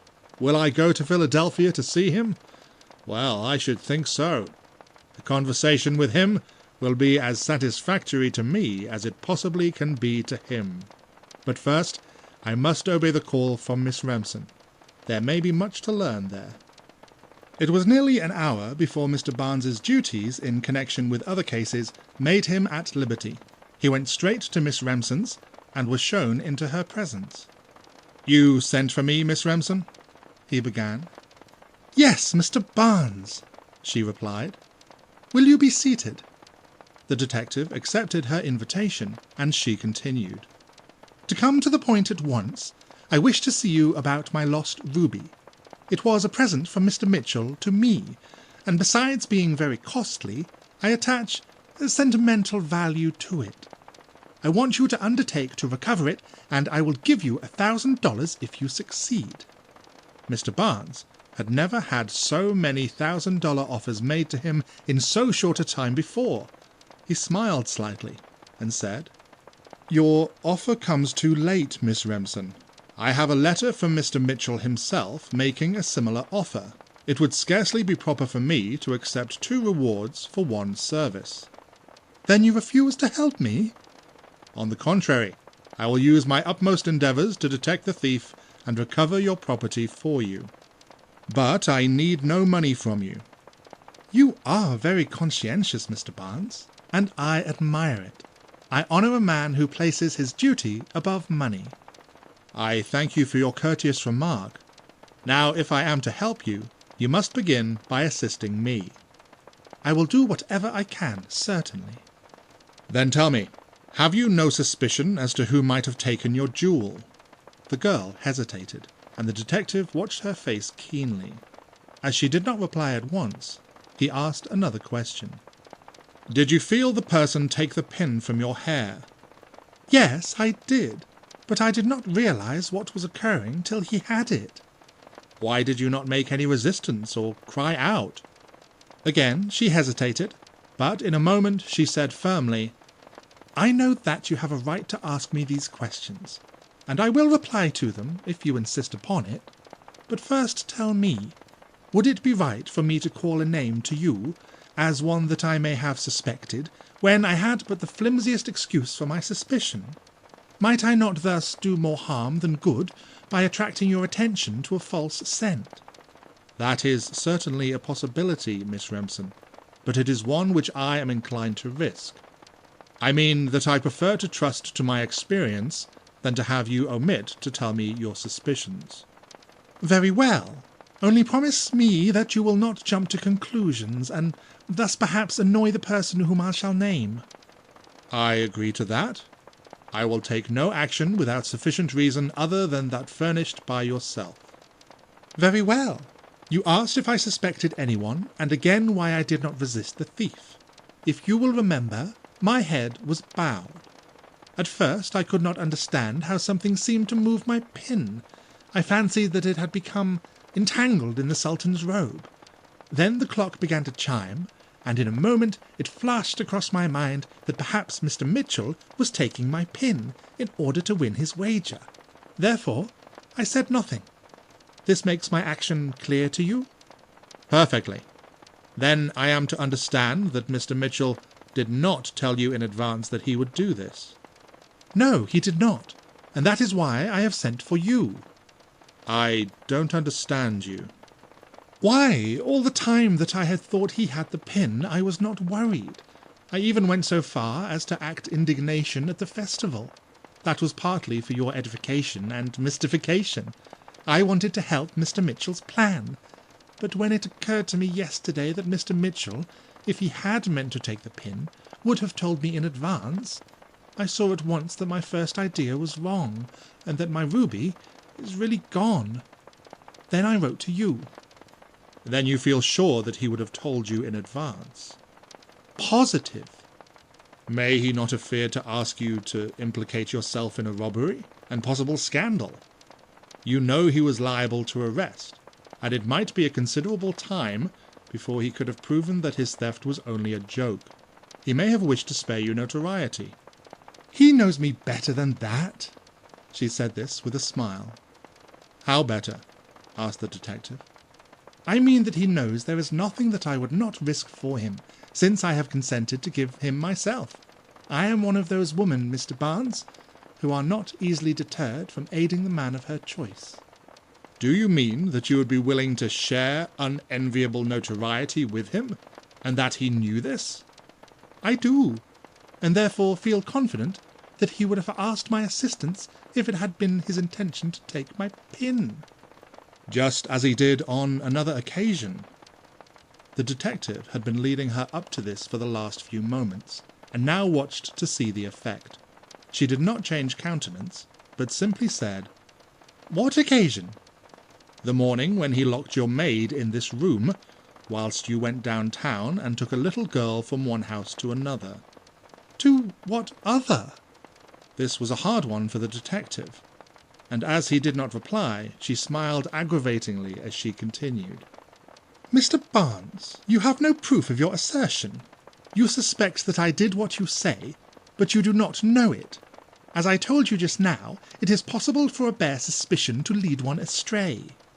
"Perhaps, but I do not think that I am far wrong in this instance."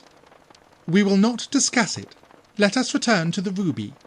You told Mr. Van Ralston, so he tells me, that you knew in advance that this crime was about to occur. Did you know the person who would take the pin?"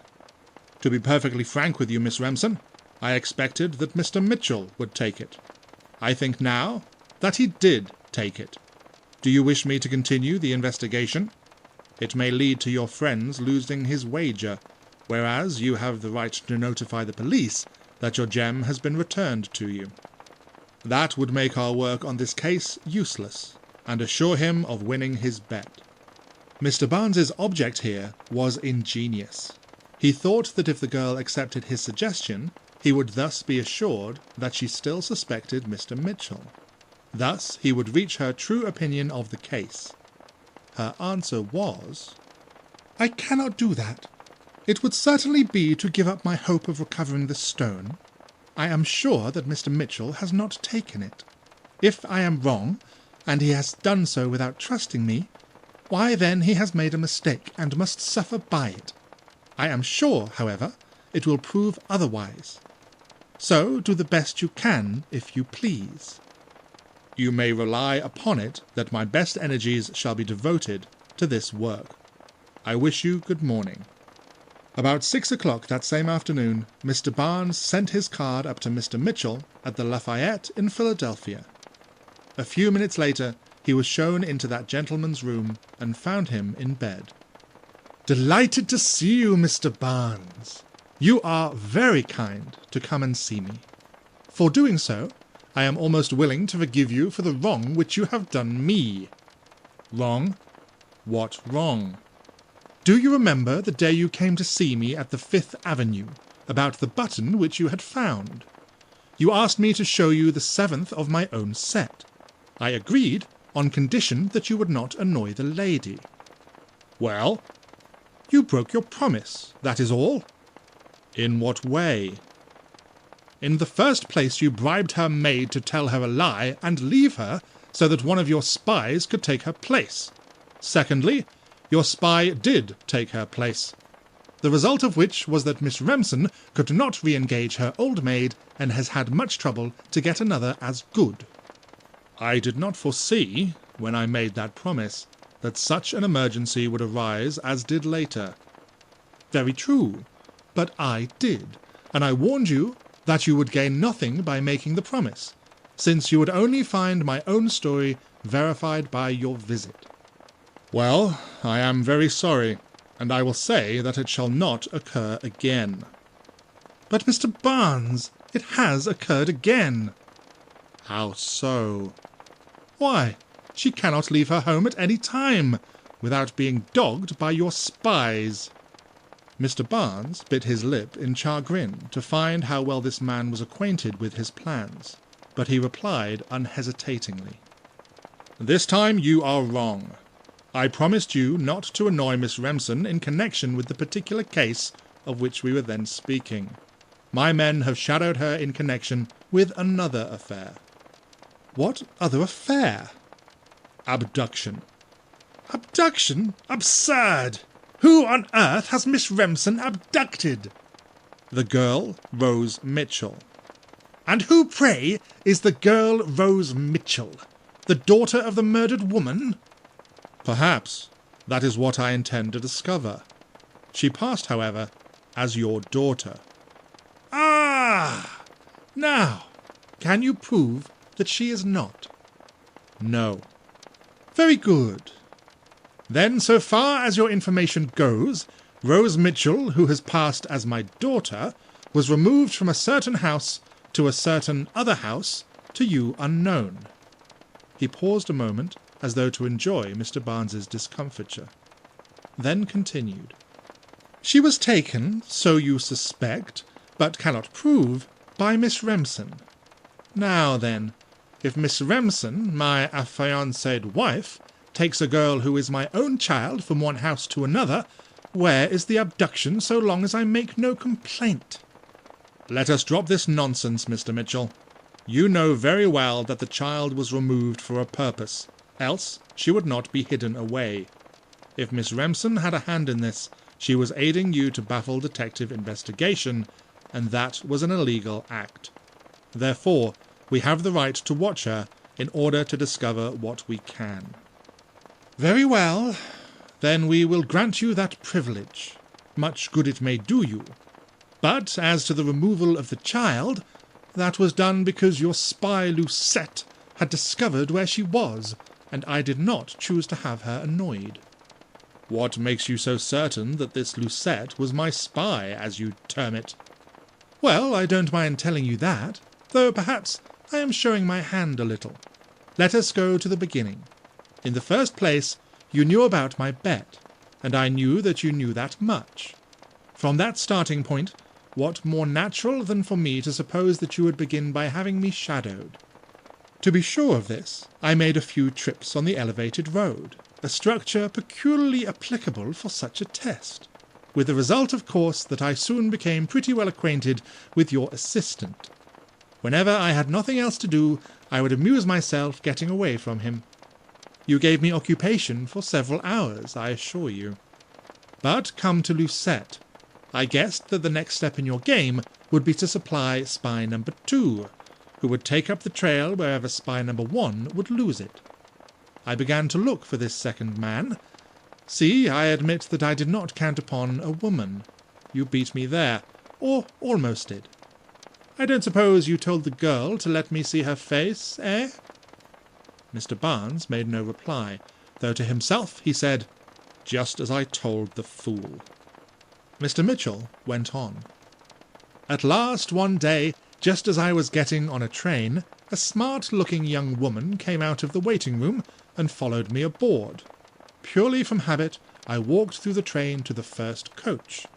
I ride in that because it is the coolest in summer and the least draughty in winter. Now, there were several cross-seats empty in the coaches through which I passed, and as the young woman behind me did not take one, but followed me through the train, I became suspicious. When she sat down opposite to me, of course, I studied her face. I hardly ever forget a face after I have made a mental note of it. The rest was simple. She was sharp enough not to get off the train when I did, and I dismissed her from my mind. Thus, I suppose she was enabled to follow me to the Irving Place house. But of course, I recognized her at once when I saw her at Miss Remsen's. Did I understand you to say that this Rose Mitchell is your daughter? I don't know what you understood, but I did not say so.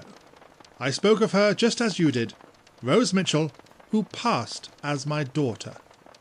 Well then, is she your daughter? I decline to answer. Why do you do so? I must decline to reply to that also. Do you not see, Mr. Mitchell, you are simply making your actions more and more suspicious? My dear Mr. Barnes, I do not care a straw how much suspicion I arouse, so long as I am not confronted by any proof. Whenever you think that you have any proof against me, come to me and I will endeavour to refute it. Very well. You have asked me to discover who stole Miss Remsen's ruby. I have already done so. Mr. Barnes, you are a genius! Who is it? Yourself. Bosh! Can't you do better than that? Why, I have been sick abed here for over 3 days. Mr. Mitchell, you are caught this time. You are not sick abed here at the time of the robbery. On the contrary, you went over to New York, attended the festival, and took the ruby pin from Miss Remsen's hair."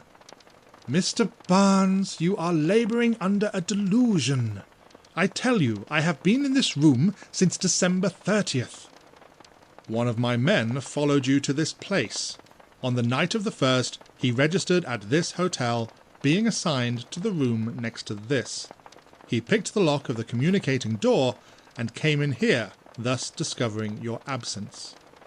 Very clever idea, I am sure. The fellow deserves credit. But did he tell you which communicating door he came through?"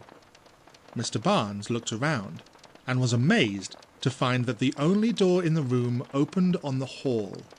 The story told by his man was thus an impossibility.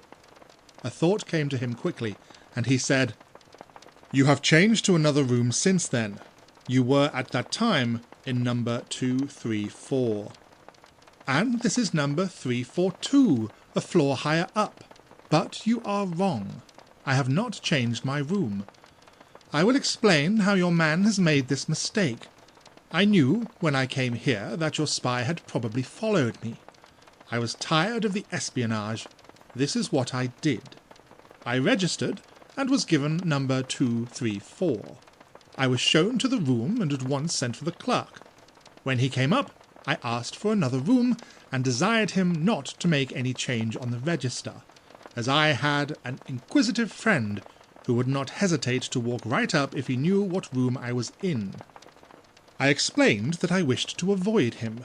My request was granted.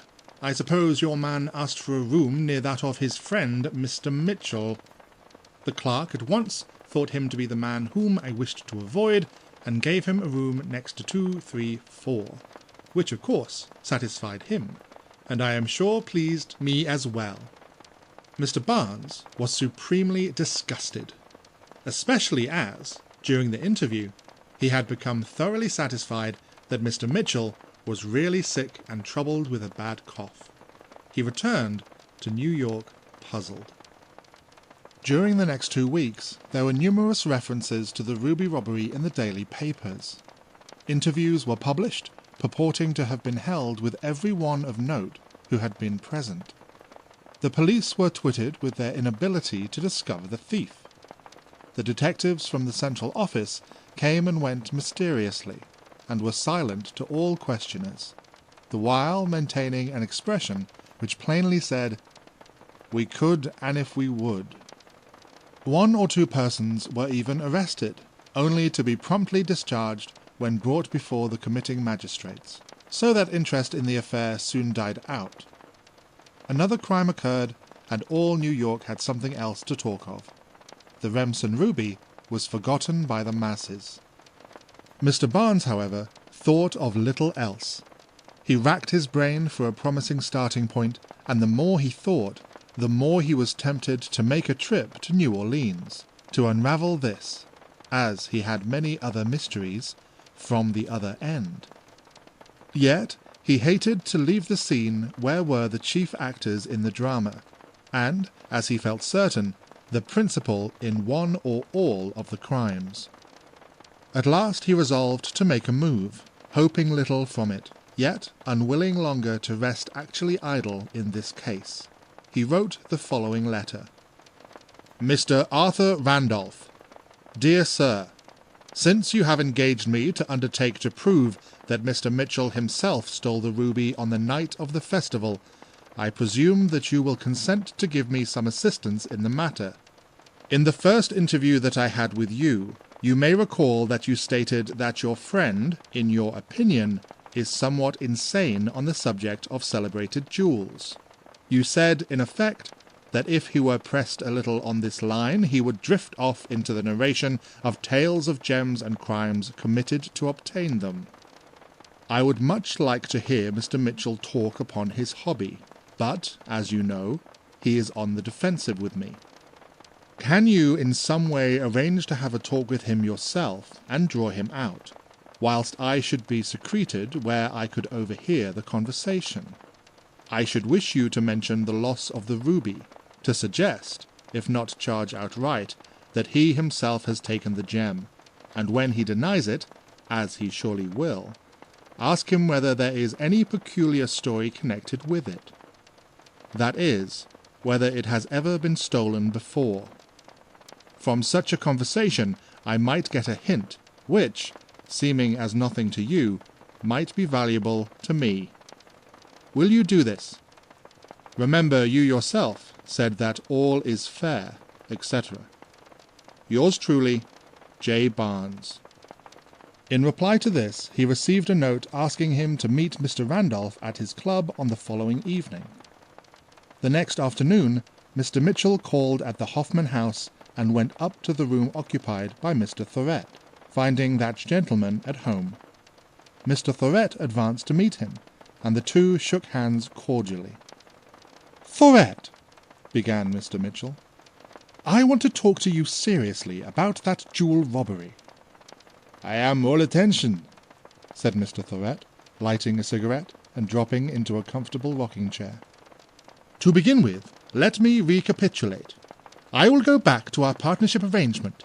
You and I became, in a way, secret partners. Or perhaps gambling pals would be more accurate. At that time, I agreed to furnish the capital for our operations up to a certain point. I believe I have done so, in spite of the fact that our losses have been rather heavy, and the further fact that you confidentially told me that you had a method, or a system, by which losses could be avoided, or at least controlled. Am I accurate?" "Quite so, my friend. You have proven yourself an admirable silent partner, since you have allowed me to have my own way, paying the bills and asking no questions till now. Am I to understand that the losses annoy you, and that you wish an explanation?" "You may give me one in a moment. There is another point. You promised to drop Adrian Fisher." "Well?" "You have not done so. I requested you to wear the Alibaba costume the other night, and yet you chose to give it to Fisher. Why was that?" "It will be more simple to explain about the losses first, and come to Fisher later. As you perhaps know, that Detective Barnes has chosen to place a spy at my heels. Under the circumstances, I thought it wise to play the spy upon my spy. Several times I have gone to the club and then placed myself where I could watch my man. In this way, I soon discovered that he had become intimate with one of the club servants. One day I called this fellow, and partly by threatening to have him discharged, but mainly by using some money, I got out of him what the detective was asking about me. This was chiefly whether I lose or win when I play cards. I found that the result of every game that I played was being reported. Consequently, after that, I made it a rule to lose." "To lose my money?" "To lose our money, since we are partners. You are simply advancing the funds till I get remittances from Paddy. You have my IOUs. If you are tired of the arrangement, I will pay you at once, though it would be inconvenient." "No, the money is of no consequence. But tell me, why did you think it best to lose?" "It is very simple. From the fact that the detectives are investigating this point, it is evident that they have heard of the winnings which I made when Fisher played with me. They may have concluded that I am a card shopper. I wish to dispel that idea." "Naturally. But now tell me about Fisher. What has this to do with him?" "As you know, I did not design to attend the festival. You went to Philadelphia, were taken ill, and sent me a letter asking me to take your place, and wear your dress, which I was to obtain by presenting your note to the costumer. I did this, fully intending to carry out your wishes." "Then how was it that Fisher wore my costume?" "I am coming to that. Just before leaving for the affair, who should call here but the costumer, who informed me that a man had been to his place, and had catechized him about me, explaining that he was a detective hunting down a celebrated criminal. He showed the fellow your note. Afterwards, he regretted having done so, and came to notify me, as he expressed it, so that I might not get into any trouble. I saw at once that this meant that Barnes would be at the festival, or at any rate, one of his men. You were right in that. He was there. Yes, but I was not sure of it till after the robbery, when all unmasked. He wore one of the 40 thieves' dominoes, and I failed to see through the disguise. With the knowledge thus obtained, I determined to have some amusement at the expense of your great detective, and decided to wear one of the dominoes instead of your dress. It was essential, however, that someone should impersonate Ali Baba in order that the tableau might not be interrupted. Fisher was the only man I could ask to assume the role. He acquiesced, and that is all there was to that. I have not taken him up again, I assure you. Very good. That is satisfactory. You must pardon my questioning, but after all I did not understand, and had a right to do so. Tell me, were you near when the robbery occurred? Did you see it done? I must have been near, but I did not see it. I was awaiting to kiss the hand of the Scheherazade, when Mr. Barnes suddenly cried out that a robbery had been committed and ordered masks off. I slipped out of my domino and went to him as soon as the lights were on. You might have suggested to him to search everybody, as he did on the train. By George, that is just what I did, but he declined. I guess that train experience made him dubious as to the value of that sort of thing. At this both men laughed heartily, as though enjoying the discomfiture of the detective. It seems, said Mr. Mitchell, that Barnes suspected that the ruby was to be stolen, and informed Mr. Ralston early in the evening that there would be thieves in the audience. Did he indeed? Too bad that, with all his shrewdness, he was not able to catch the thief, or thieves, rather, eh? Once more they both laughed. Then Mr. Mitchell suggested that they should go to the club, and thither they went. Upon entering, the doorkeeper informed Mr. Mitchell that Mr. Randolph was in the parlour and desired to see him. He and Mr. Thorett therefore went into the great reception-room. Mr. Randolph arose as they appeared. "Good evening, Randolph," said Mr. Mitchell. "You wish to see me?" "Oh, nothing special. I came in to dine here and told the doorman to send you to me in case you should turn up. I wanted company, that is all." "Don't like to eat alone, eh?" "That is it. Eating is a nuisance, made tolerable only by good companionship. Mr. Thorett, shall I have a place to set for you also?" "If you desire, I shall be most happy," said Mr. Thorett. "Very well," said Mr. Randolph. "I will attend to it. I have some letters to write now. If you will excuse me, meet me promptly at 7 in the private dining-room." Mr. Randolph left the apartment, and went to the floor above. Here he joined Mr. Barnes, who was awaiting him. "Well," said the detective, "can you manage it?" "Everything is arranged. Mitchell is here, and he has brought Thorett with him. I don't understand the intimacy that has sprung up between those two, but that is not to the point. They will dine with me in our private dining-room. I shall arrange that our meal shall be served at a table immediately next to the large portière that separates the private dining-room from the main saloon. I shall also order a dinner for you at a table just on the other side of the curtain. If you have good ears, you should hear all that passes with little difficulty." "I am satisfied with your arrangement, and shall undoubtedly be able to hear at least the greater part of what occurs." "Very well. Now, go to the library, and at the farther end, hidden behind a newspaper file, you will be safe from the observation of prying eyes. Promptly at 7, I and my guests will take our seats. 5 minutes later, your own place will be in readiness, and you can take it in safety." Mr. Barnes followed these instructions, and Mr. Randolph went to the dining room to perfect his arrangements. At 7, on the minute, he was joined by his invited guests, and the three sat at the table.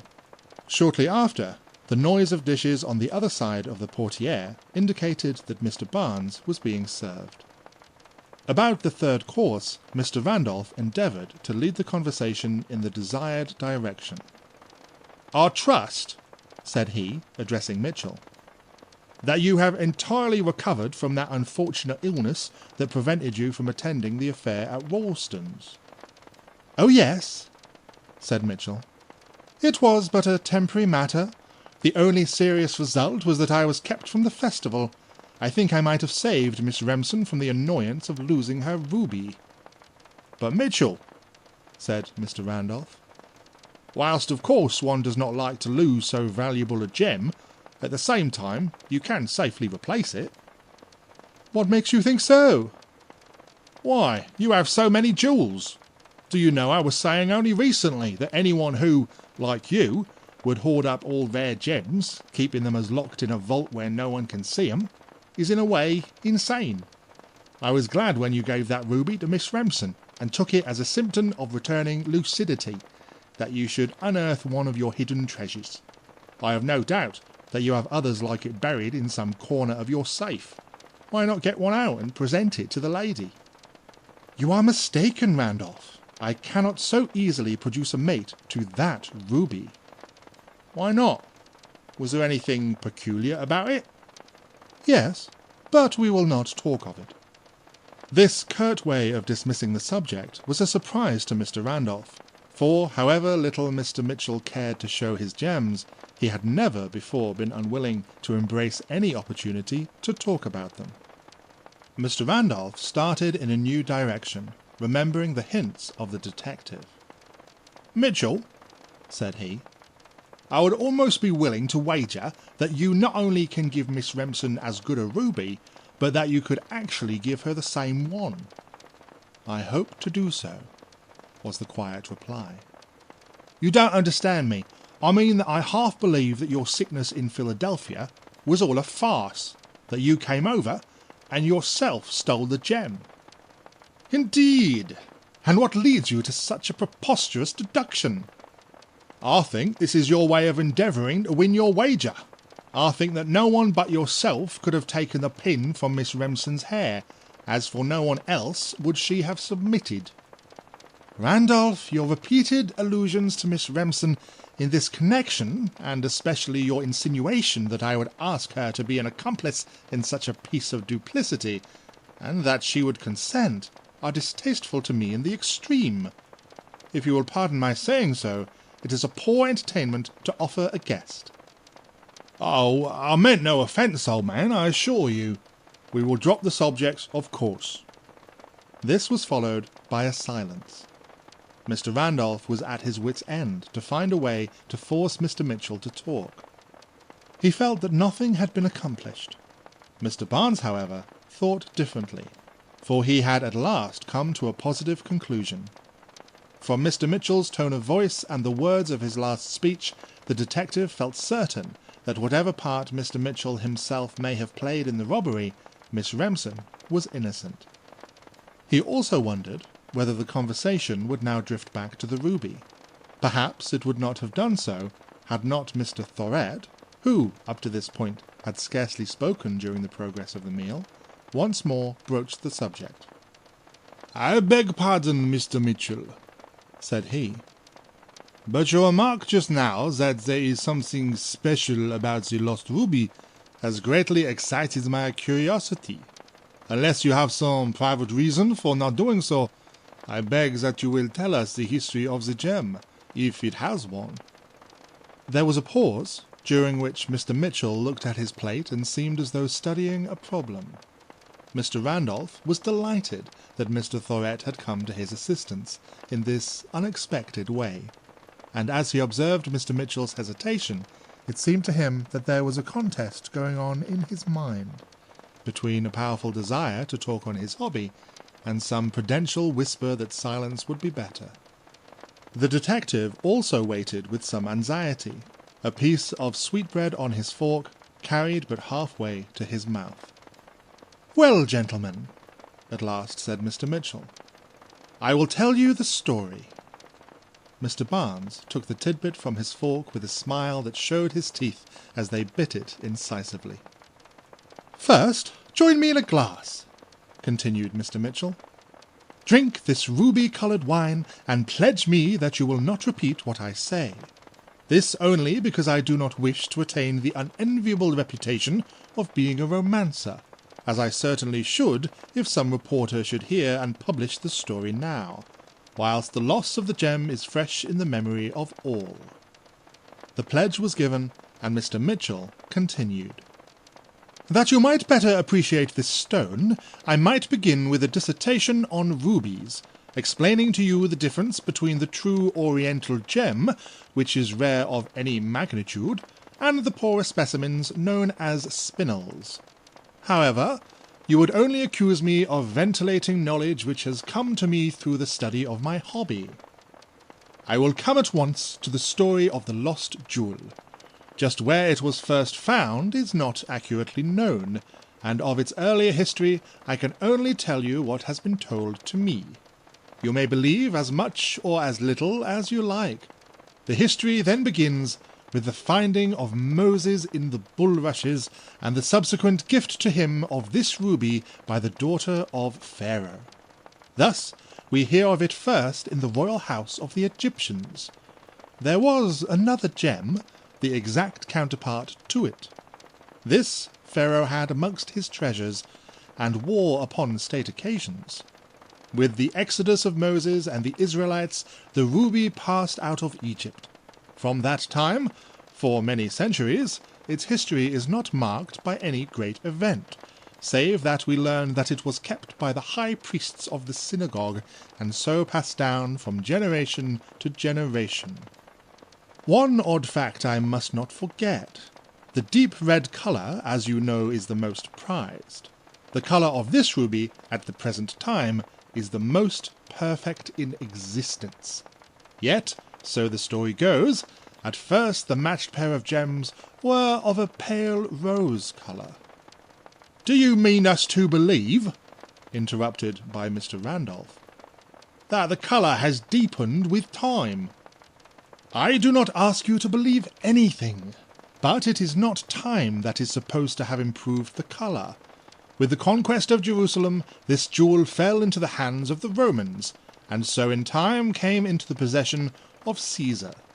In his courtship of Cleopatra, he soon discovered that extraordinary woman's passion for resplendent jewels, and he was audacious enough to present it to her. Fearing that this might be readily traced to him, when the jewel was missed as it surely would be, he told her secretly of his purpose, and then tied it about the neck of a pigeon, which flew with it directly to the palace of Cleopatra, who awaited the arrival of the bird on the rooftops. The pigeon, when nearly home, was attacked by a hawk, and Cleopatra ordered one of her archers to slay the larger bird with his arrow. This the man attempted, but struck the pigeon, which fell bleeding and dead at the queen's feet. She at once removed the gem, which was covered with blood, and dyed with it a rich red. "But, Mr. Mitchell," said Mr. Thorett, "surely a ruby could not absorb blood?" "It is the history of the gem." Mr. Mitchell spoke in so odd a tone that one almost thought that, carried away by his love of precious stones, he had imbibed some of the superstition connected with them. He spoke as though he believed the tale. Mr. Barnes began to understand better what Mr. Randolph had meant when he said that perhaps the desire to possess a rare stone might tempt this gentleman to commit a crime. Mr. Mitchell continued. "I need not follow the story of Cleopatra. It is too well known. But there is an incident that has not been written in the general history of her career. There was an Egyptian priest who was madly in love with her, and in a moment of impulse he dared to tell her of his attachment one day when alone with her. She seemed slightly amused at his ardour, and asked what he, a poor priest, could offer her, who had rich rulers at her feet. In desperation, he answered that he could give his life. The queen laughed and said, "That is mine already, but you priests claim to be all-wise. Find me the mate to my great ruby, and perhaps I will listen to your love pleadings." To her intense surprise, the man replied, "That I could do, if I dared. The gem which you have has but returned to its proper place. It was once Pharaoh's. He also had the mate to it, which from him descended through kings to Ramesses the Great. It is buried in his coffin."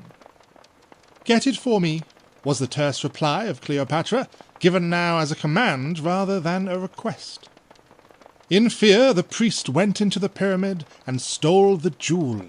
When he presented it to Cleopatra, she cried out at him, "What fool's trick is this? Do you think this pale stone a match to mine?" The priest explained that hers had been dyed red in the blood of the pigeon. "Ah, so," she replied, "then this one shall be also a richer red. You promised me your life once, I claim it, and in your blood this stone shall be steeped till it matches the other in colour." She carried out her threat, and the two stones were once more mates. "What an absurdity!" exclaimed Mr. Randolph. "Do not say so," said Mr. Thoret. "We cannot tell what may happen in this world." The next change of owners was when Cleopatra killed herself. One of her handmaidens stole the 2 rubies, but she herself was taken a slave to Rome and sold. Her purchaser discovered the rubies, took them from her, and then secretly murdered her lest she might tell that he had them. From this time on they have gone by the name of the Egyptian gems. I need not give you the whole list of robberies and murders that have been connected with the 2 stones, though I have the written record complete with names of all the victims. Suffice it to say that for years no one was the gainer by getting possession of them. They have always been impossible to sell until I bought this one, which is the first time either ever was offered honestly in the market. Before this, each new owner had obtained the jewels either by theft or murder, and dared not admit that he had them. Another curious thing is that no one has ever succeeded in hiding the jewels, so that they could not be found. They have been secreted between the stones of a wall, they have been sewn under the hide of an ass, and hidden in other equally obscure places, yet always the next thief has found and taken them. "Ah, that is interesting," said Mr. Thoret. "But tell us frankly, since we are pledged not to repeat what we hear, do you suppose there is any power inherent in the stone which attracts persons to their discovery?" "I cannot say, but that is one of the claims. This seems to be substantiated by recent events too." "How so?"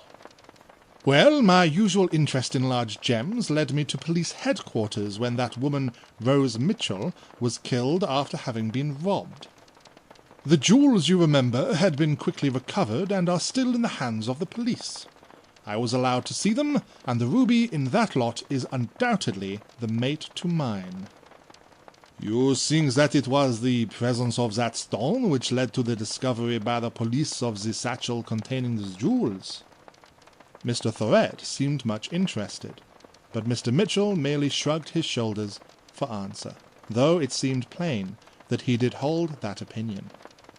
Mr. Barnes wondered whether Mr. Thoret's interest was due to the fact that, having stolen the jewels, he was astonished to hear of so strange an explanation of their recovery from the hotel where he had hidden them. Yet the man's next words seemed to dispel such an idea. He said, "You may believe in that sort of thing, Mr. Mitchell, but I, who have only modern ideas, cannot accept any such theory. The fact that the jewels have always been discovered when hidden has led those who know the history to mistake a chain of coincidences for evidence of supernatural power within the stones themselves. I think I can readily account for the series of hidings and findings." "I should be pleased to have you do so," said Mr. Mitchell. "Have you never read Edgar Poe's tale, the one where a letter is stolen and hidden? The detectives failed to find it, though it was in plain sight all the time. But another man did find it. He went upon the correct theory that the thief, knowing that a search would be made, and guessing that all obscure places would be explored first, would hide it in some commonplace manner. He visited the apartments and found the letter in the letter rack. Now, this is ingenious, but Mr. Poe here gives us a bit of special pleading and a curious anomaly at the same time. He wished to show that an obscure corner would be a bad hiding place, and so worked out his result.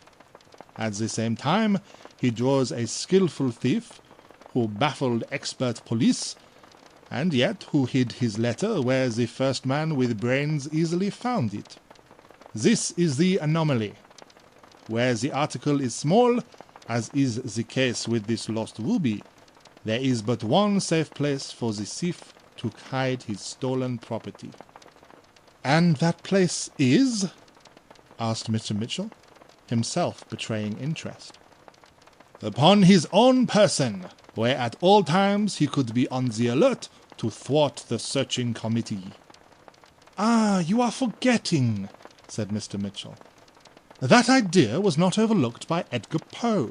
In the tale, the man was waylaid by officers in disguise, who bound him and then searched him. If the letter had been about him, it would have been found." "Not at all. The letter was placed in an envelope which had been turned, and then mailed so that on the reverse it received the postal imprint. This foiled the detectives when they examined the letter rack. It would have fooled them in exploring his pockets, if found with other letters similarly addressed. On the other hand, had it been in his pocket, the man who finally obtained it could not have done so by creating a confusion in the street which attracted the man to the window. It would have been difficult for him even to guess that it was in the pocket. Besides, with the ruby it would be simple, since it is an article that can be disposed of at a moment's notice." "Very true," said Mr. Mitchell. "But—" Here he paused for a moment, and seemed abstracted. Quickly recovering, he said, "What was I saying? I have lost the thread of our conversation." "Mr. Thoret suggested that the thief could keep the ruby about him," replied Mr. Randolph. "Ah, exactly. Now I remember. Well, I should say that it would be a hazardous undertaking.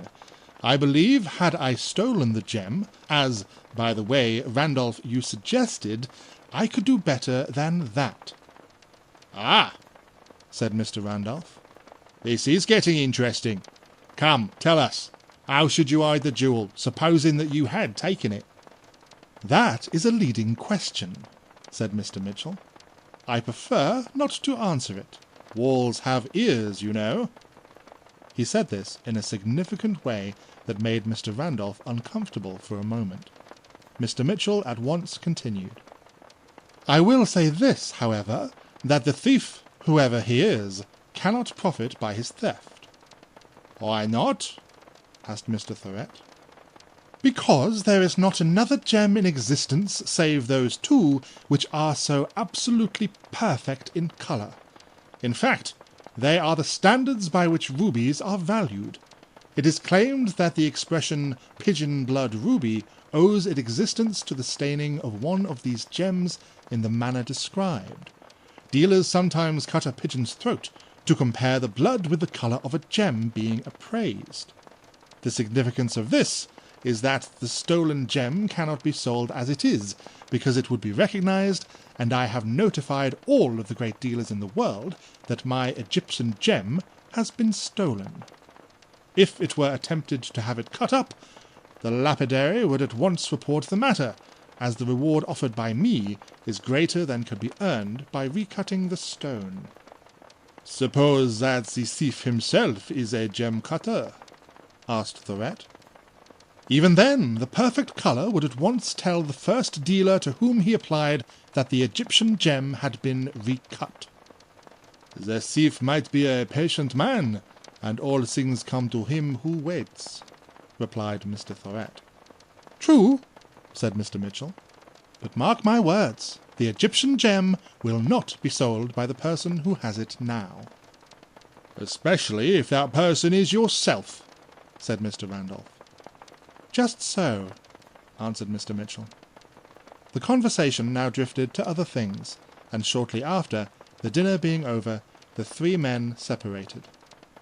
As Mr. Barnes was about to leave the main dining room, one of the servants handed him a note. Supposing it to be from Mr. Randolph, he opened it at once, and was surprised and chagrined to read, "When Mr. Barnes next plays the eavesdropper, he should be careful to observe whether a mirror reflects both sides of a portiere which he might suppose would conceal him. Mitchell." "The devil take it," muttered Mr. Barnes. "I wonder at what point he discovered my presence. Was that last part, about his having warned all the dealers, thrown in gratuitously for my benefit, and to lead me to suppose that someone else stole the stone? If so, why does he now let me know that he saw me?" Mr. Barnes now began some researches into the past history of Mr. Alphonse Thorette. Obtaining the date of his first registry at the Hoffman House, he found that to be about a month before the train robbery occurred. Finding the expressman who had brought his baggage to the hotel, it transpired that it had been taken from an English steamship, yet the name Thorette did not appear upon the list of passengers. As it was certain, however, that the man must have arrived by the ship, it was evident that Thorette was an alias. Mr. Barnes copied the ship's list for future reference. A search for the name Rose Mitchell was fruitless, though extended to the passenger lists of all arriving steamers for 2 months prior to the murder. Believing that Mr. Thorette must have some communication with foreign friends, and hoping to obtain some clue by the postmarks of any such letters, Mr. Barnes arranged an espionage of the man's mail. But though the hotel clerk reported to him daily for several weeks, there was not one foreign letter. As to money, Mr. Thorette appeared to be well supplied, paying his board bills promptly with cheques upon a neighbouring national bank, in which it was ascertained that he had deposited to his credit several $1,000s. Thus, after a long investigation, Mr. Barnes was chagrined to admit that he had discovered nothing save that Mr. Thorette had come across the ocean under an assumed name, and even this meagre knowledge was a mere matter of inference. Though baffled in this direction, Mr. Barnes had been more successful in another effort which he essayed. This was a line of investigation which he inaugurated, hoping to discover the whereabouts of the child Rose Mitchell, who was so skilfully kept in hiding. He had first instructed Lucette as to the part she was to play, and that young woman, anxious once more to stand well with her employer, had exerted herself to her utmost, entirely succeeding in her mission. This was to obtain some of the writing of the child. "Go to the house again," Mr. Barnes had suggested, "and get into conversation with that same servant who met you at the door on your first visit. Then, in some manner, obtain a specimen of the child's writing. An old copybook would be just the thing."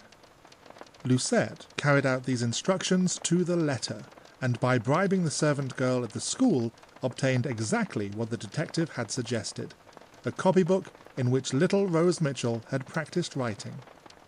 Armed with this, and selecting a specimen which seemed best suited to his purpose, Mr. Barnes next bribed the mail-boy at the Fifth Avenue Hotel to examine all letters addressed to Mr. Mitchell until he should find one in the same hand. It was not until early in March that this patient work resulted in success. Then one day the boy reported to Mr. Barnes that the expected letter had at length arrived. The postmark indicated that it had been mailed at East Orange, New Jersey. "So, that is where the little bird is hidden," said Mr. Barnes to himself when this information reached him. Summoning Lucette, he sent her to East Orange with these instructions.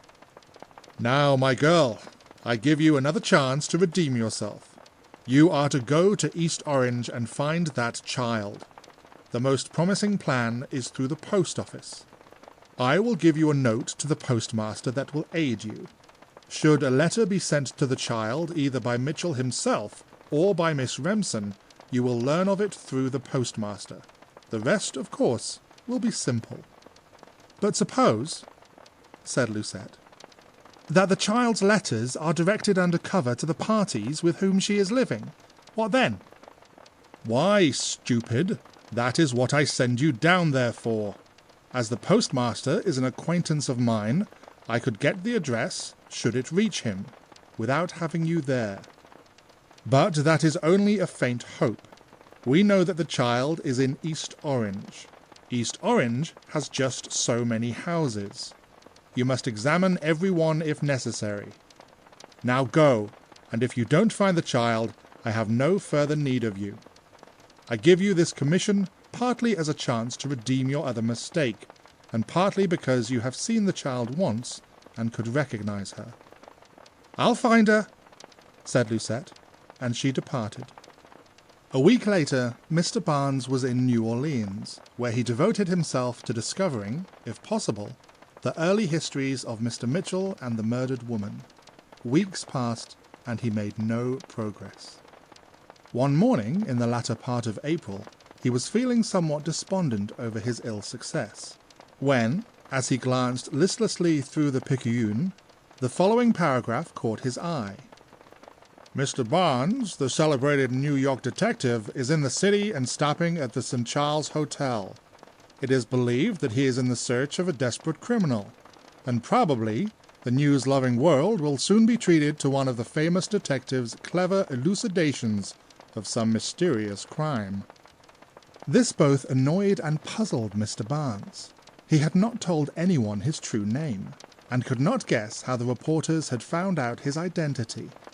Whilst he was thinking of it, a card was brought to him, which bore the name Richard Sefton. He directed that the gentleman should be shown to his room, and soon after a man of about 35, with dark complexion, black hair, and keen hazel eyes entered, bowing politely and saying, "This is Mr. Barnes, I believe." "Be seated, Mr. Sefton," said Mr. Barnes, coldly, "and then tell me why you believe me to be Mr. Barnes when I am registered as James Morton." "I do not believe you to be Mr. Barnes," said the other, coolly seating himself. "I was inaccurate in using that expression. I know that you are Mr. Barnes." "Oh, you do? And how, pray, do you know that I am Mr. Barnes?" "Because it is my business to know people. I am a detective like yourself. I have come to help you." "You have come to help me? You are very kind, I am sure, but since you are so very clever, perhaps you would not mind telling me how you know that I need help, and in what direction." "With pleasure. You need help because, pardon me saying it, you are working on a case in which time is precious to you, and you have already wasted about 6 weeks. I say wasted because you have learned nothing that will aid in your search." "In my search for what?" "Mr. Barnes, you are not over cordial. There should be some fraternal courtesy between us. I have come to you as a friend, honestly wishing to aid you.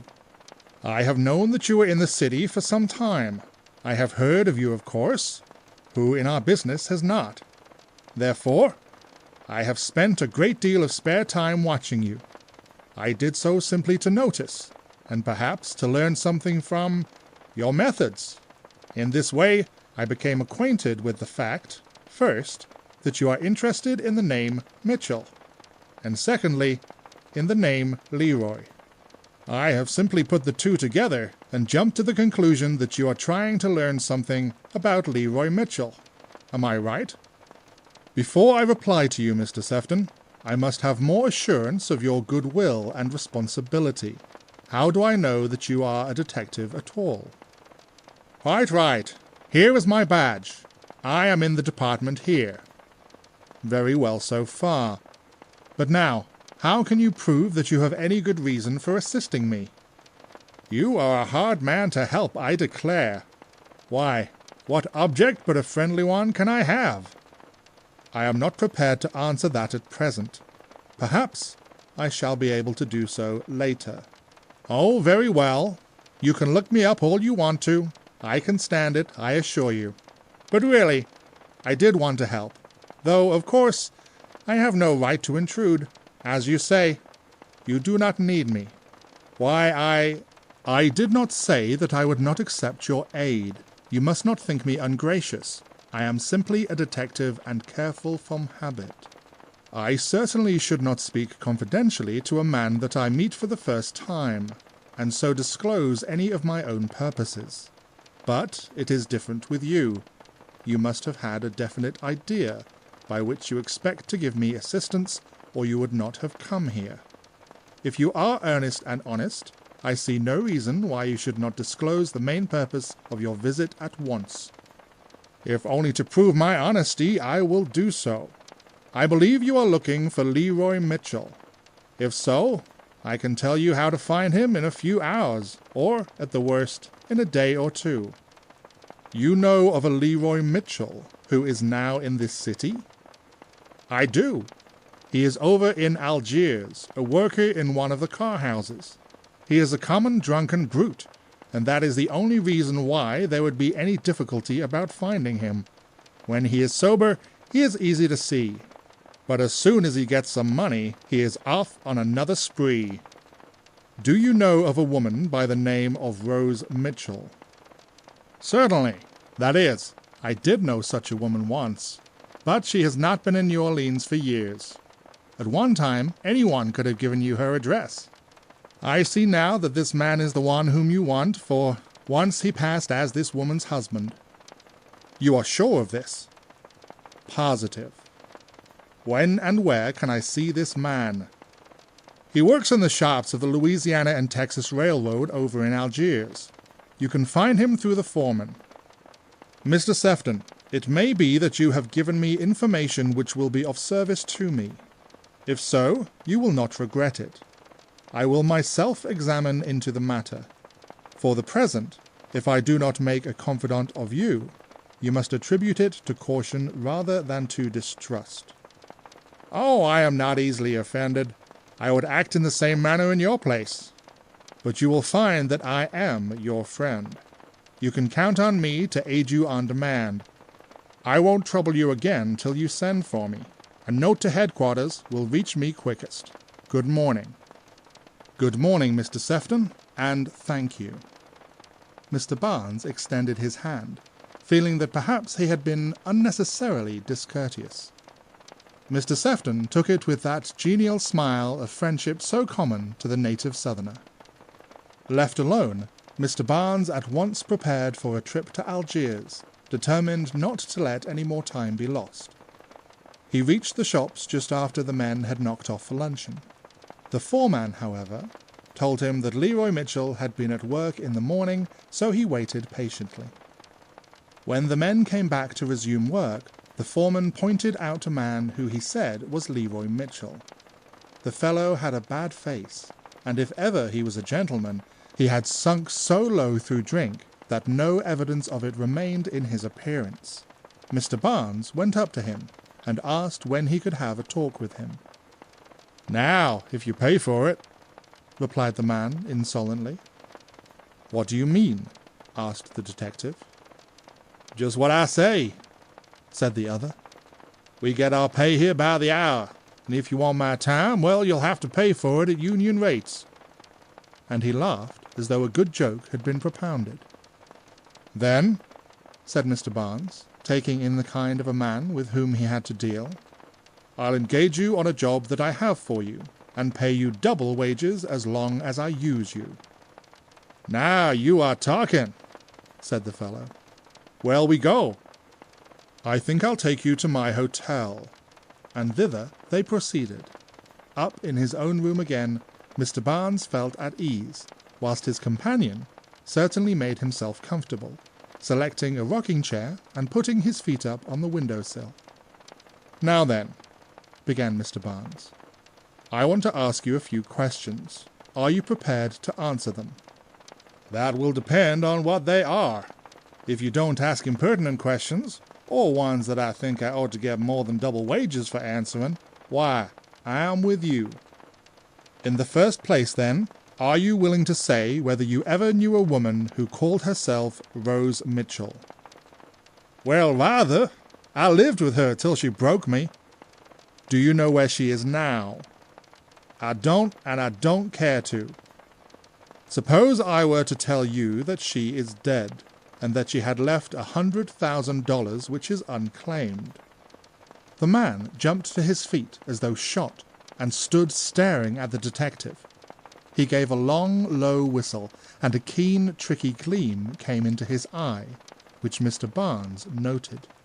At length he spoke. "Are you giving me this straight?" "I am telling you the truth.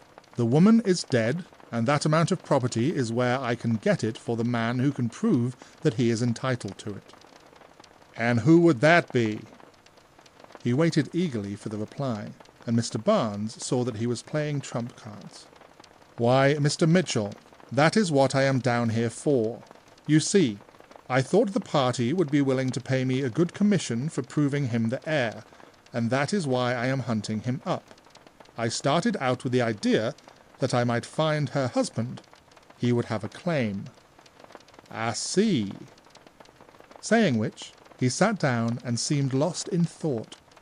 The detective deemed it well to wait for him to speak again, which he did. "See here," he exclaimed. "How much do you want for getting this money for me?" "I cannot get it at all unless you are the woman's husband," replied the detective. "Well, I am her husband. Didn't I tell you I lived with her till she broke me?" "Yes, but are you legally married to her?" "Why, to be sure. Don't I tell you I am her husband?" "Then, in the name of the law, I arrest you," said Mr. Barnes, suddenly rising and standing over the man. "Arrest me?" said the fellow, jumping up, pale with fright. "What for?" "Rose Mitchell has been murdered, and the man who killed her has confessed that he was hired to do it by you." "He is a blasted liar." "I hope so for your sake, but as you admit that you are her husband, you are the man we are looking for. I'll have to take you to New York." But I say," said the fellow, now thoroughly alarmed, "there's a big mistake here. I've been lying to you. I'm not the woman's husband, and my name is not Mitchell." "That won't do, my man. I had you pointed out to me by Sefton, the detective here." "But he is the very man that hired me to pass off as Mitchell to you." Mr. Barnes chuckled as he found his ruse successful. He had suspected all along that the New Orleans detective was trying to lead him off on a wrong scent, and now thought he saw a chance to turn the tables upon him and get some valuable information. "That is a very thin story," said he. "But if you will tell me all you know, perhaps I may believe you." "You bet I'll give you the whole story straight, to get out of this scrape. In the first place, my name is Arthur Chambers. I was up in the world once, had money, and was respectable. But drink changed all that. Now anyone can buy me for a few dollars, and that is what Sefton did. He came to me about a week ago and told me that a detective was down here from up north nosing around for this Mitchell. He said it was important to an employer of his up in New York to have this detective balked, that he was hired to do it and to make him lose time. That time, in some way, was an important item." "You say," interrupted Mr. Barnes, "that Sefton told you he was hired by someone in New York to throw me off the scent." "That's what he said," replied Chambers. Mr. Barnes easily guessed who was employing Sefton, and once more he paid the tribute of admiration for the caution and ingenious scheming of Mr. Mitchell. Go on, said the detective. "There ain't much more to tell. Sefton hired me to play off that I was Mitchell, and he gave me a cock and bull yarn to feed you with about a woman named Rose Mitchell." What was that story? "Say, look here," said Chambers, his confidence and cunning returning as he felt himself out of danger of arrest.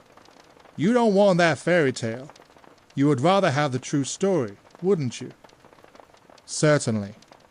"Well, I'm an old-timer, I am. There ain't much that's happened in the Crescent that I couldn't remember if I was paid for it. See here, my man, you are not dealing with Sefton now. You tell me what I want to know, and if I find it is true, I'll pay you for it. But if you play any tricks, I'll make it warm for you." "That's all right. Suppose I begin by telling you that this Rose Mitchell, that you say was murdered, was known down here chiefly as Rose Montalban. La Montalban, she was generally called." La Montalban, repeated Mr. Barnes. "Then was she an actress?" "Actress? Well, I guess she was considerable, but not on the stage. No, she kept a gambling down on Royal Street. Fitted up like a palace, too, and many a young fool has lost his last dime in that house." "But what about Mitchell? Do you know whether he was connected with her in any way?" "I can't give you that dead straight. There was some mystery there. I used to go to the Royal Street place, and I knew Mitchell in a sort of way. He was always hanging around there. Then there was a while that he didn't show up, and then he turned up again and was introduced as La Montalban's husband. There was a story going that he had married another girl and deserted her, a young Creole, I think, though I never heard her name." "Did you know anything about a child, a girl?" "That was another queer part of it. There was a girl, little Rosie. Some say it was the Creole's, but La Montalban always claimed it was hers."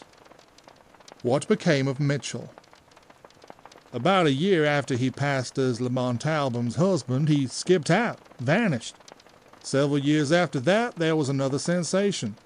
The child was kidnapped. La Montalban offered big rewards to recover her, but she never did.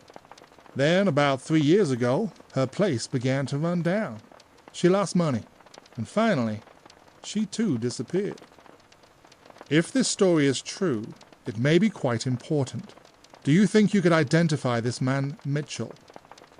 "Well, I don't know for certain, but see here, come to think of it, there were 2 Mitchells, and both named Leroy, too." "Are you sure of that?" "Pretty sure. They were cousins. The other fellow was younger. I didn't know him myself. He was a young men's Christian Association sort of boy, not quite in my line. But I sort of remember hearing that he was in love with the Creole girl. But say, I'll tell you who can give it to you straight as a shingle." "Ah, who is that?" "An old man named Newely. He knew all about the Creole, and so must have known about the Mitchells. I think he was in La Montalban's power. She knew something about him and blackmailed him, as she did lots of others. Now that she is dead, you might make him open his mouth." "Very good. Get me his address, and then see what you can find out about the other Leroy Mitchell, the good boy. Discover what became of him, and I'll pay you well. Meanwhile, don't let Sefton know that you are not carrying out his scheme." "Say, pard, I tumble to you now. You suspected Sefton, and you played your cards to draw me out. Well, you did it neat, and now I'm with you. Good day. When I see you again, I'll have some news for you." The following day, Mr. Barnes called at the bachelor home of Mr. Newely. The handsome old man received him in stately fashion and courteously asked the detective to explain his mission. For a moment, Mr. Barnes did not know how to proceed. He at last said, "Mr. Newilly, I have come to ask your aid in the cause of justice. I have hesitated to do this, not wishing to disturb you. That I do so now is due to the fact that every other resource has been tried and has failed me." "Proceed, sir," said the host with a courteous bow. "I am seeking certain information about a woman who was known as La Montalban, and—" An instantaneous change came over the face of Mr. Newilly. His hospitable smile of welcome vanished. He rose erect and stiffly said, "I know nothing of that woman, and must wish you a very good morning," with which he deliberately began to walk from the room. Mr. Barnes for a moment was nonplussed, but saw that he must act quickly or lose all chance of gaining any information from this man. "One moment, Mr. Newilly," he said. "You certainly would not refuse to help me convict her murderer." As he expected, the last word brought him back. "Murderer? Do you mean to intimate that she has been murdered?" Saying this, he stopped for a second, and then slowly returned and sat down again. "Rose Montalban was murdered in New York some months ago. I believe that I am on the track of the guilty man. Will you aid me?" "That depends upon circumstances. You say the woman is dead. That alters my position in this matter very much. I had reasons, good ones to me, for refusing to converse with you on this subject. But if the woman is dead, the objections vanish." Mr. Barnes thought he understood. Here was one of those who had been ruled by fear, as Chambers had said. "What I want from you, Mr. Newilly, is very simple. You either can or you cannot give me the information that I wish. Did you know a man named Leroy Mitchell, who was at one time this woman's husband?" "I knew him very well. He was a scoundrel of the deepest dye, for all that he had the manners of the polished gentleman." "Do you know what became of him?" "No. He left this city suddenly and has never returned." "Did you know little Rose Mitchell?" "Many a time has she sat upon my knee. This man was her father. He wronged one of the sweetest little girls that ever lived." "You knew this girl? Knew her name?" "I did." "What was it?" "That is a secret I have guarded for too many years to be willing to yield it now to a stranger. You must show me good reasons for giving it to you before I tell it." "I will explain. This man Mitchell is now in New York. He is about to marry a sweet, good woman. Yet, I think that he murdered Rose Montalban, or Mitchell, to get her out of his way. I think that she was blackmailing him. Besides, he has his child with him." Mr. Newilly started up and paced the room for some time, much agitated. Finally, he stopped and said, "You say he has the child with him?" "Yes. Here is her likeness." He handed Mr. Newilly the photograph made by Lucette. Mr. Newilly looked at it, muttered, Very like, then remained silent for some moments. Finally he said, "And you think he murdered this woman, Montalban?" "I do." "It will be terrible to hang that child's father. What dishonor! What dishonor! But justice is justice." He seemed to be talking rather to himself than to Mr. Barnes. Suddenly he turned and said, "I cannot tell you the name for which you ask, but I will go with you to New York. And if this story of yours is true, I will move heaven and earth to see justice done. That villain must not ruin another young life." "Good," exclaimed the detective, delighted with the result of his visit. "One more point, Mr. Newilly. What do you know of the existence of another Mr. Leroy Mitchell?" "I never met him, though I knew of him. There was a mystery about that, which I never could unravel." I think that he loved this same girl.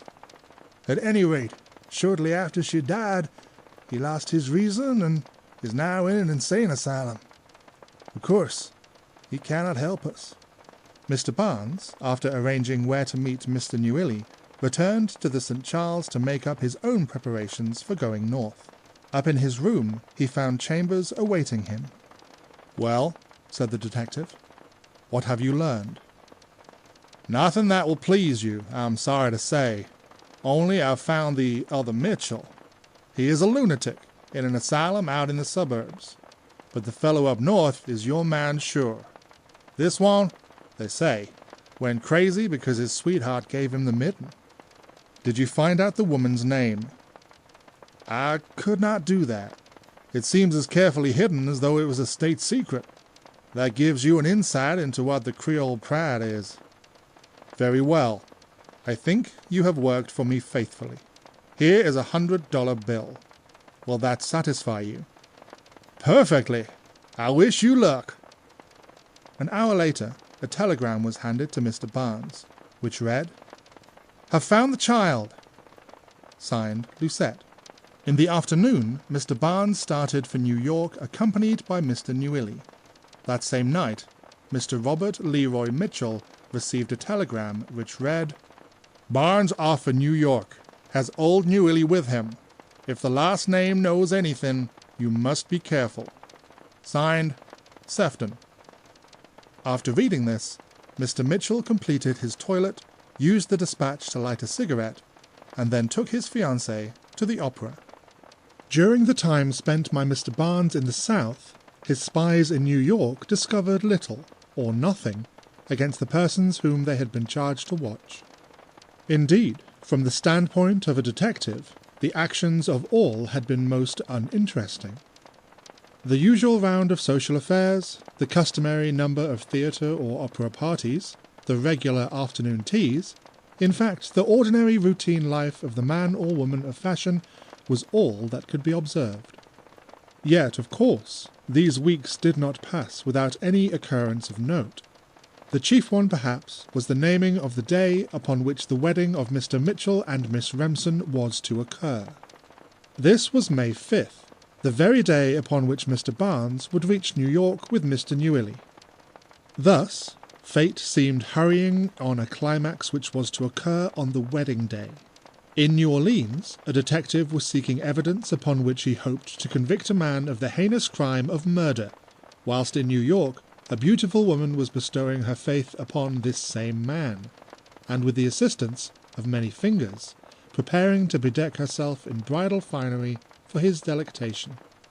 Meanwhile, the man himself acted most unconcernedly. He seemed to consider himself beyond the risk of danger, and he accepted his happiness as does one who had honourably earned it. Of much interest to us, in the light of fast approaching events, was the curious conduct of Dora Remsen during this period. It will be remembered that Mr. Randolph had lost an opportunity of declaring himself, and that he warned the young lady against Mr. Thorett as one not to be trusted. This kind of advice, it is to be presumed, is offered by the one giving it with some idea, however distant, that it may be accepted. Yet the histories of many lives would show that only a small percentage of similar advice has ever been received with acquiescence.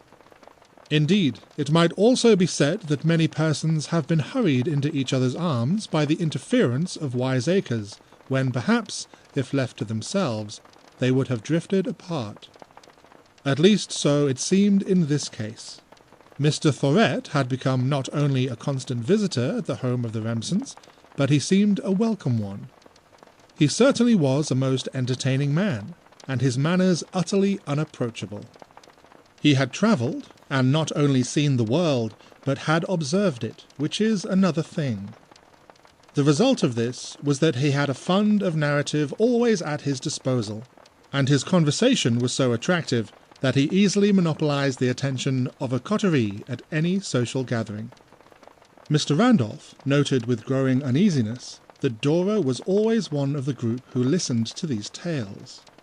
What disturbed him most was that after the greatest amount of time spent and wasted in seeking some flagrant defect in the man's character, he was at last compelled to acknowledge to himself that he had nothing against Mr. Thorett except a prejudice. But that prejudice was as great, if not greater, than ever. He determined at length to speak to Mr. Mitchell about it, and did so one afternoon when the rooms were crowded, his rival being, as usual, the centre of an attentive group. "Mitchell," he began, "how the deuce did that fellow Thorett get into this family?" "Dora met him somewhere, I believe. Why?" "What? Can you ask that?" "Can I? Why, certainly I can. I did ask you. Why?" "I declare, Mitchell, you are either as blind as a bat or else you have eyes only for Miss Emily. Don't you see the danger that the younger sister is in, associating with that man?" "Well now, Randolph, to be candid, I must admit I did not see the danger. What is it?" "Why, suppose she fell in love with him.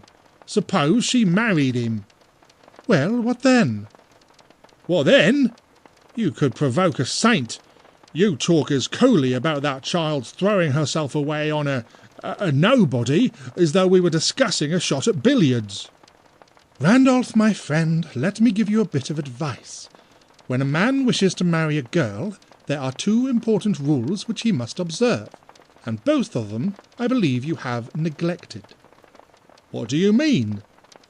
"Before I explain, let me ask you a question. Am I right in supposing that you wish to marry Dora yourself?" "Well, that is rather pointed. However, I will admit the truth. I would be happy to have her love." "Very well. I will tell you those two rules. The first is never speak ill of your rival. The second is don't be too late asking for the young lady." Randolph looked at Mr. Mitchell a moment intently, then offered his hand, which was grasped warmly. He simply said, "I thank you," and walked over to the group where Dora was. After a while, taking advantage of an opportune lull, he leaned over her and said in an undertone, "May I have a few words of conversation with you?" She looked up at him, evidently surprised at his tone, and asked, "Is it important?" "Very," he replied succinctly, and excusing herself to the company, she permitted him to lead her into the next room, where she sat beside him on the sofa, to which he invited her with emotion. After a brief silence, during which each thought intently, he began, "Miss Dora, I wish you to listen to me, if you please, to the end. I think you know that I love you." He paused just a moment, whilst she trembled slightly, blushed, and drooped her head. He continued, "I have never told you this before in words, I know, but you are a woman, and must have read my heart a long time ago. You are all so clever at that sort of thing. I am only a man, and I have not been able to read yours at all. I really do not know whether you care for me or not. Once I thought that you did, but of late... But no matter, I will not go into that. In brief, then, I have only to say that it would make me supremely happy to know that you would some day be my wife. In exchange, I offer you a lifelong devotion. And now, I think, that is all I have to say. Dora, little sweetheart,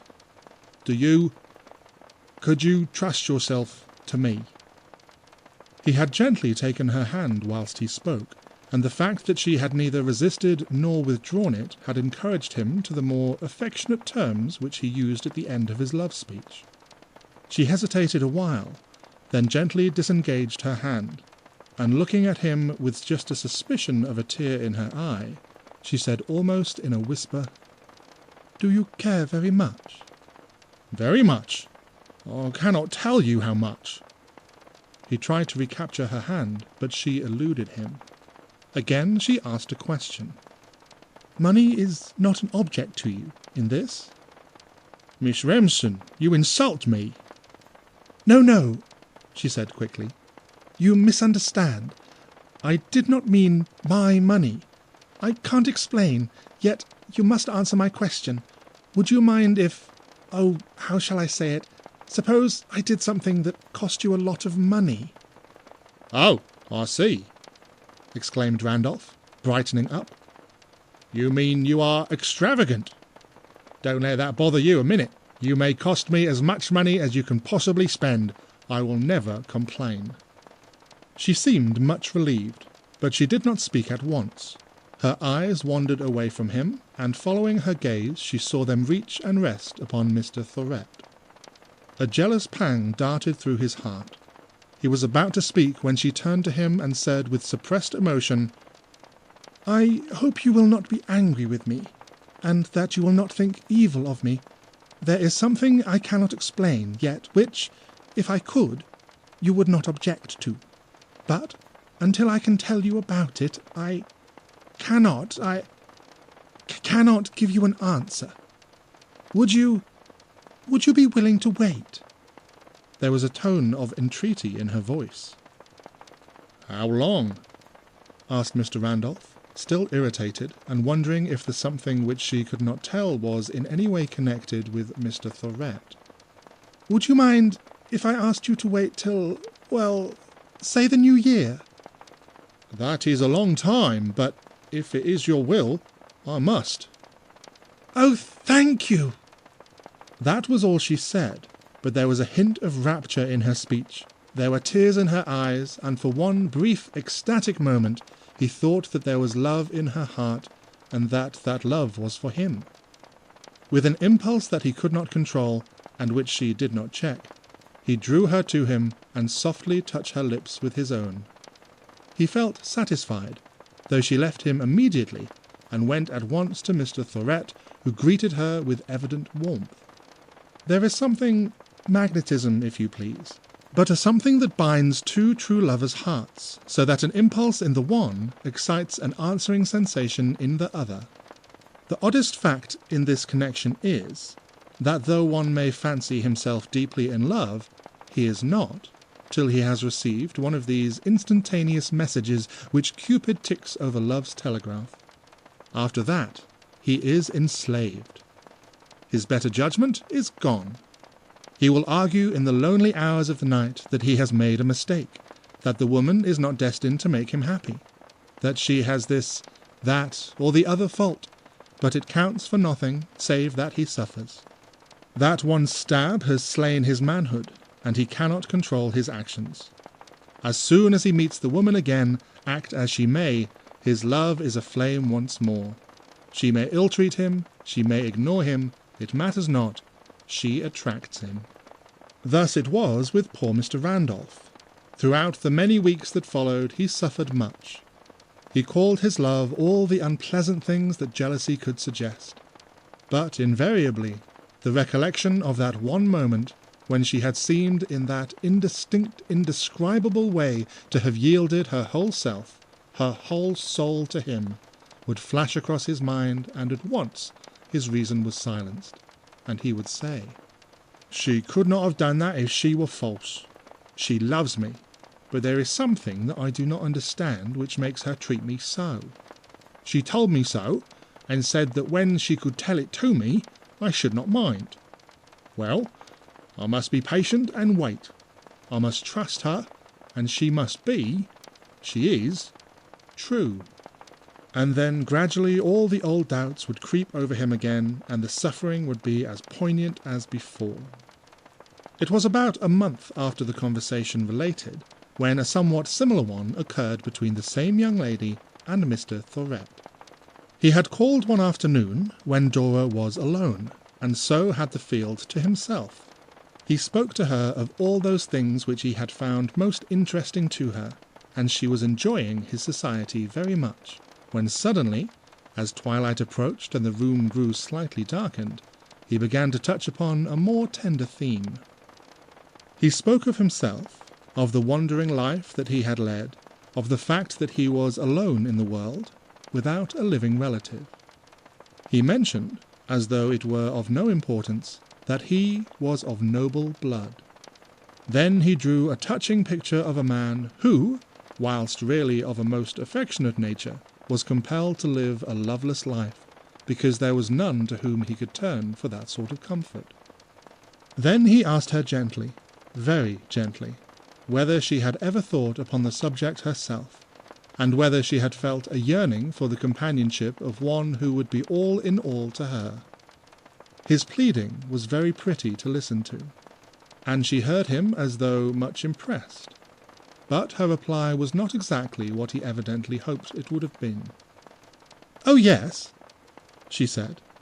"I have thought of all that in a vague sort of way, but you see, I have been in love with my beautiful queen for so long that I cannot imagine a life without her. And yet," there was a tremor in her voice, "I am going to lose her soon. She will go away for a while, and then I fancy I shall feel that loneliness of which you speak. So, if you want to hear my real ideas upon that subject, you must wait until after the wedding." She said this last with a tone of deep meaning, and Mr. Thorett seemed to accept her remark as a hint, for he changed the subject. Shortly afterwards he went away. As he walked down the avenue, there was almost a triumphant smile upon his face. This, however, was not reported to Mr. Barnes, for the spy was behind and could not see his face. It was only a few nights after this that Mr. Mitchell was walking home from the club, accompanied by Mr. Thorett, when the latter turned the conversation upon the Miss Remsons. "They certainly are charming girls," said he, "but one would need to be rich to afford the luxury of marrying one of them. I suppose they have nothing until the death of the mother." Mr. Mitchell thought that he understood the object of the question, and for reasons of his own was glad to reply to it. "Oh, not at all," said he. "The father left each of them a handsome sum, 50,000 in fact, which they are to receive as soon as married. The bulk of the money, of course, went to the widow, but her interest is only for life, and then it is to be equally divided between the girls. I think it is somewhere near 500,000. "You are a fortunate fellow. I wish I had your luck." "My dear Thorett, can a man of your intelligence believe in such a stupid thing as luck?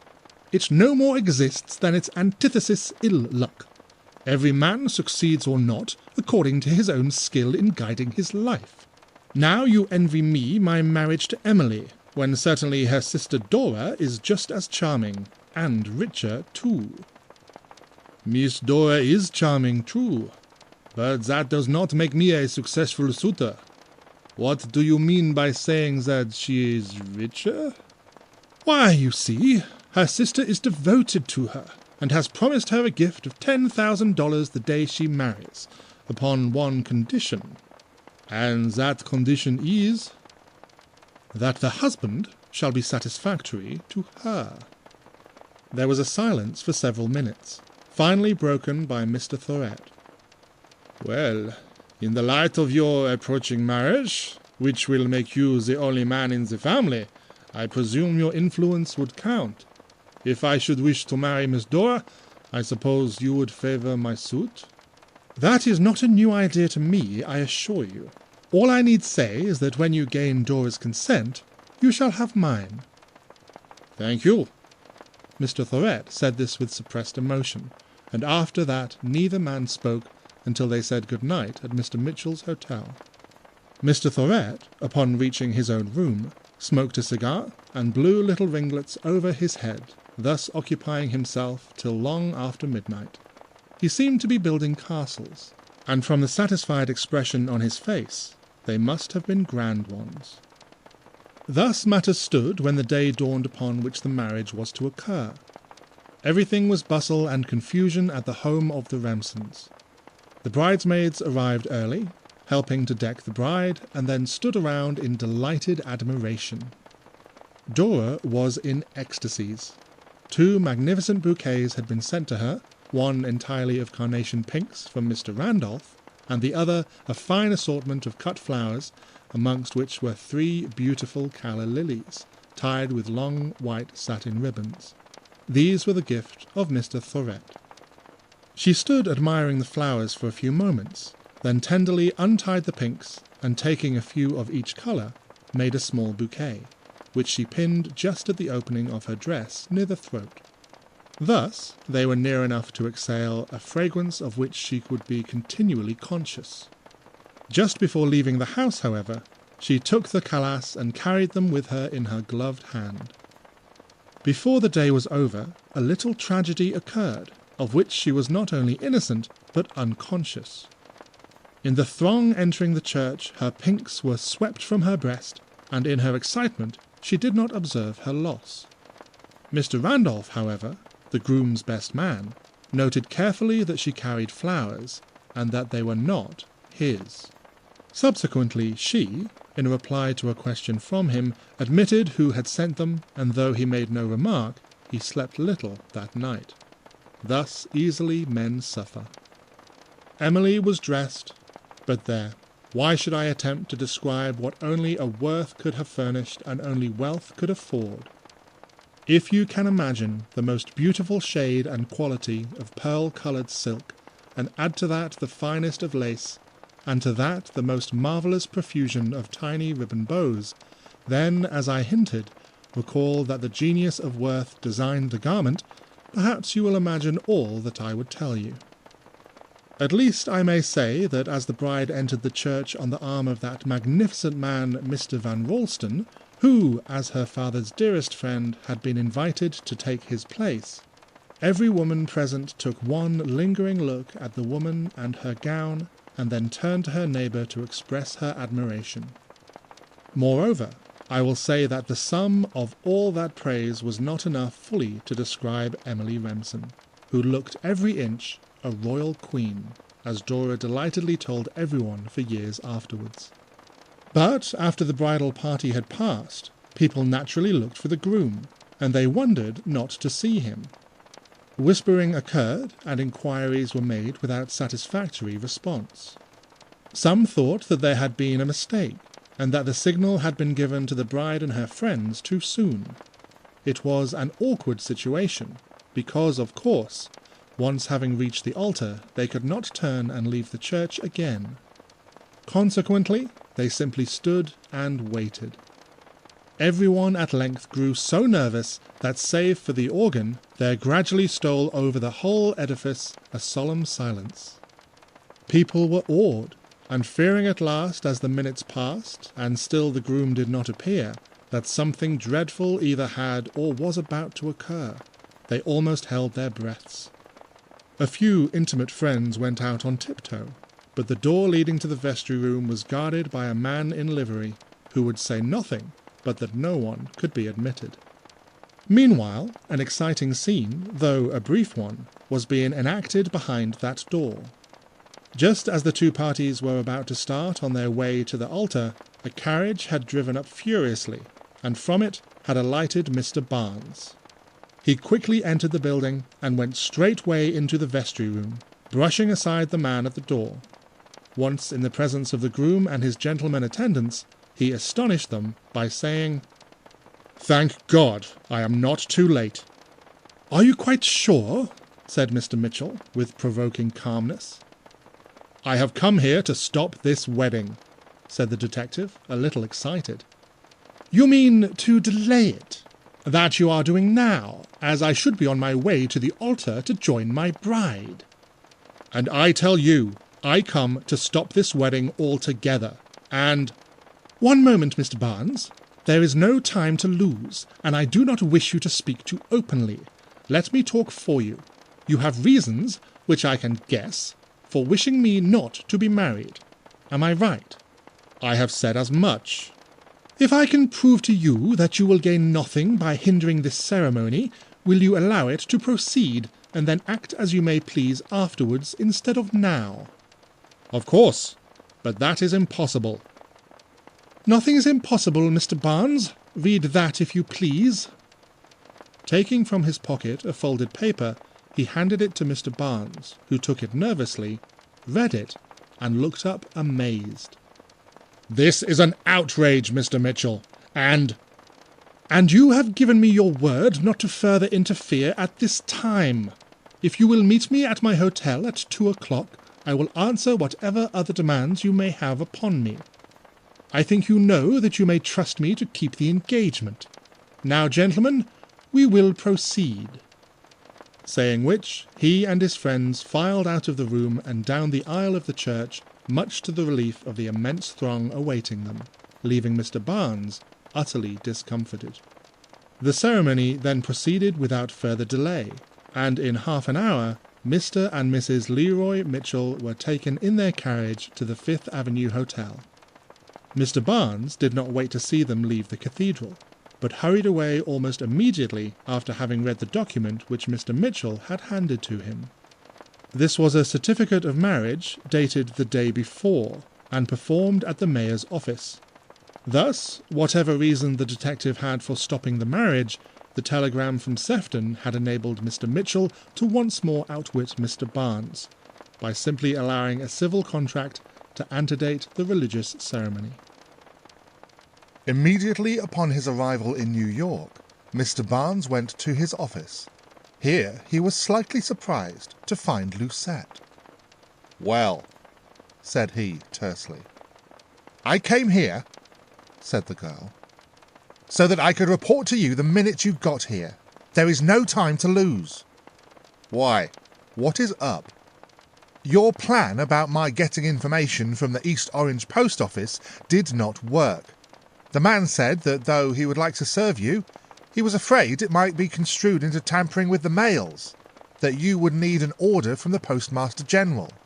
I went to work then on the other line, and began a systematic examination of every house in the place. It was hard work, but at last I found the child. You don't want details now, because she has been taken away again. Mitchell went down yesterday and brought her to New York." "Why did you not follow him and see where he took her?"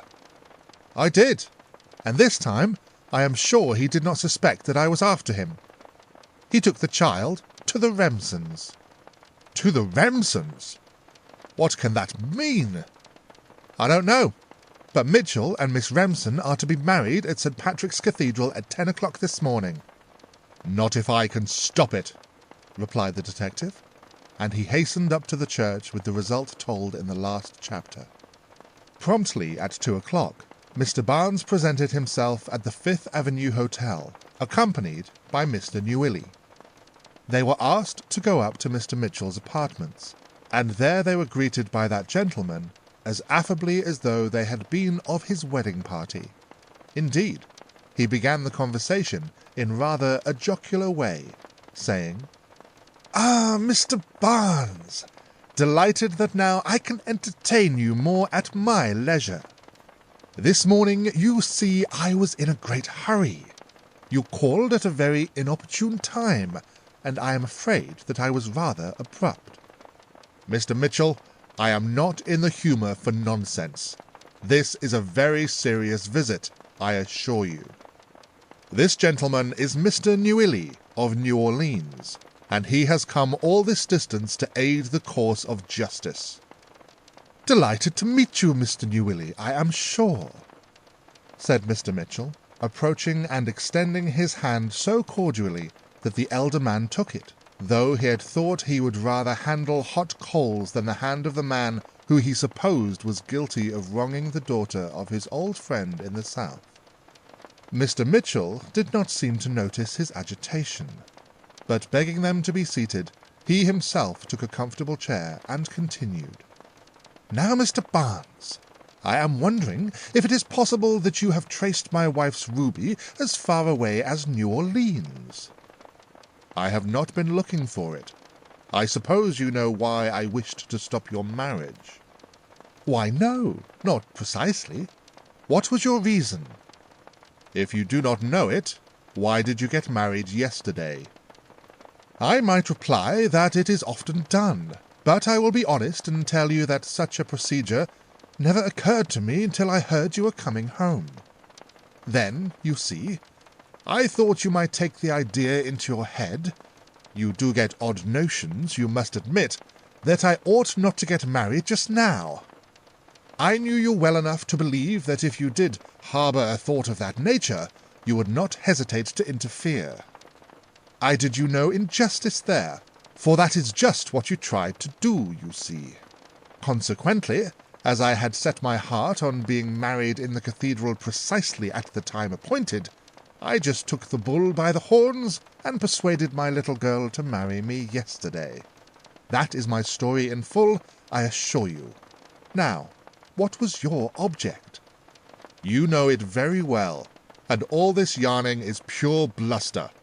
You know well enough that I wanted to use Miss Emily Remsen as a witness against you, and that I could not do so after she became Mrs. Mitchell. Oh, well, yes, I admit that idea was in my mind, Mr. Barnes. And now, what are you going to do about it?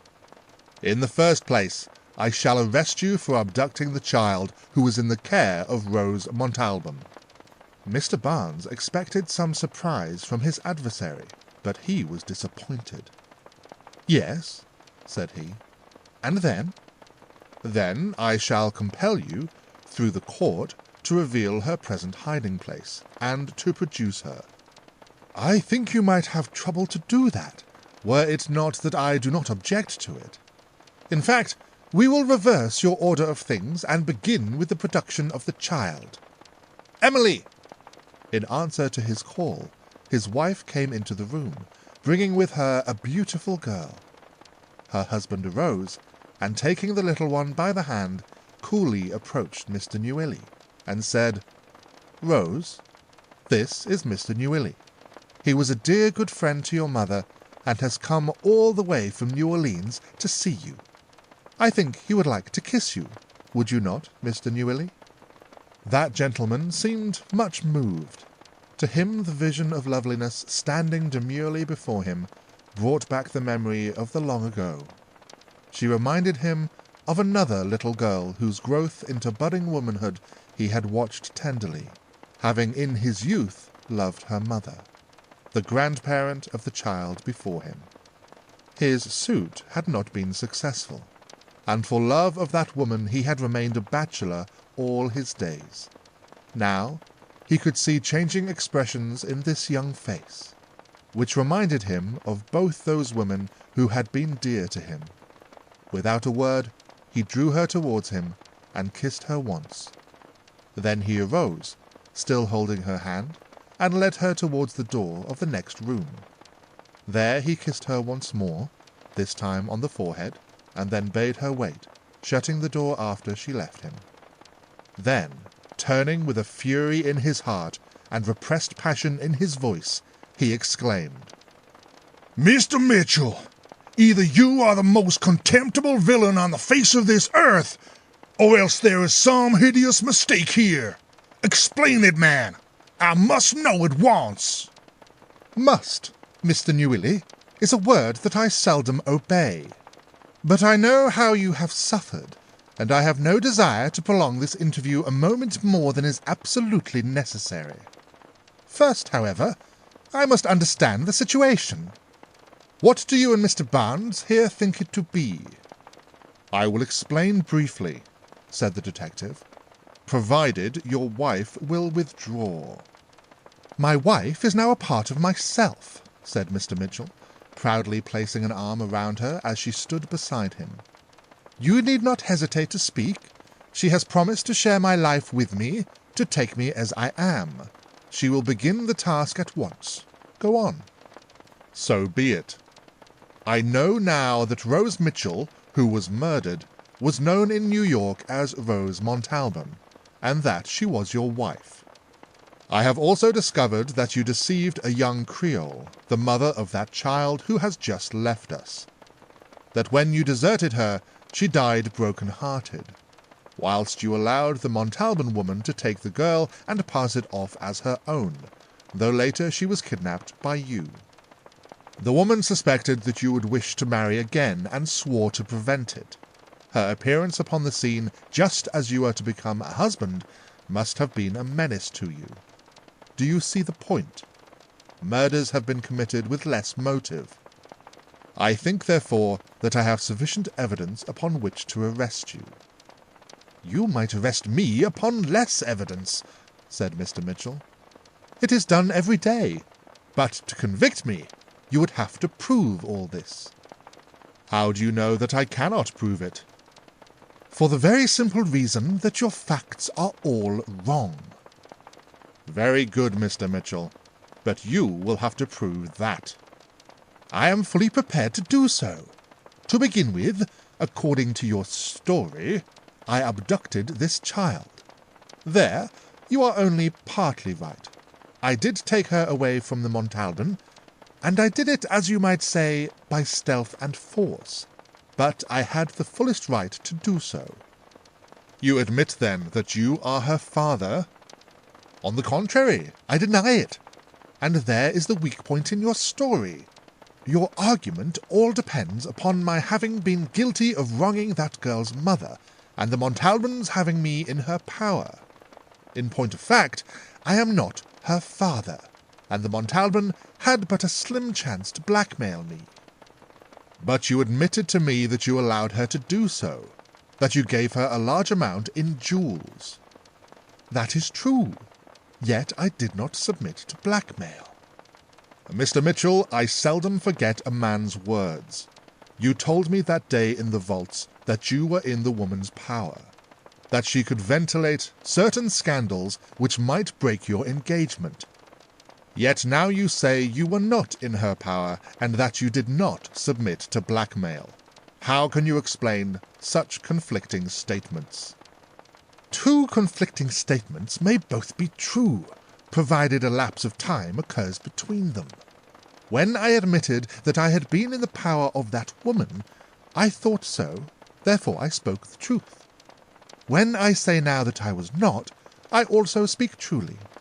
In the interval, I have learned to appreciate the character of the woman who is now my wife. That is all.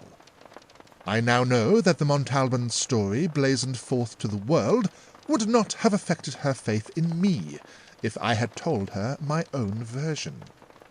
For heaven's sake, gentlemen, interrupted Mr. Newilly. Stop this argument and get down to the facts. I am impatient to know the truth. Yes, Roy, said Emily. Why not simply tell the story as a narrative, and let the whole truth be known? That is what I meant to do. I have only been enjoying a little sparring with Mr. Barnes, but it is cruel to Mr. Newilly, who I hope will pardon me. To begin at the beginning, I must go back to my youth in New Orleans. I was in love with a beautiful young girl. Here he pressed his wife's hand, and she returned it as though to say that she understood. I think I need not mention the name of Rose's mother, Mr. Newilly, unless you have already done so. Heaven forbid that I should have betrayed the secret, said the old man. I did not suppose that you had, for I know you to be a true man, though I have never met you before.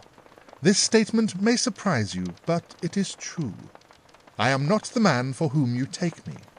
He is now in a lunatic asylum, whilst I am his cousin. I know it is supposed that I am the crazy man, but that is an error, promulgated by the Montalban to serve her own ends. The facts, then, are thus.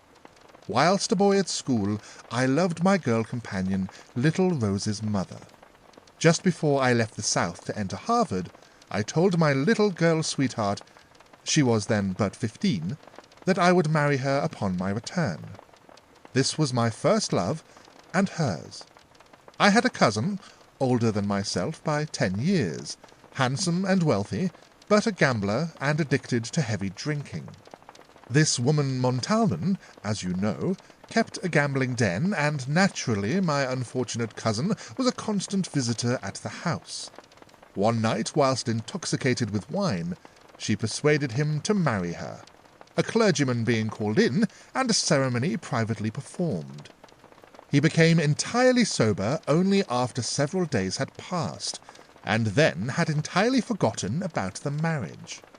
The scheming devil Montalban did not remind him of it, but by patient work insidiously persuaded him that he should be a married man. She even suggested a bride, none other than my little sweetheart. Her object in this was twofold, money and revenge. By leading my cousin into a bigamous alliance, With her own marriage certificate as a weapon, she could readily extort money from him. Her revenge was to be against the family of my little sweetheart, against whom she thought she had a grievance. Her plotting was entirely successful. My cousin was handsome, I was away, and once he had become thoroughly acquainted with the young Creole's charms, he became so ardent a suitor that at length she listened to his pleading and married him. Then he was in the power of the Montalban, and she bled him for 5 years, by which time little Rose had been born. Meanwhile, I had completed my college career, but had not returned to New Orleans because of my deep disappointment upon learning that my sweetheart had married another man. At this time I was in Paris, when one day I received a piteous letter from the girl-wife telling me that the blow had fallen, that the Montalban had produced her marriage certificate and claimed her husband, thus dishonouring the daughter of her enemy. The letter also begged my forgiveness for the wrong done to me. I read between the lines and recognized the cry of a broken heart, the bleat of a lamb left to die on the frozen plain. I hurried home with but one thought uppermost, to have revenge upon my cousin. I arrived too late. Not only was the girl dead, but my cousin had disappeared. I heard that he had gone out west, and thither I followed him. I would get track of him from time to time, but it seemed fated always that he should have just left a place when I confidently expected to come up with him. Thus 5 years passed, and at last I did meet him. I at once charged him with his crime and asked for revenge. He laughed at me and refused to fight. I then warned him that I should take his life at the first chance that offered, when I could do so either under seeming provocation or else where I could not be suspected. "Are you not admitting," interrupted Mr. Barnes, "that you harboured a murderous spirit?" "Mr. Barnes, if all men were punished for their thoughts, the criminal class would be greatly enlarged. You cannot call me to account for anything except my acts. At last my chance came. I followed him one dark night as he went off prospecting in an entirely new direction. We were in a mining country. He tramped most of the night, and I pursued. By dawn we were miles away from a habitation. I then made myself known to him, and once more asked him to fight it out. He saw that I was in earnest, and that he was simply compelled to battle for his life. Under these circumstances, of course he fought, as the worst coward must do when driven to desperation. He decided to use pistols, though I wished to try our cause with knives. I confess that I wanted the satisfaction of stabbing him again and again. I wanted to see his life's blood flow at every stroke. It seemed to me tame to stand off at a distance and send one little leaden ball in his direction. Still, I admitted to his right of choice, and determined to aim as accurately as possible and to send my bullet straight. You see, I did not think of my own life. I had made this vengeance my one object, and after accomplishing that, I thought there would be nothing more for me to do. Consequently, I expected to kill him easily, and I did not care if his bullet found my heart or not. Perhaps I hoped it would. Just as we were standing up and preparing to fight, something occurred that almost completely unnerved me and changed the whole result. He lowered his pistol and said, "Wait a moment. I have a favour to ask. I feel certain that you will kill me. You have been seeking my life so long that I am sure you will get it. It is fate. But I too have suffered in the last 5 years. The favour that I ask is that if I die, you will promise to get my child out of that fiend's clutches." "Your child?" I gasped. "I thought it died." That was the Montalban's lie. The little girl lived, and she took it. I have made a will in favour of my child, leaving her all my wealth. You will find it in my coat. Oddly enough, I named you as executor. I knew that you had loved the mother, though, as God as my judge, I did not know it when I married her. But I am ready, if you are." Thus we stood up and fired at each other. The startling news just received made my aim bad, for instead of hitting him in the heart, as I could easily have done, my bullet struck him in the head. He fell, and I rushed towards him, to discover whether he was badly hurt. He was bleeding profusely, and I hastily bandaged up the wound and so stopped the flow of blood. I then went on to the next mining camp beyond. We returned with a litter, and took him back. There was a man among us who claimed that he had studied medicine, and he attended my cousin. He removed the bullet, and found that the wound was not very deep, but the skull was fractured. He was ill for 2 months, and then slowly recovered his health, but his reason was entirely gone. I took him to New Orleans and placed him in an asylum, and there he has been ever since." "Very good, Mr. Mitchell," said Mr. Barnes. "But what proof have you that you were not the father, and the lunatic the innocent cousin, as so many believe?" "Why, in the first place, though we had the same name, we are totally unlike in feature. I think Mr. Newilly will admit that he would not have recognized me, and he knew the guilty man. However, we will take that up later. I have no fear of not proving my identity. Too many people in New Orleans know me. To continue my tale, I determined to get possession of the child. I knew that the Montalban would resist, and that I would find it difficult to prove my story. More than all, I knew that I could not obtain legal possession of her without disclosing the secret of her birth, which I wished to avoid for her own sake, as well as for her mother's. I therefore stole her openly in the streets. Detectives were sent out to search for me, but perhaps Mr. Barnes will testify that I am not much afraid of detectives. Perhaps, too, he will understand better now why I know something about detective methods. I led them a dance for 2 years, until in disgust they abandoned the search. Then I went abroad, for I must tell you that as long as I was hounded, I remained close at hand. I enjoyed the excitement. It made me forget, or at least it gave me occupation. I remained in Europe until my recent return to New York. It was not very long after that when I received the letter from the Montalban, and the photograph which I showed to you. I recognized the picture, though of course I should not have known the signature, which was Rose Mitchell. I did not fear the woman, but I expected some enjoyment at her discomfiture when I should tell her to do her worst. I was not prepared for what occurred. When she met me, she began by saying, "I have not the least idea of attempting to blackmail you, though perhaps I could do that. But I have that to sell which I think you would be glad to buy." I asked what it was, and she told me. "A certificate of marriage between your cousin and the child's mother." "A certificate of marriage between him and myself, antedating that, and another certificate of marriage between myself and another man who was alive at the time that I inveigled your cousin into marrying me." "Great heaven!" exclaimed Mr. Newilly.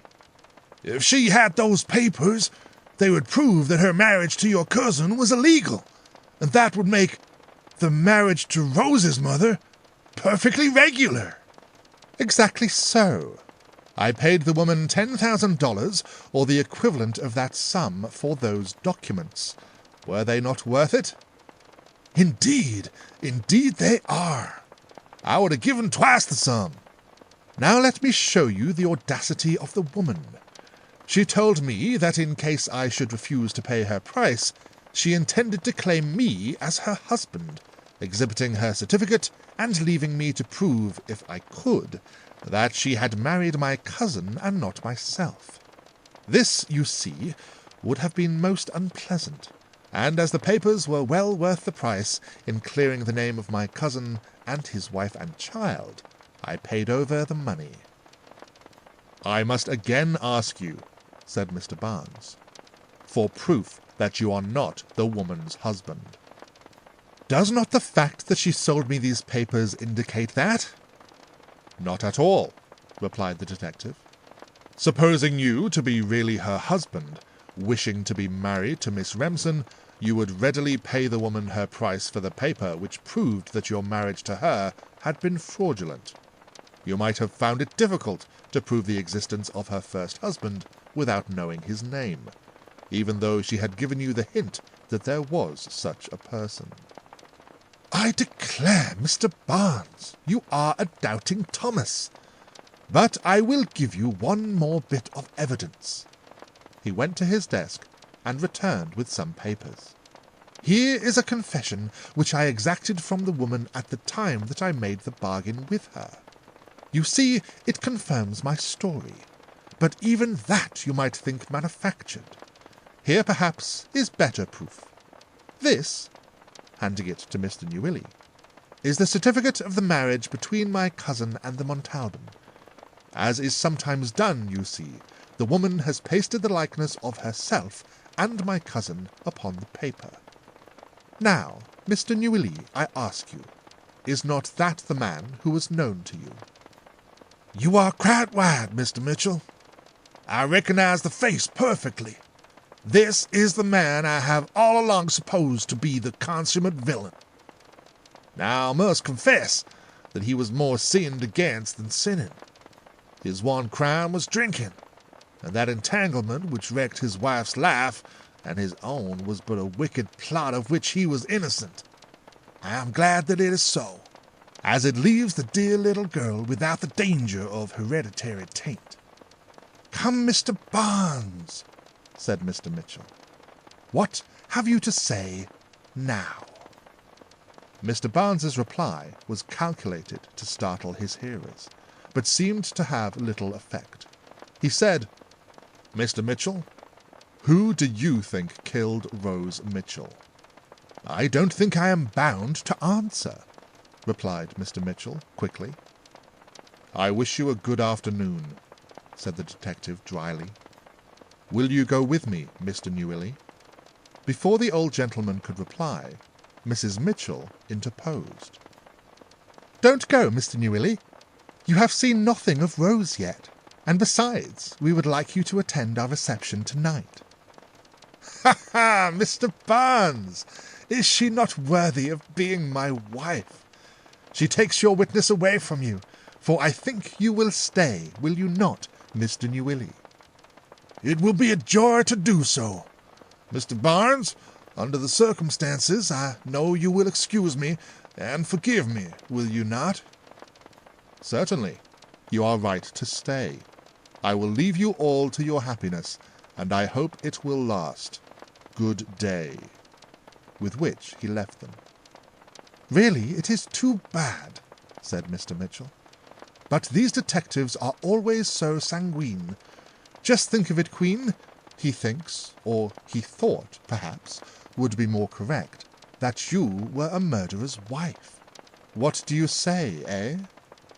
For answer, she kissed him gently on the forehead, and then went out and brought back Rose.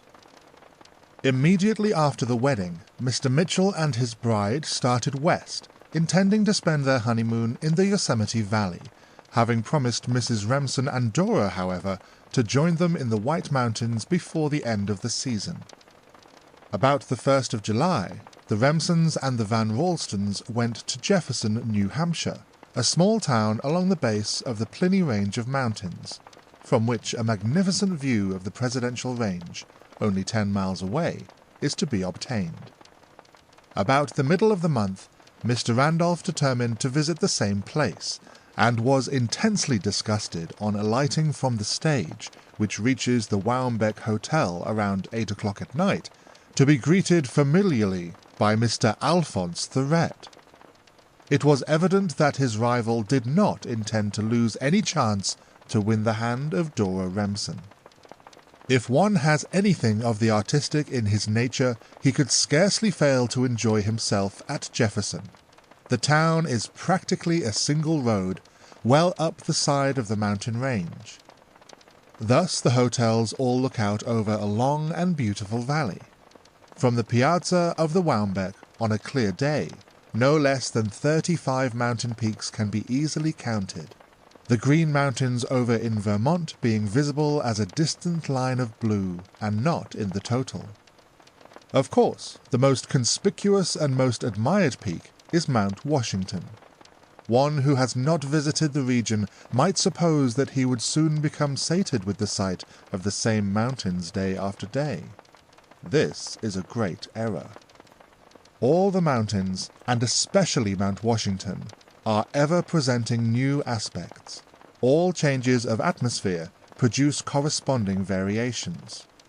The shadows of passing clouds, the effects at sunrise or at sunset, the moonlight, the partly cloudy weather when the top of the mountain is hidden, the mists, and the rain, all offer such totally different colouring and picturesque effects that the artistic eye is never tired. Dora was an artist in every fibre of her being, as one would know who listened to her talking to Mr. Randolph half an hour after his arrival as they sat together on the piazza. In his delight to be with her and to hear her, he would have forgotten the very existence of Mr. Thorette, were it not that he sat near them in the rotunda at the end of the piazza, and so shared the entertainment that she offered. "What a pity," she was saying, "that you did not come up yesterday. You have missed the grandest sights that mortal ever beheld. I suppose on your trip up you saw nothing beautiful in the rainstorm that we had this afternoon?" "Nothing whatsoever," said Mr. Randolph. "However, it may have been here among the mountains. The rain did not make the valleys more attractive. Indeed, I thought it was simply a beastly day." "What a mistake that you were not here instead of in the horrid cars! Why, I tell you that I haven't words with which to describe the magnificent pictures that I have enjoyed. Yet I am about to try. You must not lose it all, you know. May I tell you about it?" "Assuredly. I shall be delighted." "Well then, to begin, look out over the valley. What do you see?" The moonlight shedding a beautiful ray over the lake." "Exactly," said Dora, laughing heartily. "That is just the funny mistake I thought you would make. That is not a lake at all. It is mist, or clouds rather. In the morning, if I had not told you, you would have been astonished to find that your lake is all trees and meadows. To begin then, about 4 o'clock, it began to cloud up. That was very interesting. The sun was shining brightly here, but we could see that it was raining hard over in the direction of Lancaster. Slowly it began to come towards us. Some of the boys made wagers as to how soon it would rain here. Then one of the proprietors came out and surprised us all by saying that it would probably rain over on the presidential range before it did here. This seemed extraordinary to us, you know, because why should it skip right over us and go to the big mountains?" "Well, did it? It does seem impossible." "That is exactly what occurred. You see, it is like this. Whenever a storm comes from Lancaster way, the clouds when they get here are divided by the Pliny Range and pass on either side, leaving us dry. Then they strike against the sides of the presidential range and roll back into our valley. It was a curious sight, I assure you, to see the clouds flying in exactly opposite directions." "Well, but after all, there could not have been any great beauty in the rain. It must have blotted out all the view." "Yes, but think how odd it was to find all these tremendous peaks suddenly gone. Not a mountain in sight in any direction. But then the thunder. Oh, that was grand. The way it rolls about and reverberates gives one a good idea of a good battle. There was something afterwards that carried out this similarity too, which I wish I could describe. It was after the storm had passed, and the bright setting sun shone forth. Try to see the picture. Imagine yourself sitting where I am now, and looking towards the presidential range, the sun setting red behind us. Mount Washington had shaken the clouds from his head, and was encircled by a gorgeous halo, in the form of a brilliant double rainbow. One end of it seemed to come up right out of the valley there, whilst the other disappeared behind Star King Mountain. The flying clouds, still black and heavy, whirled swiftly along, hanging low, and, with the sun approaching the horizon, made shifting shadows across the base of Mount Washington, while between the rifts the red rays of the sun striking different parts made beauteous things among the green and the brown of trees and rock. Oh, if an artist could only have seen that! But then it would have been useless, for the hand of man could not paint such grandeur. It was in the foreground that the resemblance to the battlefield was to be seen again. Every here and there stray bits of cloud disentangled themselves from the tree-tops, and rose up smoke-like, till one could imagine them to be from thousands of campfires. Oh, it was simply wonderful. "It was indeed," said Mr. Thorett, "and your description brings it all back again to me." Then the beautiful long twilight, Dora continued, almost unheeding. That was lovely.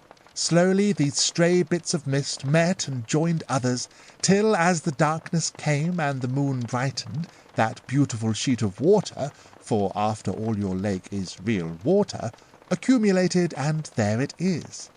At least you can enjoy that. He did, but what he enjoyed more was the simple happiness of being with her.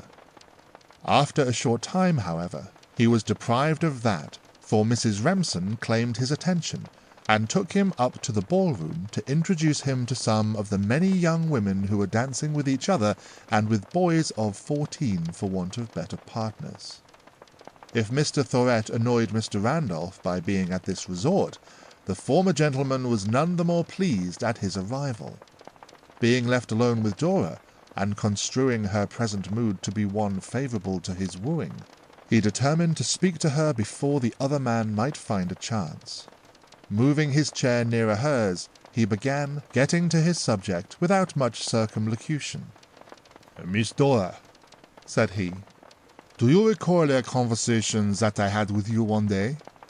I mean about loneliness and the longing one has for companionship." "Oh, yes," said she, frankly. "Why? Do you wish to continue it now?" "If you please. You remember you said you would be better able to do so after your sister's marriage." "Because I thought I would miss her so much, and be lonely myself. Was not that it? Well, of course, I have missed Queen very much, but I have scarcely been lonely. You have taken care of that, and I am sure that I am very grateful to you. You have been very nice to me." "You think so? You admit that?" He spoke eagerly. "Why, yes. Why not, since it is true?" "Of course. But then you know so many young ladies had their feelings. I mean, suppression of all emotion is considered so necessary in a woman these days."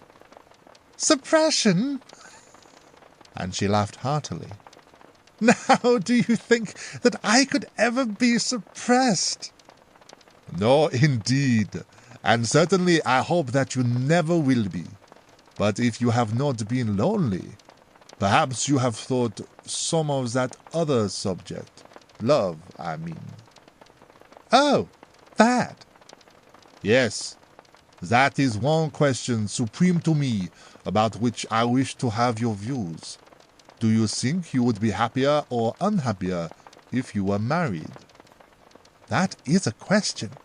It would depend upon my husband, would it not?" "Suppose that we were—" "Don't call names, please. I couldn't suppose such a thing. I have promised not to." "Promised not to? I don't understand." "I mean that I have made a bet. You don't think I am horrid to bet, do you? Of course you don't. Well, I have made a curious bet with Bob, Mr. Mitchell, you know. I call him Bob now, and I used to do it sometimes before. That was when I wanted him to do anything for me. It made me feel like one of the family, Well, to tell you about my bed, you see, sometimes when Emily was out, Bob would play make love to me. He said it would be good practice for me. He would teach me the ways of the world and all that sort of thing. Oh, Bob is a curious man, but he is great sport. Don't you like him? Immensely.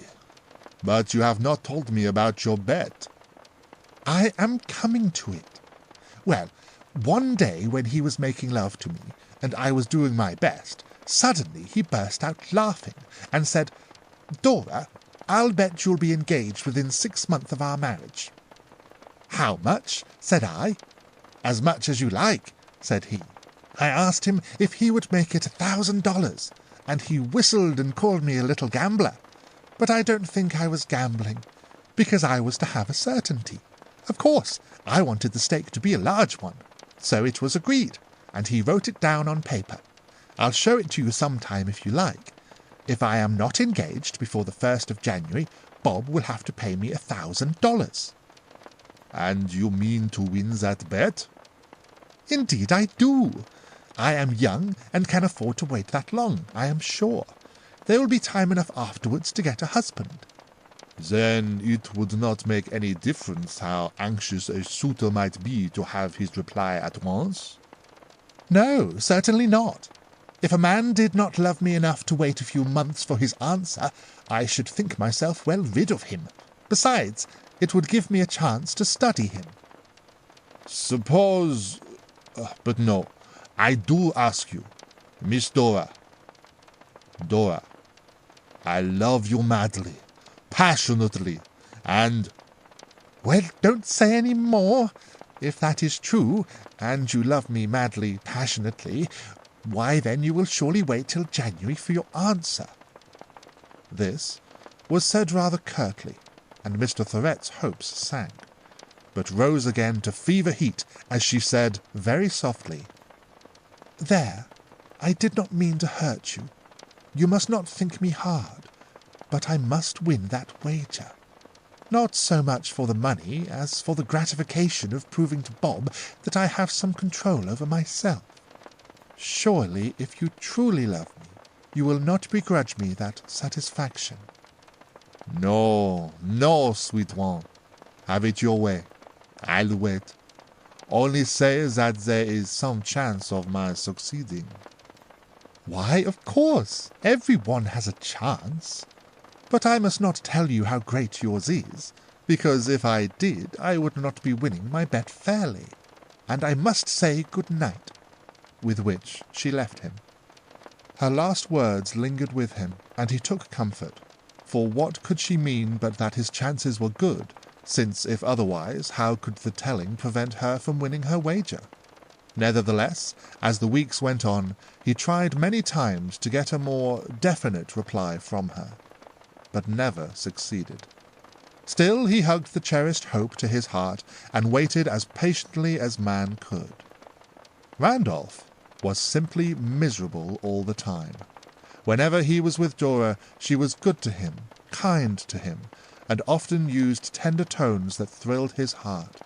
But he too failed to get anything from her, save the old request that he should be patient and wait.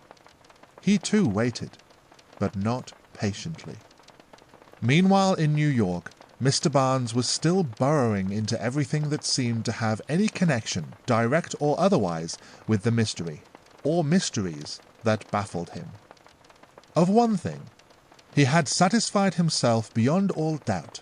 That was that Mr. Fisher had not been implicated in the train robbery. His spy had found that he had been absent from the city during 3 days at the time of the crime. But this very fact had been shown to be his safeguard. By some skilful work the man discovered that during that time he had simply been off shooting ducks, in a part of the country where it would have been impossible for him to be an accomplice. This simple fact should not have been hard to discover, were it not that Fisher had kept his trip a secret. This for some time puzzled the detective, but finally he followed him out of the city and practically accompanied him on a similar outing, after which he learned that his sister was morbidly opposed to all killing, whether for sport or for a livelihood. It was to humour this idea that her brother made his excursions in secret. The spy learned from the man from whom the dogs were hired that Mr. Fisher had used them in December, so that left him out of the score, or at least so it seemed. It was still possible that he was implicated in the ruby robbery, though, save that he was present, there seemed nothing against him. Mr. Barnes did not entirely leave him out of the account. Thus, practically the detective made no progress, and was chagrined to be compelled to admit it. Finally, however, an idea occurred to him, upon which the more he dwelt, the more fascinated he became with it. To put it into practice, however, he felt that he must await the return of Mr. Mitchell. He thought he would injure his cause by seeking him, and so disturbing him during his pleasure trip. The Mitchells did not keep their promise to go to the White Mountains, but on the contrary prolonged their western travel, so that it was November before they were at home again, and temporarily quartered at the Fifth Avenue. A few days after, Mr. Barnes sent up his card, and as usual, was cordially received. "Any news of my wife's ruby?" asked Mr. Mitchell, grasping the detective warmly by the hand. "No, Mr. Mitchell. I am sorry to say that I am utterly unable to prove any of my theories about that. But I have come to a set determination, and one that to you may seem a peculiar one. I have come to ask your assistance in the murder case." "Why, certainly, I will help you. Did I not tell you at the very outset? Have I not always been willing to talk freely to you?" "You have. But as long as I thought that you yourself might have committed the crime, how could I come to you to ask you to assist me?" "Then I am to understand that at present you do not suspect me." "I have come to that conclusion at last, and wish now that I had done so sooner." "Would you mind telling me why you have altered your mind? You have told me so much that seemed to implicate me, that I am curious to hear the other side." "Certainly. I overheard your wager. Then came the robbery, and then the murder. Later there was a second jewel robbery. All of these crimes occurred within the limit which you set. One of them, of course, you committed. It seems more probable that you stole the single ruby, for in doing that you committed a crime for which you could not be punished, especially since you have married the lady. Even before, she would willingly have testified that it was understood between you, and that it was simply a trick to win a wager. Is not that correct logic?" "Correct logic, yes. Of course I admit nothing as to facts." "Either or both of these robberies are secondary to the murder. That I have determined to unravel if I can. At present, I think the train robber and the murderer was one and the same person. Now there is one clue which I have not been able to follow, but which, if perused, I am certain will lead me straight to the criminal." "And that is?" "The button which I found in the room. That is significant. It is too great a coincidence that it should match your set, not to have an explanation that would shed light upon this case." "How do you expect me to assist you in that direction?" "As long as I thought you guilty, I believed that you had lied when you said that the seventh button of the set was the Shakespeare pin which your wife had. That is why I thought it of most importance to recover it, sufficiently so, to send my spy, Lucette, into the house with instructions to obtain it if possible. Now that I believe you innocent of the murder, this thought has recently come to me. When I first told you about this button, before you would speak about it, you asked me to allow you to examine it. After doing so, you gave it back to me, with a cheerful smile.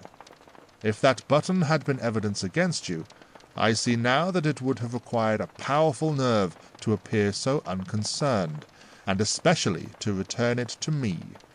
The question, then, that I wish you to answer is, what was it that you saw on that button which satisfied you that it was not of your set?" "In the first place, Mr. Barnes, I knew that there were but 3 like it, the other 3 having different heads, and the 7th being the Shakespeare button. Thus, as I knew that all the buttons were in my possession, I felt safe.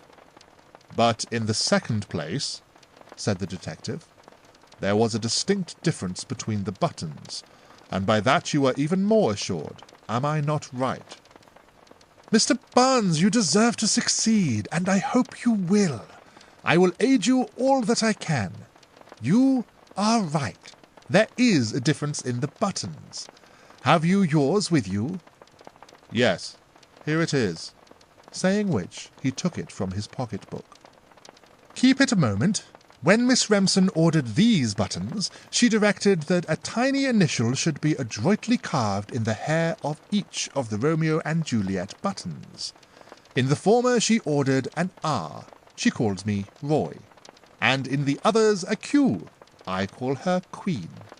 This would escape ordinary observation, but after seeing it with a lens, one may readily find it with the naked eye afterwards. Now take this lens and examine your button, just at the base of the hair, near the neck. So, what do you find? By heavens! Exclaimed the detective. This is most important. This is a Juliet, and if one of your set, it should have a Q on it. I believe that there was an attempt to make that letter, but the tool must have slipped, and so it is a poor result, a chip, in fact, which mars the continuity of the letter. I doubt if with the eye alone, as you looked at it that day when I first showed it to you, that you saw any letter at all. You are correct. I simply looked for the Q, and not finding it, was satisfied.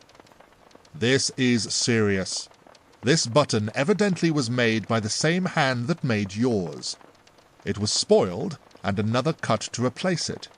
The man who carved it, or the person who became possessed of it, must and shall explain to me how it came into the room where the murder was done. You must tell me now where these buttons were bought. I will do so upon one condition. Name it. That whatever you discover, you will tell me before you act, and that you will not act before January 1st unless absolutely necessary. You mean as to making an arrest? That is precisely what I mean. You need not fear to make the promise. I will guarantee that your man shall not escape. I know him. You know him?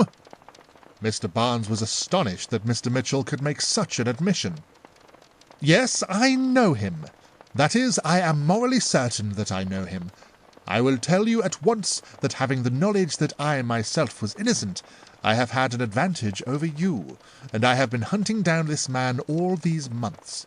I have good circumstantial evidence against him, but not enough to warrant an arrest. At least, not yet. If you could follow this clue, and find that it leads to the same man, we could convict him.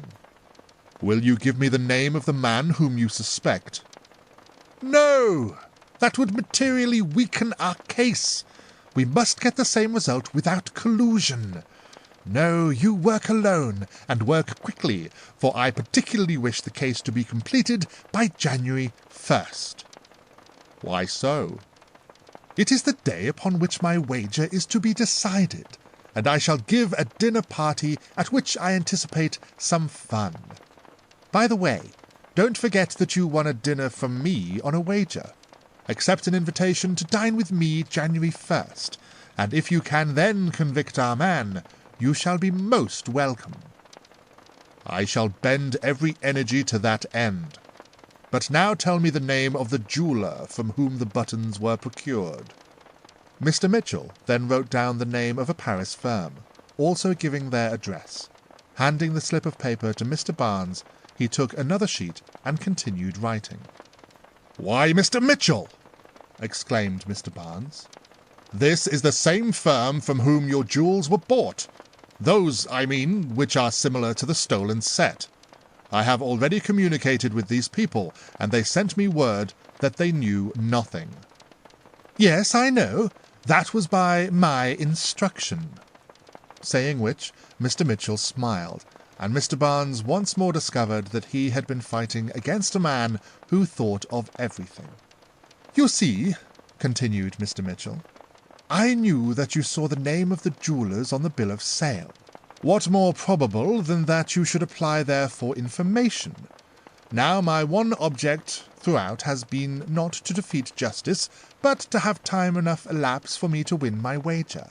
Therefore, I immediately sent a cable to those persons. Answer nothing signed Barnes till you hear from me. Rather a long cable dispatch, but then I don't mind a few dollars. Of course, my letter to them made them shut their mouths to you. It was very simple. However, I myself had not been able to get satisfactory facts from them, and I think it needs a person actually on the ground to ferret out this thing. I believe you are just the man for the case. This letter will give you their assistance, and here is a check for $500 for expenses." Mr. Barnes would have refused, but Mr. Mitchell insisted that from that time on, Mr. Barnes should consider himself regularly employed on the murder case. "Though, of course," said Mr. Mitchell jocularly, "you are still free to work out the robberies." The two men shook hands at parting, and one would have said that they were separating after a mutually satisfactory interview. The 1st of January arrived, and Mr. Mitchell had heard nothing from Mr. Barnes. Inquiry at his office was met by the simplest statement that the chief is out of town. When he would be back, or where a communication would reach him, could not be learned. A few days before, however, a formal engraved invitation to the dinner party had been mailed to his home address. Mr. Mitchell was annoyed at not having any notification of whether or not the detective would be present. However, he was compelled to go ahead and depend upon the slight chance that at the last moment he would appear upon the scene. He hoped that this would occur, as otherwise his scheme for the evening would be incomplete. The dinner was to be served at 10 o'clock that night at Delmonico's, where a private room had been engaged. It lacked 10 minutes of the hour for sitting down, and all the guests had arrived except Mr. Barnes.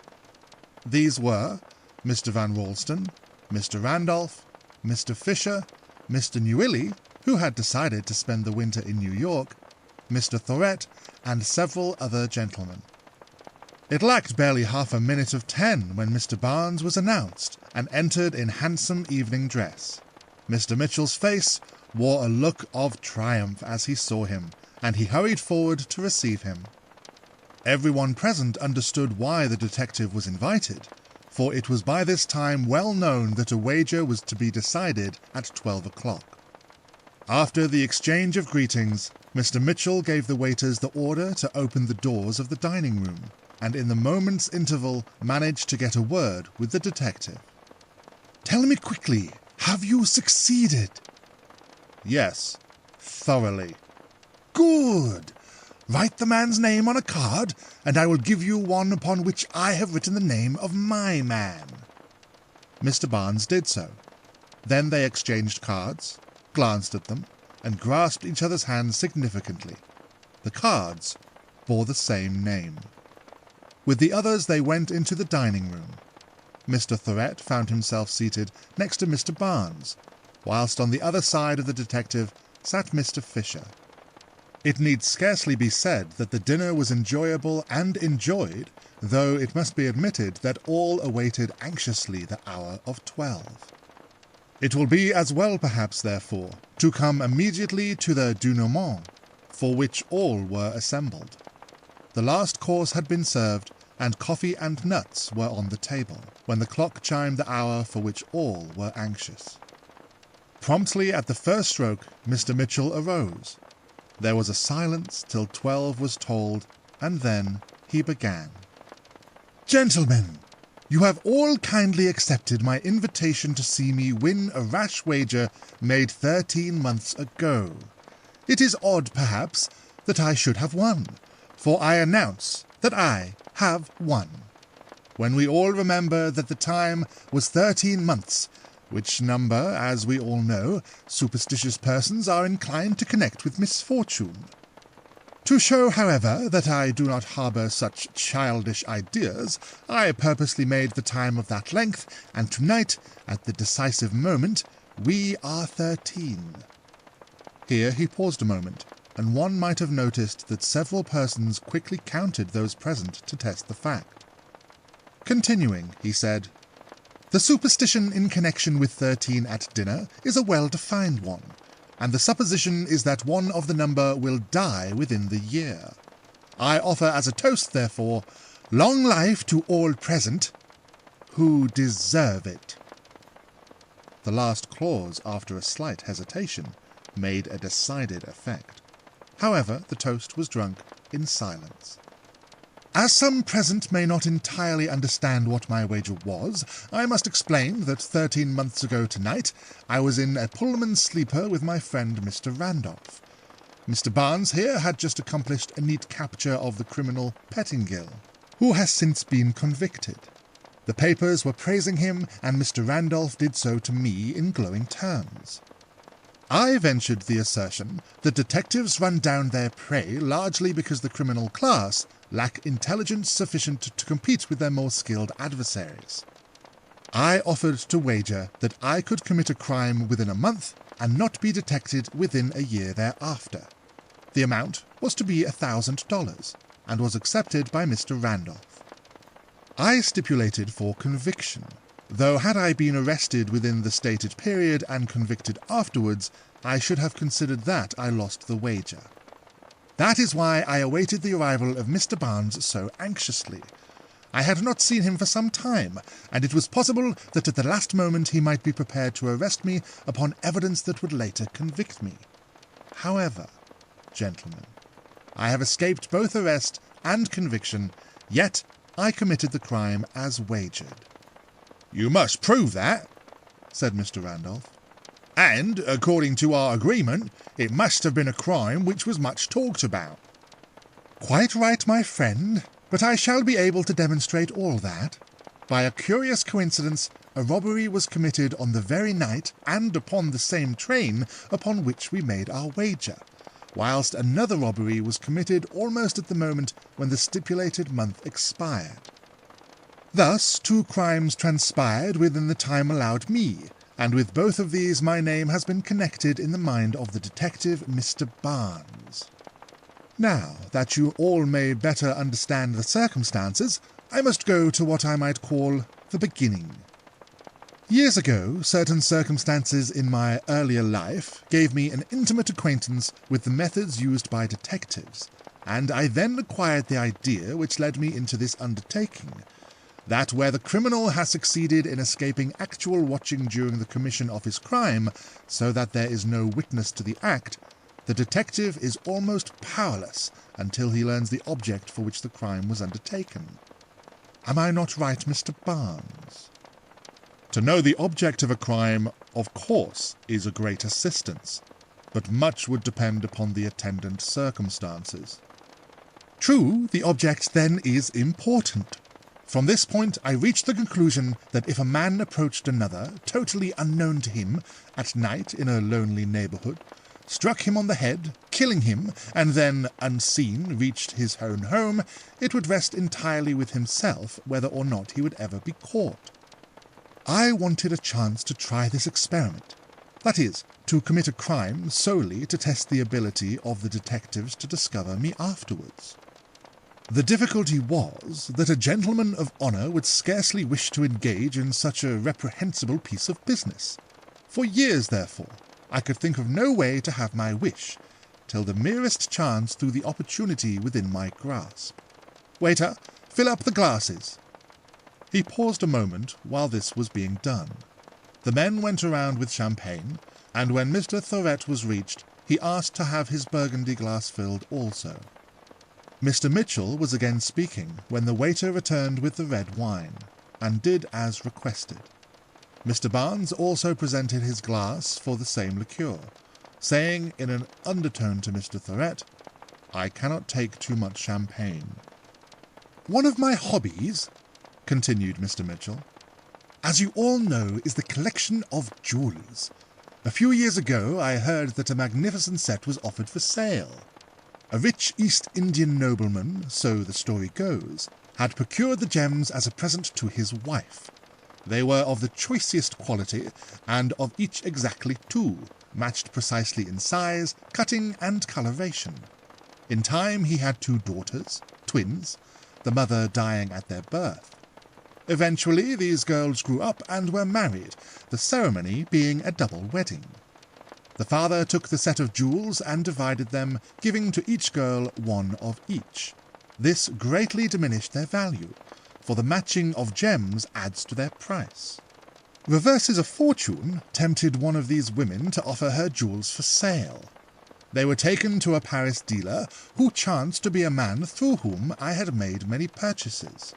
He undertook not only to dispose of the gems, but to reproduce them with a high order of imitation, so that the woman retained the original settings and continued to wear what her friend supposed to be the genuine gems.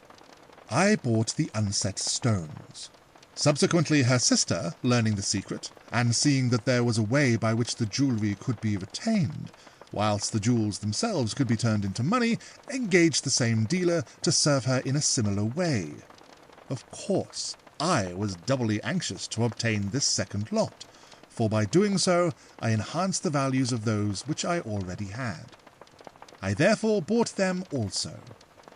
He paused a moment to allow the company to recover from the surprise at learning that the stolen jewels were his. This lot was sent to me through the Boston Custom House. I instructed the dealer to do this, because I had found that goods can be received with less delay in Boston than in New York. Being notified by my broker that they were ready for delivery, I went to Boston and obtained them. I placed the wallet in a peculiar satchel which had been made to order for me, and carried it to my room at the Hotel Vendôme. Later in the day, I met Mr. Randolph and went with him to a theatre. He was to return to New York by the midnight express, and I went with him to the depot. As we stood awaiting our turn to purchase tickets, you may imagine my utter astonishment to see a woman pass and board the train, having my satchel in her hand. There could be no mistake whatsoever, because the satchel was peculiar, both in shape and colour. Of course, I saw at once I had been robbed. It was useless to go back to my hotel, for that would be time wasted. If by a miracle there were 2 such satchels, mine was safe in the hotel. I therefore astonished Mr. Randolph by offering to accompany him, and I did so, occupying the same section with him.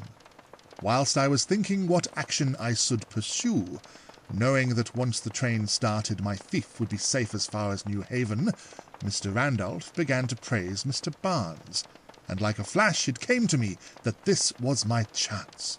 I would rob the thief of my own property. Thus, if caught, I could not be imprisoned, whilst, if not, I would not only win my wager, but I would have the excitement and the satisfaction for which I had wished. One thing threatened to upset my plans. Mr. Barnes, by an odd chance, came aboard the same coach, was given the section next to ours, and overheard our conversation. This, of course, I could not have counted upon. "You did take it into your account, though," interrupted Mr. Barnes. "You mean that I refused to tell Mr. Randolph what I meant to do, saying that I might be overheard, and that I might even be talking for the benefit of a listening detective? True, but I had no idea that this was so. It was merely extreme precaution, and only shows that we can never be too cautious in an endeavour to keep a secret. Later, however, I heard you get up, and peeping through the curtains, I saw you sitting up, or rather lying in a berth opposite, with the curtains drawn. I at once supposed that you must be a detective. My companion was soon asleep, but with $100,000 worth of jewels in the balance, I could not sleep. I was busy wondering what I should do. I think, though, that I must have dozed, for I know that I was startled to discover suddenly that we were not moving. I looked out of our section window, fortunately I was next to it, and found that we had run into the depot at New Haven. Like a flash, it came to me that the thief might leave the train here. I was about to get up, when to my astonishment I noticed a man sneaking along by the side of the train. I was on the side opposite to that from which the passengers would alight, and the suspicious actions of the man forced me to watch him. He passed so close to me that I could have touched him had my window been open, and as he did so the light of an electric lamp disclosed the fact that he had my satchel. The thief had been robbed already. The man approached a coal bin, and stooping, shoved the satchel behind it. Then he returned to the train and came aboard. I said to myself, "That fellow is an artist. He will remain on board till the robbery is discovered, if necessary, and even allow himself to be searched. Then he will quietly come back and get the satchel and jewels." Thus it was my cue to act quickly, but if I left the train, I knew that the detective would see me. I therefore gently raised the sash and deftly let myself to the ground out of the window. I quickly took the satchel, ran to the end of the depot, and found a place where I could shove it far under the platform.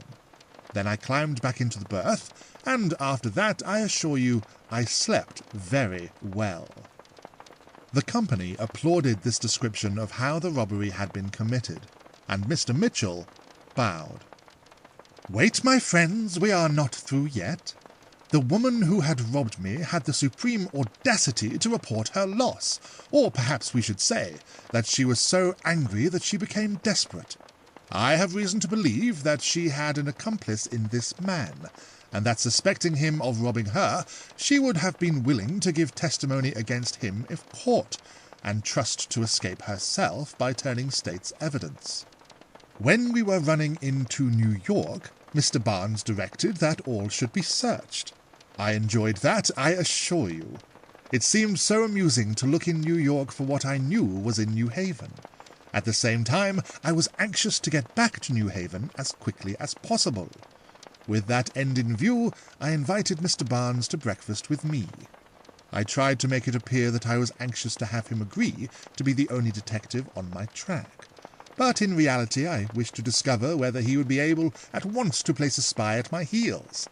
That is, whether he had a man at the Grand Central already. This, I found, was the case.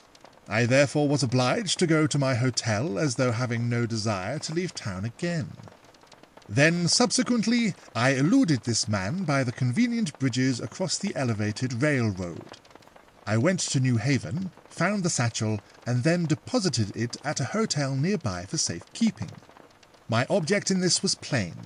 I knew that the robbery would get into the papers, and that by behaving suspiciously at the hotel, of course I was disguised, attention would be attracted there. This did happen, and the result was that the jewels were given into the custody of the police authorities, the very safest place for them, so far as I was concerned. Gentlemen, that is the story of the crime which I committed. I have only to show you my receipt from the Boston Custom House and my bill of sale from the Paris dealer to be able to recover my property. Are you satisfied, Mr. Randolph?" "Entirely. You have won fairly, and I have a cheque for the amount with me, which you must accept with my congratulations upon your success."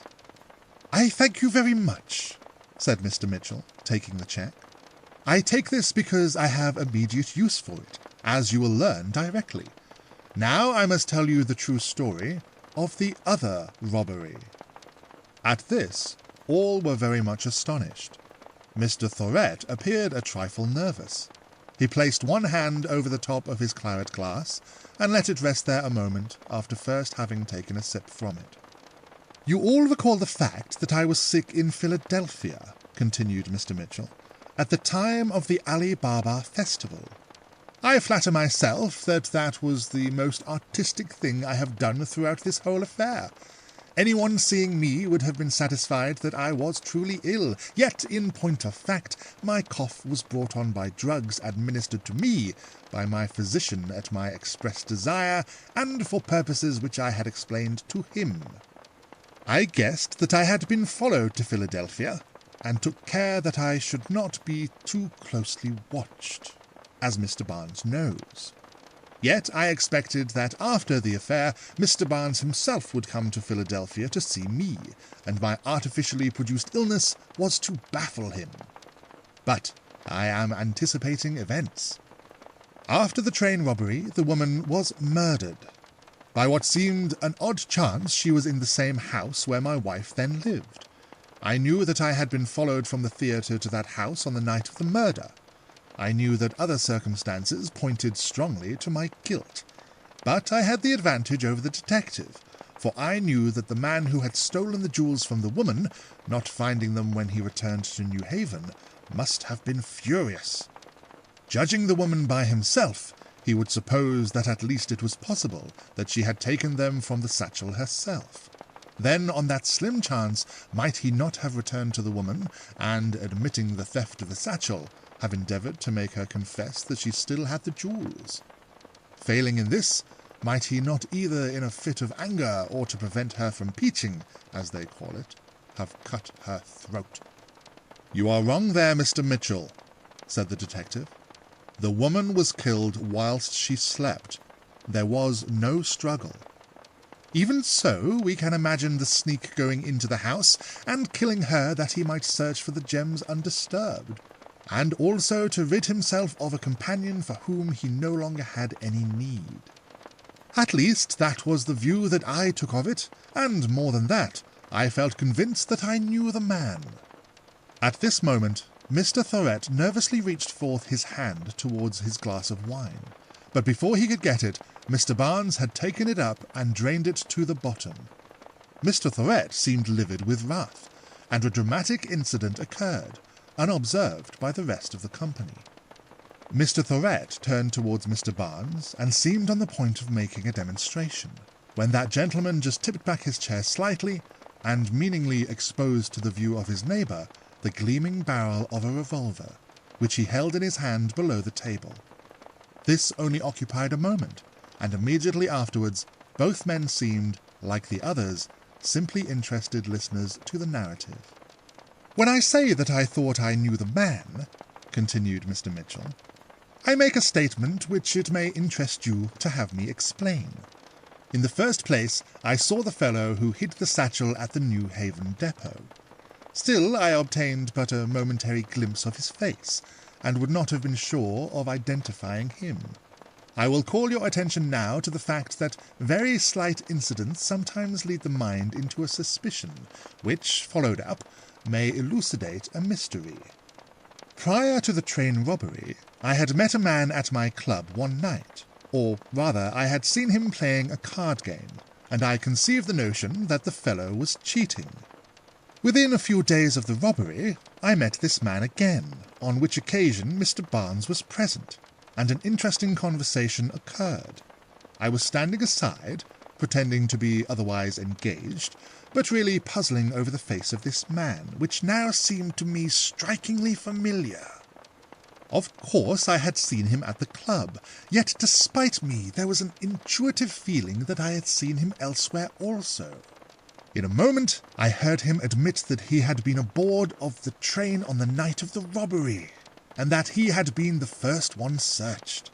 A while later he offered to wager Mr. Barnes that various theories which had been advanced as to the thief's method of secreting the jewels were all erroneous.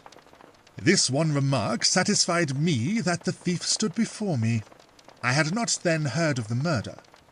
Now it must be remembered that I was ensnared in the meshes of circumstantial evidence myself, so that, besides any duty that I might owe to society, it became of vital importance to my own safety that I should be in a position to prove this man guilty. I formed a rather bold plan. I made a friend of the fellow. I invited him to my room one night, and then accused him of having cheated at the card game.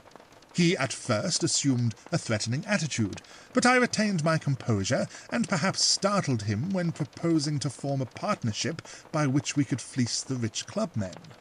I hinted to him that I really possessed less money than I am credited with, and that what I did have I had taken at the tables on the continent. He then admitted that he had a system, and from that time we posed as good friends, though I do not think he ever fully trusted me.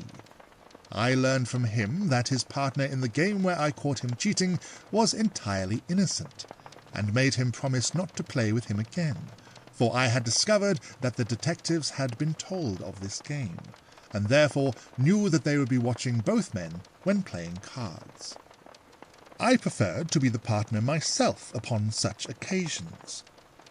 Having somewhat won the fellow's confidence, I was ready for my great scheme in baffling the detective, so that I might win my wager, and at the same time entrap my suspect. I had conceived the Ali Baba festival. I showed Mr. Barnes one day the ruby, which I afterwards presented to my wife. At the same time, I told him that if he should come to the conclusion that I was innocent of the train robbery, he might as well remember that I would still have to commit the crime as agreed upon. Then I arranged that the festival should occur on New Year's night, the very day on which my month would expire. I knew that all this would lead the detective to believe that I meant to rob my fiancée, a crime for which I might readily have escaped punishment, with her assistance. There he misjudged me. I would not for treble the sum have had her name mixed up in such a transaction. She knew absolutely nothing of my intentions, though being at that time in ignorance of the details of the train robbery, I left her mind in a condition not to offer resistance to the thief, who she might suppose to be myself. Then, after laying my trap, at the last moment I baited it by asking my fiancée to wear the ruby pin in her hair. I went to Philadelphia and feigned sickness. Then I eluded the spy and came on myself. Mr. Barnes I supposed would be present, and I had arranged so that, if so, he would necessarily be in one of the dominoes of the 40 Thieves. I had invited my suspect to assume the role of Ali Baba, but he shrewdly persuaded someone else to take the costume, himself donning one of the 40 Thieves' dresses. This compelled me to go around speaking to everyone so disguised, and to my satisfaction, by their voices, I discovered my man and also Mr. Barnes. In the final tableau, Mr. Barnes, who evidently was watching Ali Baba, attempted to get near him, and by chance was immediately behind my man. Fearing that he would interfere with my plans, I fell in just behind him. My design was to tempt the fellow to steal the ruby, which, if he did, would satisfy at least myself that my suspicions were correct. It was perhaps a mad scheme, but it succeeded. I had so arranged that everyone should pass the Sultan and make obedience. In doing this, as my fiancée was seated on the floor, the ruby in her hair would be just at hand, and one who knew its high value could easily take it. I fully expected my man to do this, and I saw him gently withdraw it. Immediately Mr. Barnes stepped forward to seize him, but I held the detective from behind, then threw him into the advancing crowd, and in the confusion escaped from the house. Mr. Mitchell paused, and silence prevailed. All felt, rather than knew, that a tragedy might be at hand. Mr. Thorett, however, in a moment said, "Are you not going to tell us the name of the sneak thief?" "No," quickly responded Mr. Mitchell, "but you are wrong to call my suspect a sneak thief. If crime were a recognized business, as gambling in Wall Street is now considered, this man would be counted a bold operator. I confess that I admire him for his courage, but it would scarcely do for me to mention his name when I am not in the position to prove that he is the guilty man." "I thought you said that you saw him steal the ruby," said Mr. Thorett. "I did, but as I myself had been suspected of that, my unsupported word would be inadequate. Let me tell you what I have done in the matter since. The most important step for me, perhaps, was to prevent the sale of the gem. This was not difficult, as it is known the world over. I warned all dealers, and let my man know that I had done so. Next, I wished to delay a denouement until tonight, the time when my wager with Mr. Randolph would be settled. I soon discovered that my suspect would not be averse to a marriage with a rich American girl. He questioned me adroitly as to the fortune which would come to my little sister-in-law, and I replied in such a way that I knew he would bend his energies in that direction. Then I did that which, perhaps, I should not have done, but I felt myself master of the situation and able to control events. I made a wager with Dora that she would not remain unengaged until tonight, and I stipulated that should she had offers, she should neither accept nor reject a suitor. I also told her, though I declined to fully explain how, that she would materially assist me in winning my wager. This explains what Dora meant when she asked Mr. Randolph if money would count with him against her love. When she accepted the wager with Mr. Mitchell, she had been feeling resentfully towards Mr. Randolph, who, as long as he suspected his friend of the graver crimes, hesitated to become connected with him by marriage. This made him less attentive to Dora, so that she had not thought of him as a suitor when making the bet. When he declared himself, she recognized her predicament and was correspondingly troubled, yet determined to win, and so acted as related. By this time, though Mr. Mitchell had not mentioned the name of the criminal, several present knew to whom he was alluding. Mr. Randolph said impetuously, "Then that explains—" Here he stopped, confused. "Yes," said Mr. Mitchell, smiling. "That explains everything that has perplexed you.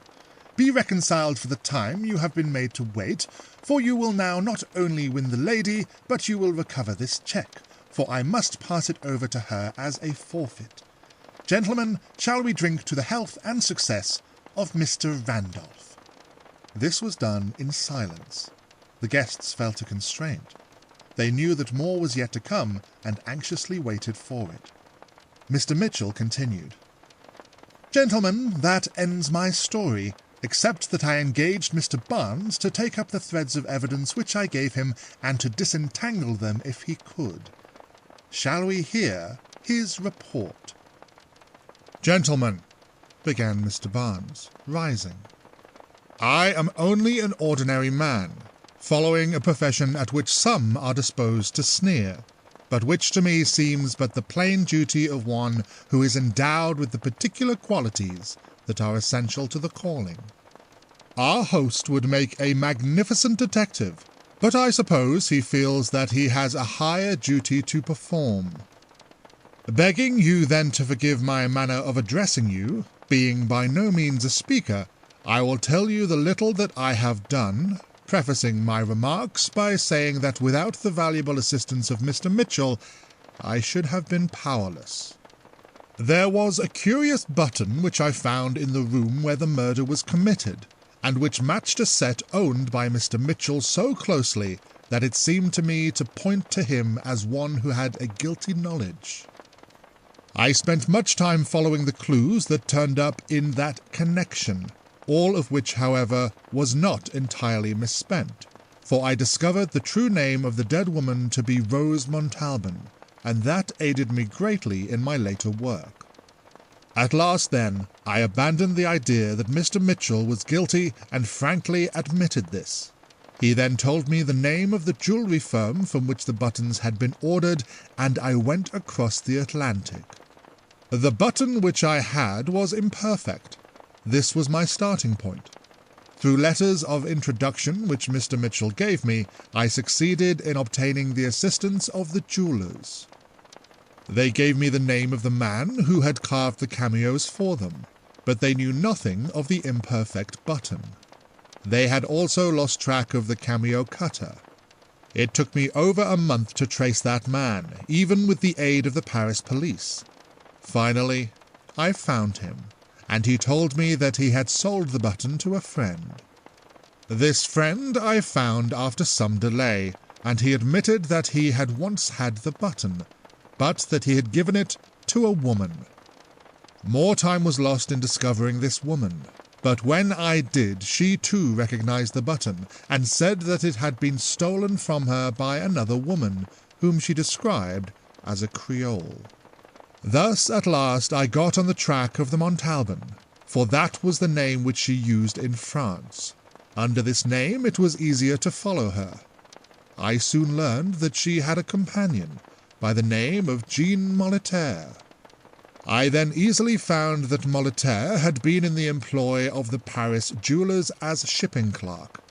It was he who had written the 2 descriptions of the jewels, one of which I found among the woman's effects, and the other in Mr. Mitchell's possession. This was a suspicious circumstance, but we know now how it was that the handwriting matched, a fact which had puzzled me greatly. It seemed that Mr. Mitchell at one time had bought some valuable papers from the Montalban woman, paying her with diamonds, and recommending her to his Paris jewellers to dispose of them. "That," said Mr. Mitchell, "was partly to get her out of this country, and partly to recover the diamonds, which I did through the dealer." So he told me. It was when she received the money from them that she noticed Molitor. It was not long after that the second set of jewels was sold to Mr. Mitchell. This clerk, of course, knew of the transaction, because he packed them for shipment. Then he must have persuaded the woman to accompany him across the Atlantic, with the design of stealing the gems from Mr. Mitchell, as soon as he should take them from the custom house. This is seen from the fact that 3 days after the shipment this man resigned his position, and from that time all traces of both the man and the woman in Paris is lost. "From which you deduce that they followed the jewels?" said Mr. Mitchell. "Of course. The man and woman separated here to avoid suspicion. By a trick, the woman obtained possession of apartments in the very house where your intended lived, whilst Molitor stopped at the Hoffman, which of course is very near your own hotel.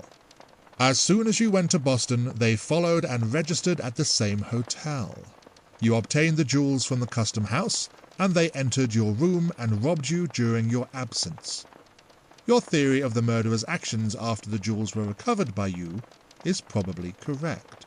He went back to hunt for them, hoping that she had not placed them in the satchel, or rather that she had taken them out of it, since you yourself placed them there. I think there is no point left unexplained." "Pardon me," said Mr. Thorett. "I think you are wrong. You have not, to my mind, quite connected this man. What did you call him? Jean Molitor, was it not? Well, I do not see that you have traced his hand to the crime." "I think that I have," said Mr. Barnes. "You do not make it clear to me," said Mr. Thorett, as coolly as though discussing some question in which he had but a passing interest. "You say that your Montalban woman noticed this Molitor when she sold her diamonds. Later, that both were missing from Paris. The woman turned up in New York, but how do you prove that Molitor did not go to, let us say, Russia?" "No," said Mr. Barnes. "He did not go to Russia. Suppose that I should tell you that I ferreted out the fact that this name Molitor was but an alias, and that the man's true name was Montalban. Then, when we remember that the woman's name had been cut from all her garments, is that not significant?" This speech made a mild sensation, but Mr. Thorett remained unmoved. He replied calmly, "All things are significant. How do you interpret this fact, supposing that you could prove it?" This Molitor was really the dead woman's husband. They quarrelled many years ago, and she went to New Orleans, where she kept a gambling house, having learned the trade from him. When they met again in Paris, she recognized him. Then, when the fellow conceived the idea of following the jewels, it suited his purpose to effect a reconciliation, so that he might use the woman as a tool. After the murder, it would be to his interest to hide the name of Montalban by cutting out the marks on the woman's clothing. "Pardon my pursuing the argument," said Mr. Thorett, "but I find it entertaining. You surprise me, Mr. Barnes, at the ready way which you read men's actions. Only, are you sure you are right? Suppose, for instance, that the woman had cut out the marks herself long before, at some time when she was using an alias. Then your fact would lose some of its significance, would it not?" Circumstantial evidence is so difficult to read, you see. Then, having lost that link, where do you prove Voltaire or Montalban guilty? Being the woman's husband is no crime in itself. No, said Mr. Barnes, deciding that the time had come for an end of the controversy.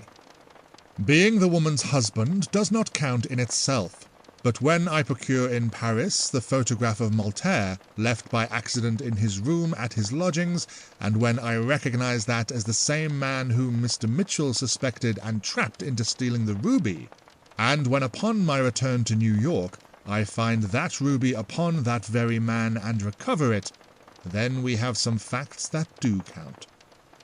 You recovered the ruby, said Mr. Mitchell, amazed. Here it is, said Mr. Barnes, handing it to Mr. Mitchell. Mr. Thorett bit his lip, and by a strong endeavour retained his self-control. Mr. Barnes, said Mr. Mitchell, I am sorry to disappoint you, but this is not my ruby. Are you sure? Asked the detective with a twinkle in his eye. Yes, though you deserve credit, for though not the ruby, it is the stolen stone. I have a complete set of duplicates of my jewels, and in making my little experiment, I did not care to bait my trap with so valuable a gem. I therefore used the duplicate, which is this. But how have you recovered it? I have been in New York for several days. I have devoted myself during that time to a personal watch upon Montalban. Yesterday, to my surprise, he went to police headquarters and begged for a permit to inspect the stolen jewels, saying that through them he might throw some light upon the mystery. His request was granted. Suspecting treachery, I subsequently obtained a similar permit, and investigation with the aid of an expert showed that the bold scoundrel had handled the jewels, and so managed to change the imitation stone which he stole at the festival for the real one in the set which figured in the train robbery. By Jove, said Mr. Mitchell, he is an artist. Then I am indebted to you after all for recovering the stone. But tell us, how did you accomplish it? I overheard Montalban once say that a wise thief would keep a stolen article upon his person so that it could not be discovered without his knowledge. Therefore, I felt certain that he himself would adopt this method. When the conversation this evening reached a point where it was evident that all would be disclosed, the man, who is present, dropped the ruby into his glass of Burgundy, where it would be out of sight and easily recovered or swallowed. Later, he attempted to dispose of it in this way, but I quickly drank his glass of wine, the ruby thus passing into my mouth. And now, Mr. Montalban, I arrest you in the name of the law. Saying which, the detective put his hand upon Mr. Thorett's arm. The other guests jumped up, excited and expecting a scene. To the astonishment of all, Thorett remained quiet for a few moments, and then, speaking slowly and distinctly, said, Gentlemen, we have heard several stories here tonight. Will you listen to mine and suspend judgment for a few moments? We will hear you, said Mr. Mitchell, marvelling at the man's nerve. The others resumed their seats, all except the detective, who stood just back of his prisoner.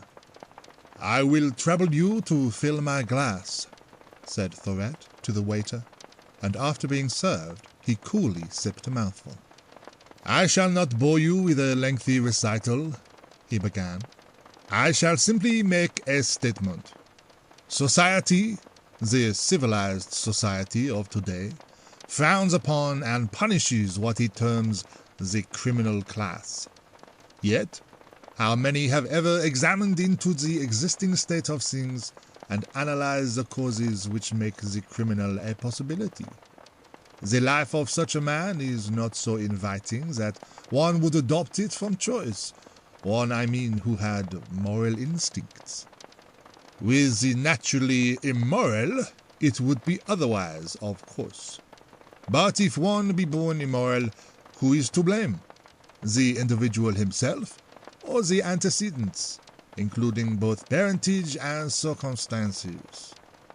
We pity the man who is congenitally tainted with disease, and we condemn that other man who is tainted in morals, though his condition is analogous and traceable to similar causes. Such a man I am. I confess that I am, and always have been a criminal, at least in the sense of acquiring money by what are termed illegitimate methods. But you will say, Mr. Barnes, turning for a moment to the detective, and thus while speaking to him attracting his attention so that unnoticed he dropped a small white pellet into his glass of wine, that I worked for the jewelry house. Well, whatever I am, I have aimed to be artistic, as Mr. Mitchell admitted of me a few moments ago. By seeming to earn an honest living, I blinded the keen eyes of the Paris police, so that though many suspicions have been cast in my direction, conviction has always been impossible. So now, whilst pretending to explain to you all, I have explained nothing. I simply designed to prevent conviction of the crimes charged against me, as I do thus. With a swift movement, he drained his wineglass, though Mr. Barnes attempted to prevent him. In 10 minutes, he was dead. End of An Artist in Crime by Rodrigues Ottolengui.